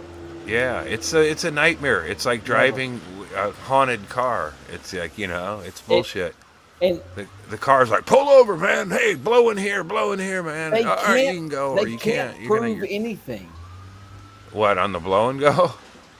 Do not blow. Keep your mouth shut and do not blow. I blew on. Yeah, I blew on all of them. Keep your mouth shut and do not blow. Well, on the first two, it worked in my favor because I was well under the limit and I knew it, so I wanted to blow. And on the third one, I was like, how did it get a 08? But now, a year or so removed, a few years removed, I realized it was because I was fucking fighting that shit in my system. Because I had to assume that this guy had high octane beer, but thinking about how fucked my health was, it didn't take a lot of booze to be fucking wobbly drunk after that. So I think it was just, it may not have been completely full, but anyway, I'm still fucking SR22 as soon as I get one for 3 years. And my life expectancy was 5 years 2 years ago. So like, I'd almost like to drive without it. It's just too much, thinking, driving around and worrying about other people and shit. So Andy, on hour 4 of the podcast, we're discussing deep dives on the Dewey. My life expectancy is about 12 years from now. That's it. I'm done. 12 years from now. Well, see, you don't want to do, So, after what you went through, what's oh no, what's it going to be, man? Are you going to put your nose to the ground? It's comedy. Oh, you asked us earlier. Yeah, I don't know. I tried to corner you earlier because I've got about 12 years left. So I got to get with it. I mean, when you get closer to the end, it's like you feel less urgency. And I got pushed closer to an edge, and it may not even be. I could be, I would like to think that they were right now. Like 5, okay. If it's 15, then I'm fucked. If it's 7, I'm fucked. If it's, but I got to start. Yeah, I got to start living life like I'm living life instead of edging death. But we're always edging death. Oh my God, are you kidding me? Wow, you're on your 4th beer, man. I think 14th. I'm healthy. 14th beer is more like it. Yeah, I was rounding down. I would be if you want me to be a Ryan Gosling, I'll totally be an enabler. He's only had 4 beers. It's like 4 cases. Whatever, nag. But so I'm writing again, and I'm but it's But you've had 2 successful comedy albums. I call them successful because I love them and I love you. Yeah. So you've got a great kid. She's successful. Yep. She's in Canada. You've done a lot of stuff, and so you've got a great successful podcast. I'm taking my shirt off. Yeah, you've got a successful podcast right now. Let me show you my belly. Okay. And while I do jokes, I'll tell stories about the Russian mob. Okay. Okay. You cool with that? But the thing is, you got a lot of wins under your belt. What's next for Andy Andrist? Well, I'm gonna put them all my wins on the spin of the wheel. I don't know yet, man. I'll answer that in a future upcoming podcast. That's a cliffhanger. There you go. Let's see that scar. The future is coming. You will not stop. I got one. I got a real scar here. What next is the third Dewey? I've got trifecta. I mean, technically, technically I've been given 3, or been awarded 3, convicted of 1.5. I don't know how that one. I don't know how. That's a big deal. Yeah. I haven't had to apply for insurance since they found out about it, so I don't know if they'll see 1 or 2, because I did a diversion on 1, but then I got a second one. Words matter. Yeah, I should just buy it, I just need to find accused or a convicted. judge. Big difference. Accused, convicted. Big difference. Accused 3 times, convicted once, pled no contest to do diversion. So it could be 1. So I'm gonna get out there and test it. Get all sideways on the road. But I've deserved way more than that. Deserved. Phew. Yeah. So you've only had 2, Brett, as well. Deserved got nothing to do with it. Yeah. No. You don't get a lifetime achievement award, do we? I've seen what goes on in Nashville, so I think it might be about 1,500 deserved, I would guess. But if you've got 2, yeah. It only takes one egregious one to be thrown into the. But man, nobody wants to be that old dude with multiples. Like right now, we got to stop. We got to end it at 2. That's bad. But it's like cats. You can have 2, and you seem like you like cats. But if you have 7 cats, somebody needs to do something about that. I was in the jailhouse with a dude. That was his 5th time, and I'm like, God damn! At least I've got a job. I've got something to go back to.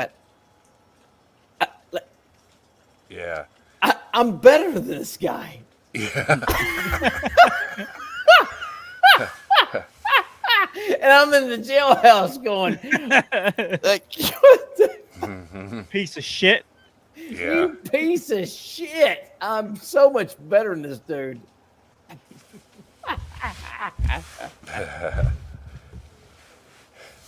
You're the pretty. You don't want to be the prettiest. Well, I can't help it. Yeah. I've seen your ass. I fight a lot. I've seen your ass on my posters. I throw hands. That's the dirty secret of our collaboration is that ass is Brett Brock's. That was the rumor. That was the rumor. All true. Yeah. That's all true. There's a Twitter picture. There's a Twitter picture out there, actually. But there was a time where when I was on the Mann show, and I was still running during that time on a regular, I was one of my non-acting gigs was my ass was photographed or videoed for. It was I bought ass double for Michael Douglas's ass, like if he had it surgically fixed up. So it was kind of a compliment, but he's a lot older. But so they used my ass for that, and I got paid. And that makes sense because if you don't know Andy is a runner. Andy has always been a runner, and Andy has always been athletic. So if you don't know that, so. But now it's not. But yeah, I mean, I'm out of the regular regimen of running, But definitely back then, it was like they needed somebody to show their ass, and I was like, oh, all right. I wasn't embarrassed, but it was, 70-year-old Michael Douglas's cosmetically enhanced ass. A man show is stupid. I used to have a great ass until about sometime in the last 6 years, and then I didn't look in the mirror for 6 years, and now it's just like fucking. But you see me. In fact, Andy fat shamed me, and I've got a graph now of the date. Andy fat shamed me on the 23rd of November, 2023. It's only because I've been losing a lot of weight unexpectedly. Unexpectedly. I'm now going to keep a graph and your face on the day you fat shamed me, and next time I'm in the States, I'm going to drop 30 pounds. Yeah, well, I've been going the other way, and I'm in 32 waist pants now. And it's just not eating a bunch or whatever. So now I feel like I can make fun of people who are huskies. Look, man, white dudes. Brett's trim. White dudes. We all have to lay down and take a shit. So it's like you lay down. We have to, like. We don't have any. We suffer from no acetol. Oh yeah. Oh, I see. Yeah. So don't take pictures if you're a white fella. Don't be taking no pictures of your ass because it looks stupid. Yeah, no, that. I don't take pictures of it, but it just used to be good. It used to be firm, and good. No, it's not. and really, you can, if you took, you take the dick picture. The definitive one, or maybe you do a couple different looks, shade, wear hat, Santa hat for holidays, but that's it. You don't keep that going, and then. But then you have to shave. Snap. You got to shave it all. Yeah. Well, that's for a photo shoot, but anyone who if you're comfortable sending a picture to. They're going to go, it's like when you send a picture yourself, you don't go, my face, I look funny in that one or whatever. So you're going to pick the nicest one. And then you're going to show up at the party with a beard that wasn't there before. Yeah, peacock. You're growing a beard. Yeah, same with your dick. It's like, is your dick all shiny? Oh, no, it's all fucking chewed up now. No, well, nobody takes a dick shot downward. It's always upward. Because it looks bigger. Mm-hmm. It's a photo stick, I'm just photo stick at my asshole. Yeah. Oh yeah. I can't remember. It's been years since I snapped a dick picture, and it was for my own amusement. I think. I don't think I've ever. Somebody probably go, wait, no, I got like a whole series. You said, I've never sent one surprise to somebody's DMs or no. The surprise one is outrageous. It's got to be solicited a little bit, right? The first time I ever sent a dick pic was to a long-term girlfriend, and when she was going on a ladies' night, that's the only time, and that's what started like 9 years ago, and it was like, okay, she's gonna hook up these chicks, 10 minutes. Okay, 20 minutes to get a drink, another 10 minutes to get set down. Okay, 5 minutes to get boom, 45 minutes. She's going to order that burrito, dick pic, bam. And it was funny to me. It was, I can't imagine why we didn't hook up. Like after 2.5 years of that. Well, you're just in a file of horror stories of different people sent dick pics. You feel shamed by it, but other people send them out. Like Brett Favre sent a bunch of dick pics in his older years. To hot girls. Yeah, and there's just one who called him on it, but he probably sent them all the time. Fucking Brett Favre. But let's go back to that. Like hot girls. Like, ugly girls don't say much. Hot girls go on social media and go, you know what, this is bullshit. Ugly girls don't have people, they get on social media, but nobody follows them because they're ugly and their tits are unattractive to look at on Facebook. So, they're shouting into the void. Oh, it happened again. I got another dick pic. Shut up, you fucking ugly cow. Fuck you, I'm blocking your ugly face. Shut up, pig.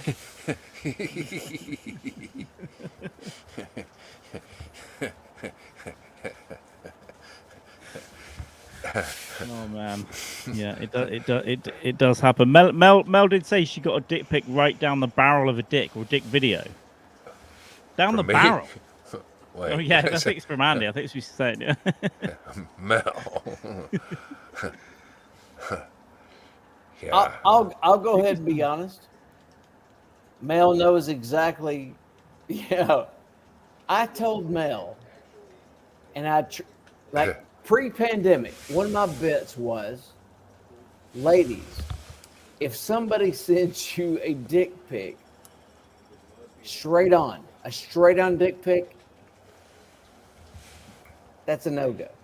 They've got so much confidence, and I did. I took a dick pic straight on the head of my penis and sent it to Mel, and it was the funniest fucking thing ever. I was giggling the entire, and it was nothing. Comedy dick pic is allowed. It was just like nothing but gross, fat-headed dick pic, straight on, like scissor slit down the middle, and I sent it to her, and I giggled my ass off, and so I think that's exactly what she's talking about.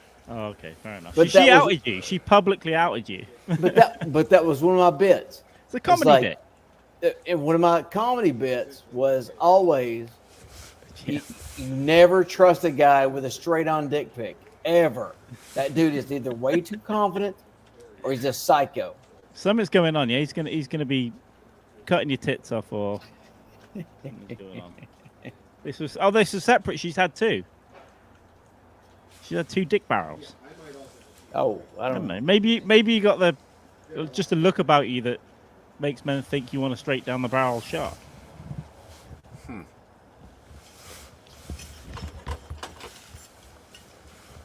This was a video. For me? Like that? What? Oh, are you getting videos? Andy, I don't know. Was this back in my drinking days? I don't know. No, she said this was someone else sent her a video. You sent her a picture. Yeah.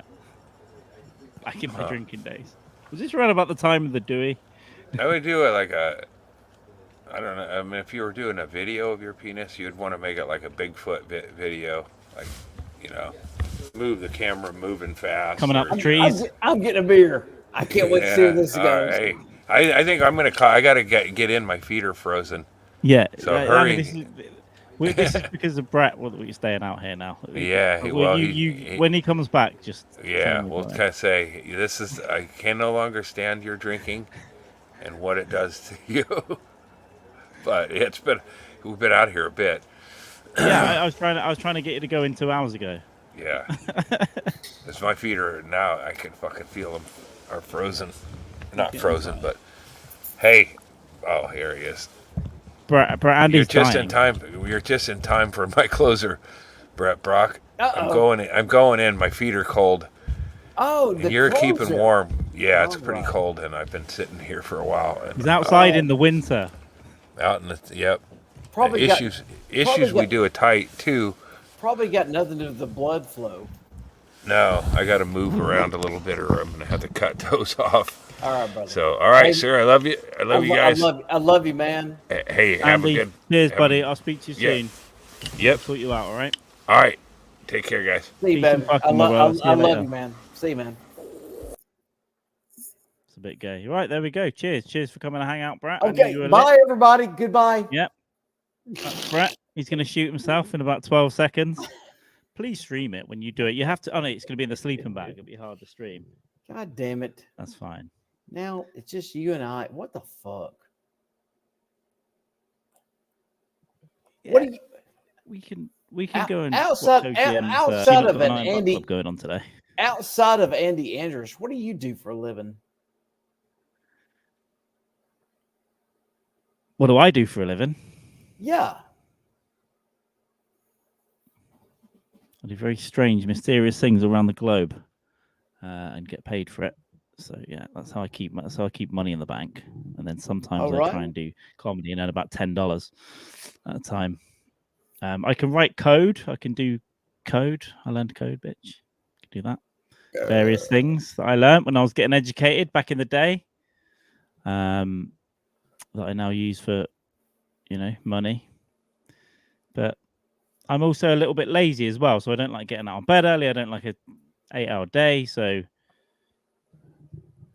yeah, I could be a little bit better off in life. But I intend to earn at least £5,000 from comedy. So if one were so inclined to live your lifestyle, would you groom them towards that lifestyle? Yeah. Sure. And I have tried actually with some people. A couple of people have asked as well, but I've like, you got to do stuff and do boring things for a bit. But if they live in America, it's much easier actually, and more rewarding. Well, you can't have money. Can have money. I sleep in a fucking -4 pub once a month. That's because I can't fucking. This is on an industrial estate where Ozzy Osbourne's from, outside of Birmingham. I thought it was Birmingham. So now you're in Manchester. I'm in Manchester, but I mean in the comedy venue where I stayed, that's in Birmingham, so that's on the outskirts. So, yeah, that's down there. Birmingham. That's where Ozzy's from. Birmingham. I can't get back drunk at 1 a.m. So yeah, I'll sleep on the cold couch. Even though I was sober last time. But yeah, Ozzy's from Cradley Heath, and actually right now he's dying near my hometown, near my parents. He's about 7 miles away in the little village of Jordans, which is where his house is, and I believe he's come home to die. That's what I hear. So you'll be doing some more Aussie art soon, probably. I've been massively entertained lately. Like, there's been a lot of people from Scotland, Ireland, England who've come to my chat. And they've told me, obviously, we pronounce consonants. And y'all pronounce it differently. And like, it's Kate, for example. It's Kate is English. But in Scotland, it's Koch. Okay, I didn't know that. It's like, it's. And in Welsh, Cwtch means hug, and it's CWYTCH. I learned that one is in Wales. And I love it. I love everything about it. I don't know why you shit on us, because for the most part, we love learning stuff, but you have to know that we're going to push back. Like, we love learning stuff. But people speak differently within an hour here, right? If you move an hour that way, you're in fucking Liverpool, so that's completely different to here. My dad doesn't leave my hometown. He said to me recently, that speaks funny. I mean, he's Scouse. He's from Liverpool. Yeah. Did they speak like that in Manchester? It was a genuine question my dad asked me. I was like, no, different. It's the same thing in this country. People shit on me. Like, you can have multiple PhDs in the South, but if you have this accent, they're going to think you're an idiot. And people from New York City are not smart. They're not smart.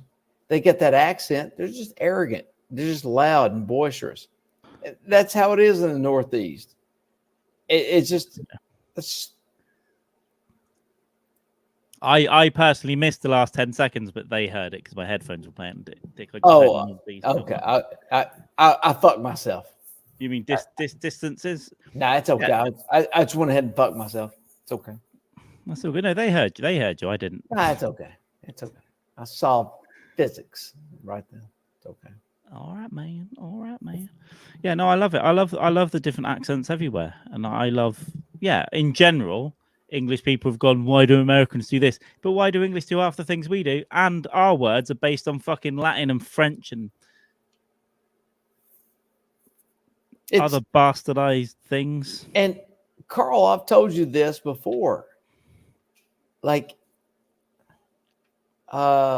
Lost. There's a YouTube channel called Lost in the Pond, His name is Lawrence.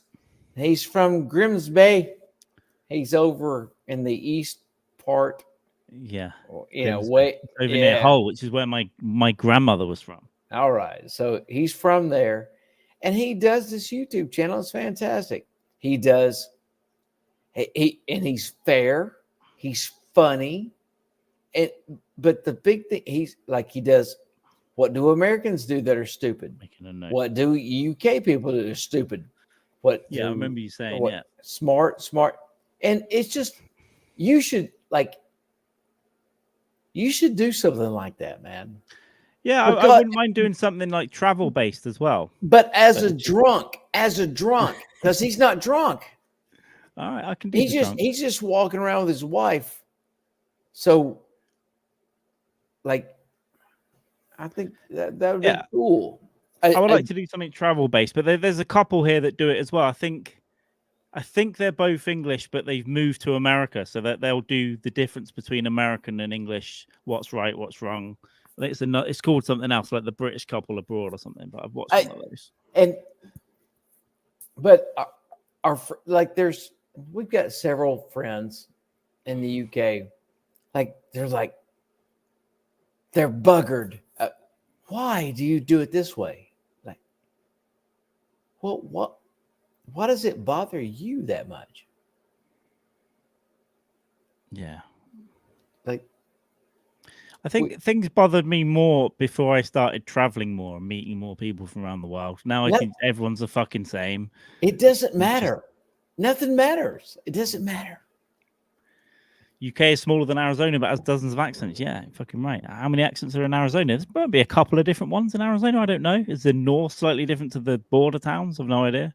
Slight twinges. I don't know. Arizona accent seems to be quite nondescript to me, to be honest.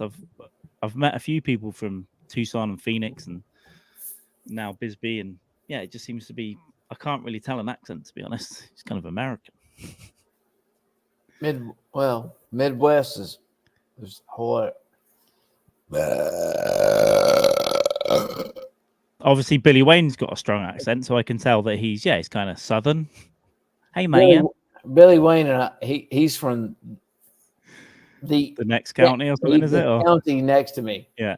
That's where we're from. Hey, man.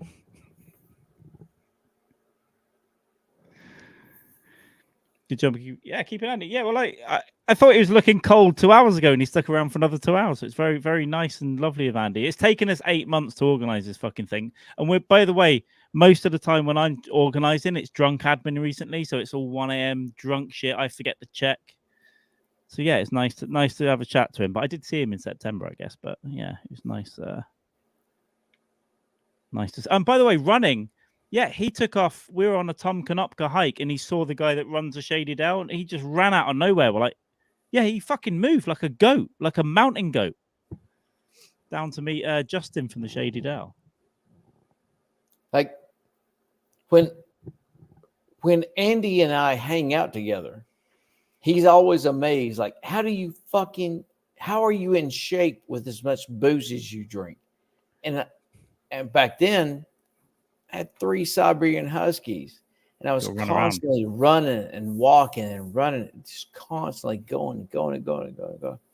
And once he figured out that, then he knew that it's like, oh, he can run with me, no problem. Andy's fast. Andy moves fast. And it was a surprise to me because he was kind of ambling, and then he just shot off. Like, what the fuck is he doing? Yeah, he can move. Oh, is that me or Brett? One of us has lost someone. Is that me, guys? Let me know if I'm still here or if that's Brett, because we do have a storm here right now. It's very windy. Oh, my internet looks okay. I think this might be Brett. Oh, Brett's froze. Okay, fair enough. Yeah, he might not come back then. I'm going to go and eat some snacks in a little while as well. But it's been fun. It's been fun having Brett on. It's been great having Andy on for over 4 fucking hours. I'll get loads of clips out of this. We've had some fun. Yeah, I've been a little quiet because I've hit the booze wall. Yeah, I'm still a little bit sober, Ian, but I'm not quitting booze or anything. I just needed to reevaluate a couple of things because I hit the wall last week, 2 weekends ago. There we go. Yeah, I've had some chocolate. I got some chocolate in for my fat gut, but I'm back in the gym. And my intention was to go running today, but I just didn't make it. And then it's pissing down, and then the day disappears, and I was a bit actually, nervous about tonight because I hadn't, double check stuff. But I will bail on YouTube in a second. And if no one's watching this on YouTube right now, but if you are, make sure you're subscribing. We've got a few hundred subscribers on YouTube now, which is lovely because it used to be about 3. But keep going, and I'll keep doing the topical stuff, and there'll be lots of clips from this. And all Andy's links are down below. Patreon, Last Shot. I think merch for this podcast. There's a thing, if you aren't subscribed, there's a link in there. You just click it and it'll subscribe, or the big red button. I would assume Brett isn't coming back, and that might I'll send him a message actually.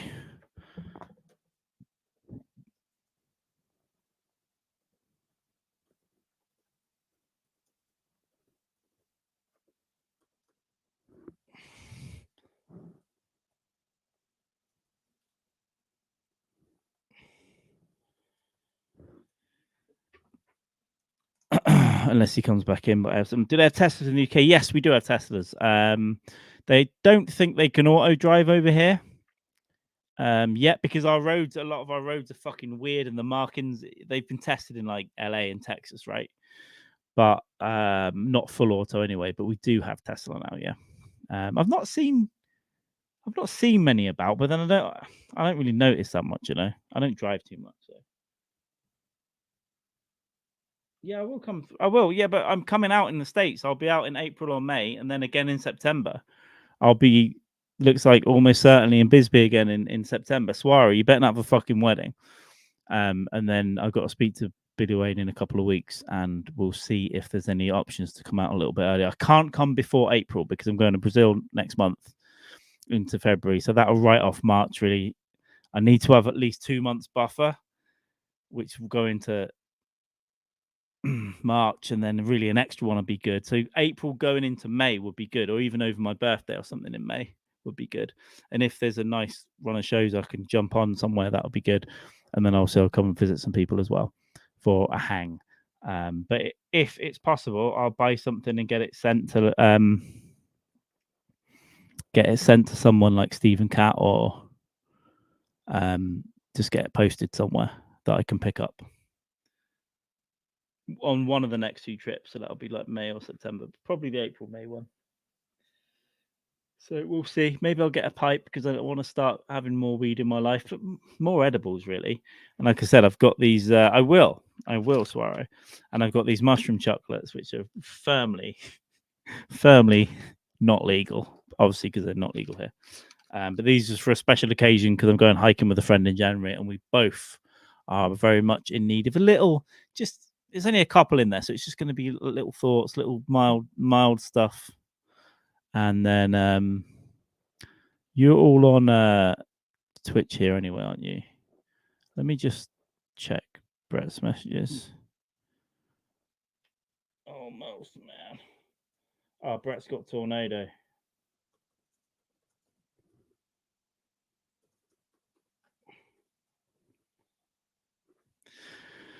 Yeah, all right. Brett's gone down with a storm. That's why his internet is fucked up there. So what I'm going to do,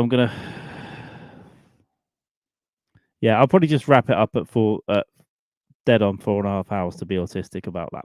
I was just going to go and hang on Twitch for a while, but you know what? I've had although it's been a fun hang, I've got chocolate and salt and I've got Oreo dairy milk chocolate, and then I've got salt and vinegar chipsticks that I've had my thoughts about for the last 4 hours. So I'm going to go and watch maybe an episode of The Continental, or maybe something just on YouTube or something for an hour. And I've done a 4.5 hour podcast, Stone Bollock Sober, with Andrist and Brock, and I would historically get absolutely fucking wankered. And the next one, I will be getting fucking wankered on it. All right. Special chocolates. Are we tweeted tornadoes, man? I've literally got 2 in there, so it'll be one for me and one for my friend. So it's just going to be very light, but it will be enough to very light just thoughts and very, very, very light visuals. That's all I want. Just to toe in the water, and then the next one obviously go a little bit deeper as well. It's been a little while, to be honest. And the best ones I've had are the thoughts. You fuck wanker, Ian. Oh, I've been in the Bisbee hat all night as well. Tom Konopka's Bisbee hat. And that's the Shady Dell. There, I can't work out the fucking mirror image. He dislocated my fucking shoulder. Possibly about 1 week. Yeah, Swaro. So I'll let you know when I'm going. I'm gonna. So I'm going to speak to Billy Wayne Davis about it in the next couple of weeks, and he might kick me down the road again a little bit, which is fine because he just needs to get those dates in. But if there's a section of dates that are kind of close to each other somewhere, I'll go and jump on some of those. That's the plan. But I don't want to really say anything about stuff until it's confirmed, you know. But that seems to be a general plan. And then what will be called Beep Fest that I have named in Bisbee will be on in September. So it sounds like Andy will be there. It sounds like I'll be there. It sounds like Kat will be there. It sounds like Levine will be there. And then I don't know if Stanhope will be there or not, probably. But it should be good anyway. And the next time, yeah, if they get rid of other people from the Dell, we could stay in trailers there, which would be good. If not, I'm going to rent a bigger house, and 2 or 3 people can come and crash in it as well. So that'll be the plan. Much more organized. Hey, Jem, you doing Iron Butt Club today, or are you not doing that? Let me know. Thanks for everyone for hanging out as well tonight. That's very nice. I did not expect. I thought it may be an hour or 2 hours, and then I didn't expect Brett to offer to come on as well. It's been very nice with him coming on for the first time in 8 months or so. I need to get my shit in order for many, many things, and one of them is getting some cool people to come on. I've got a very, very, very, very, very big guest that's agreed to come on. I've hinted at it a couple of times, but it's going to be, because of my drunken admin bullshit, it's going to be 5 months away. So, but in May, that should be the plan. I will hold them to it. 7:30 East with Merry Little Batman. Oh, nice. And Home Alone. Let me have a look to see if I'm. Yeah, that'll be. Is that in an hour? Yes, in an hour, right?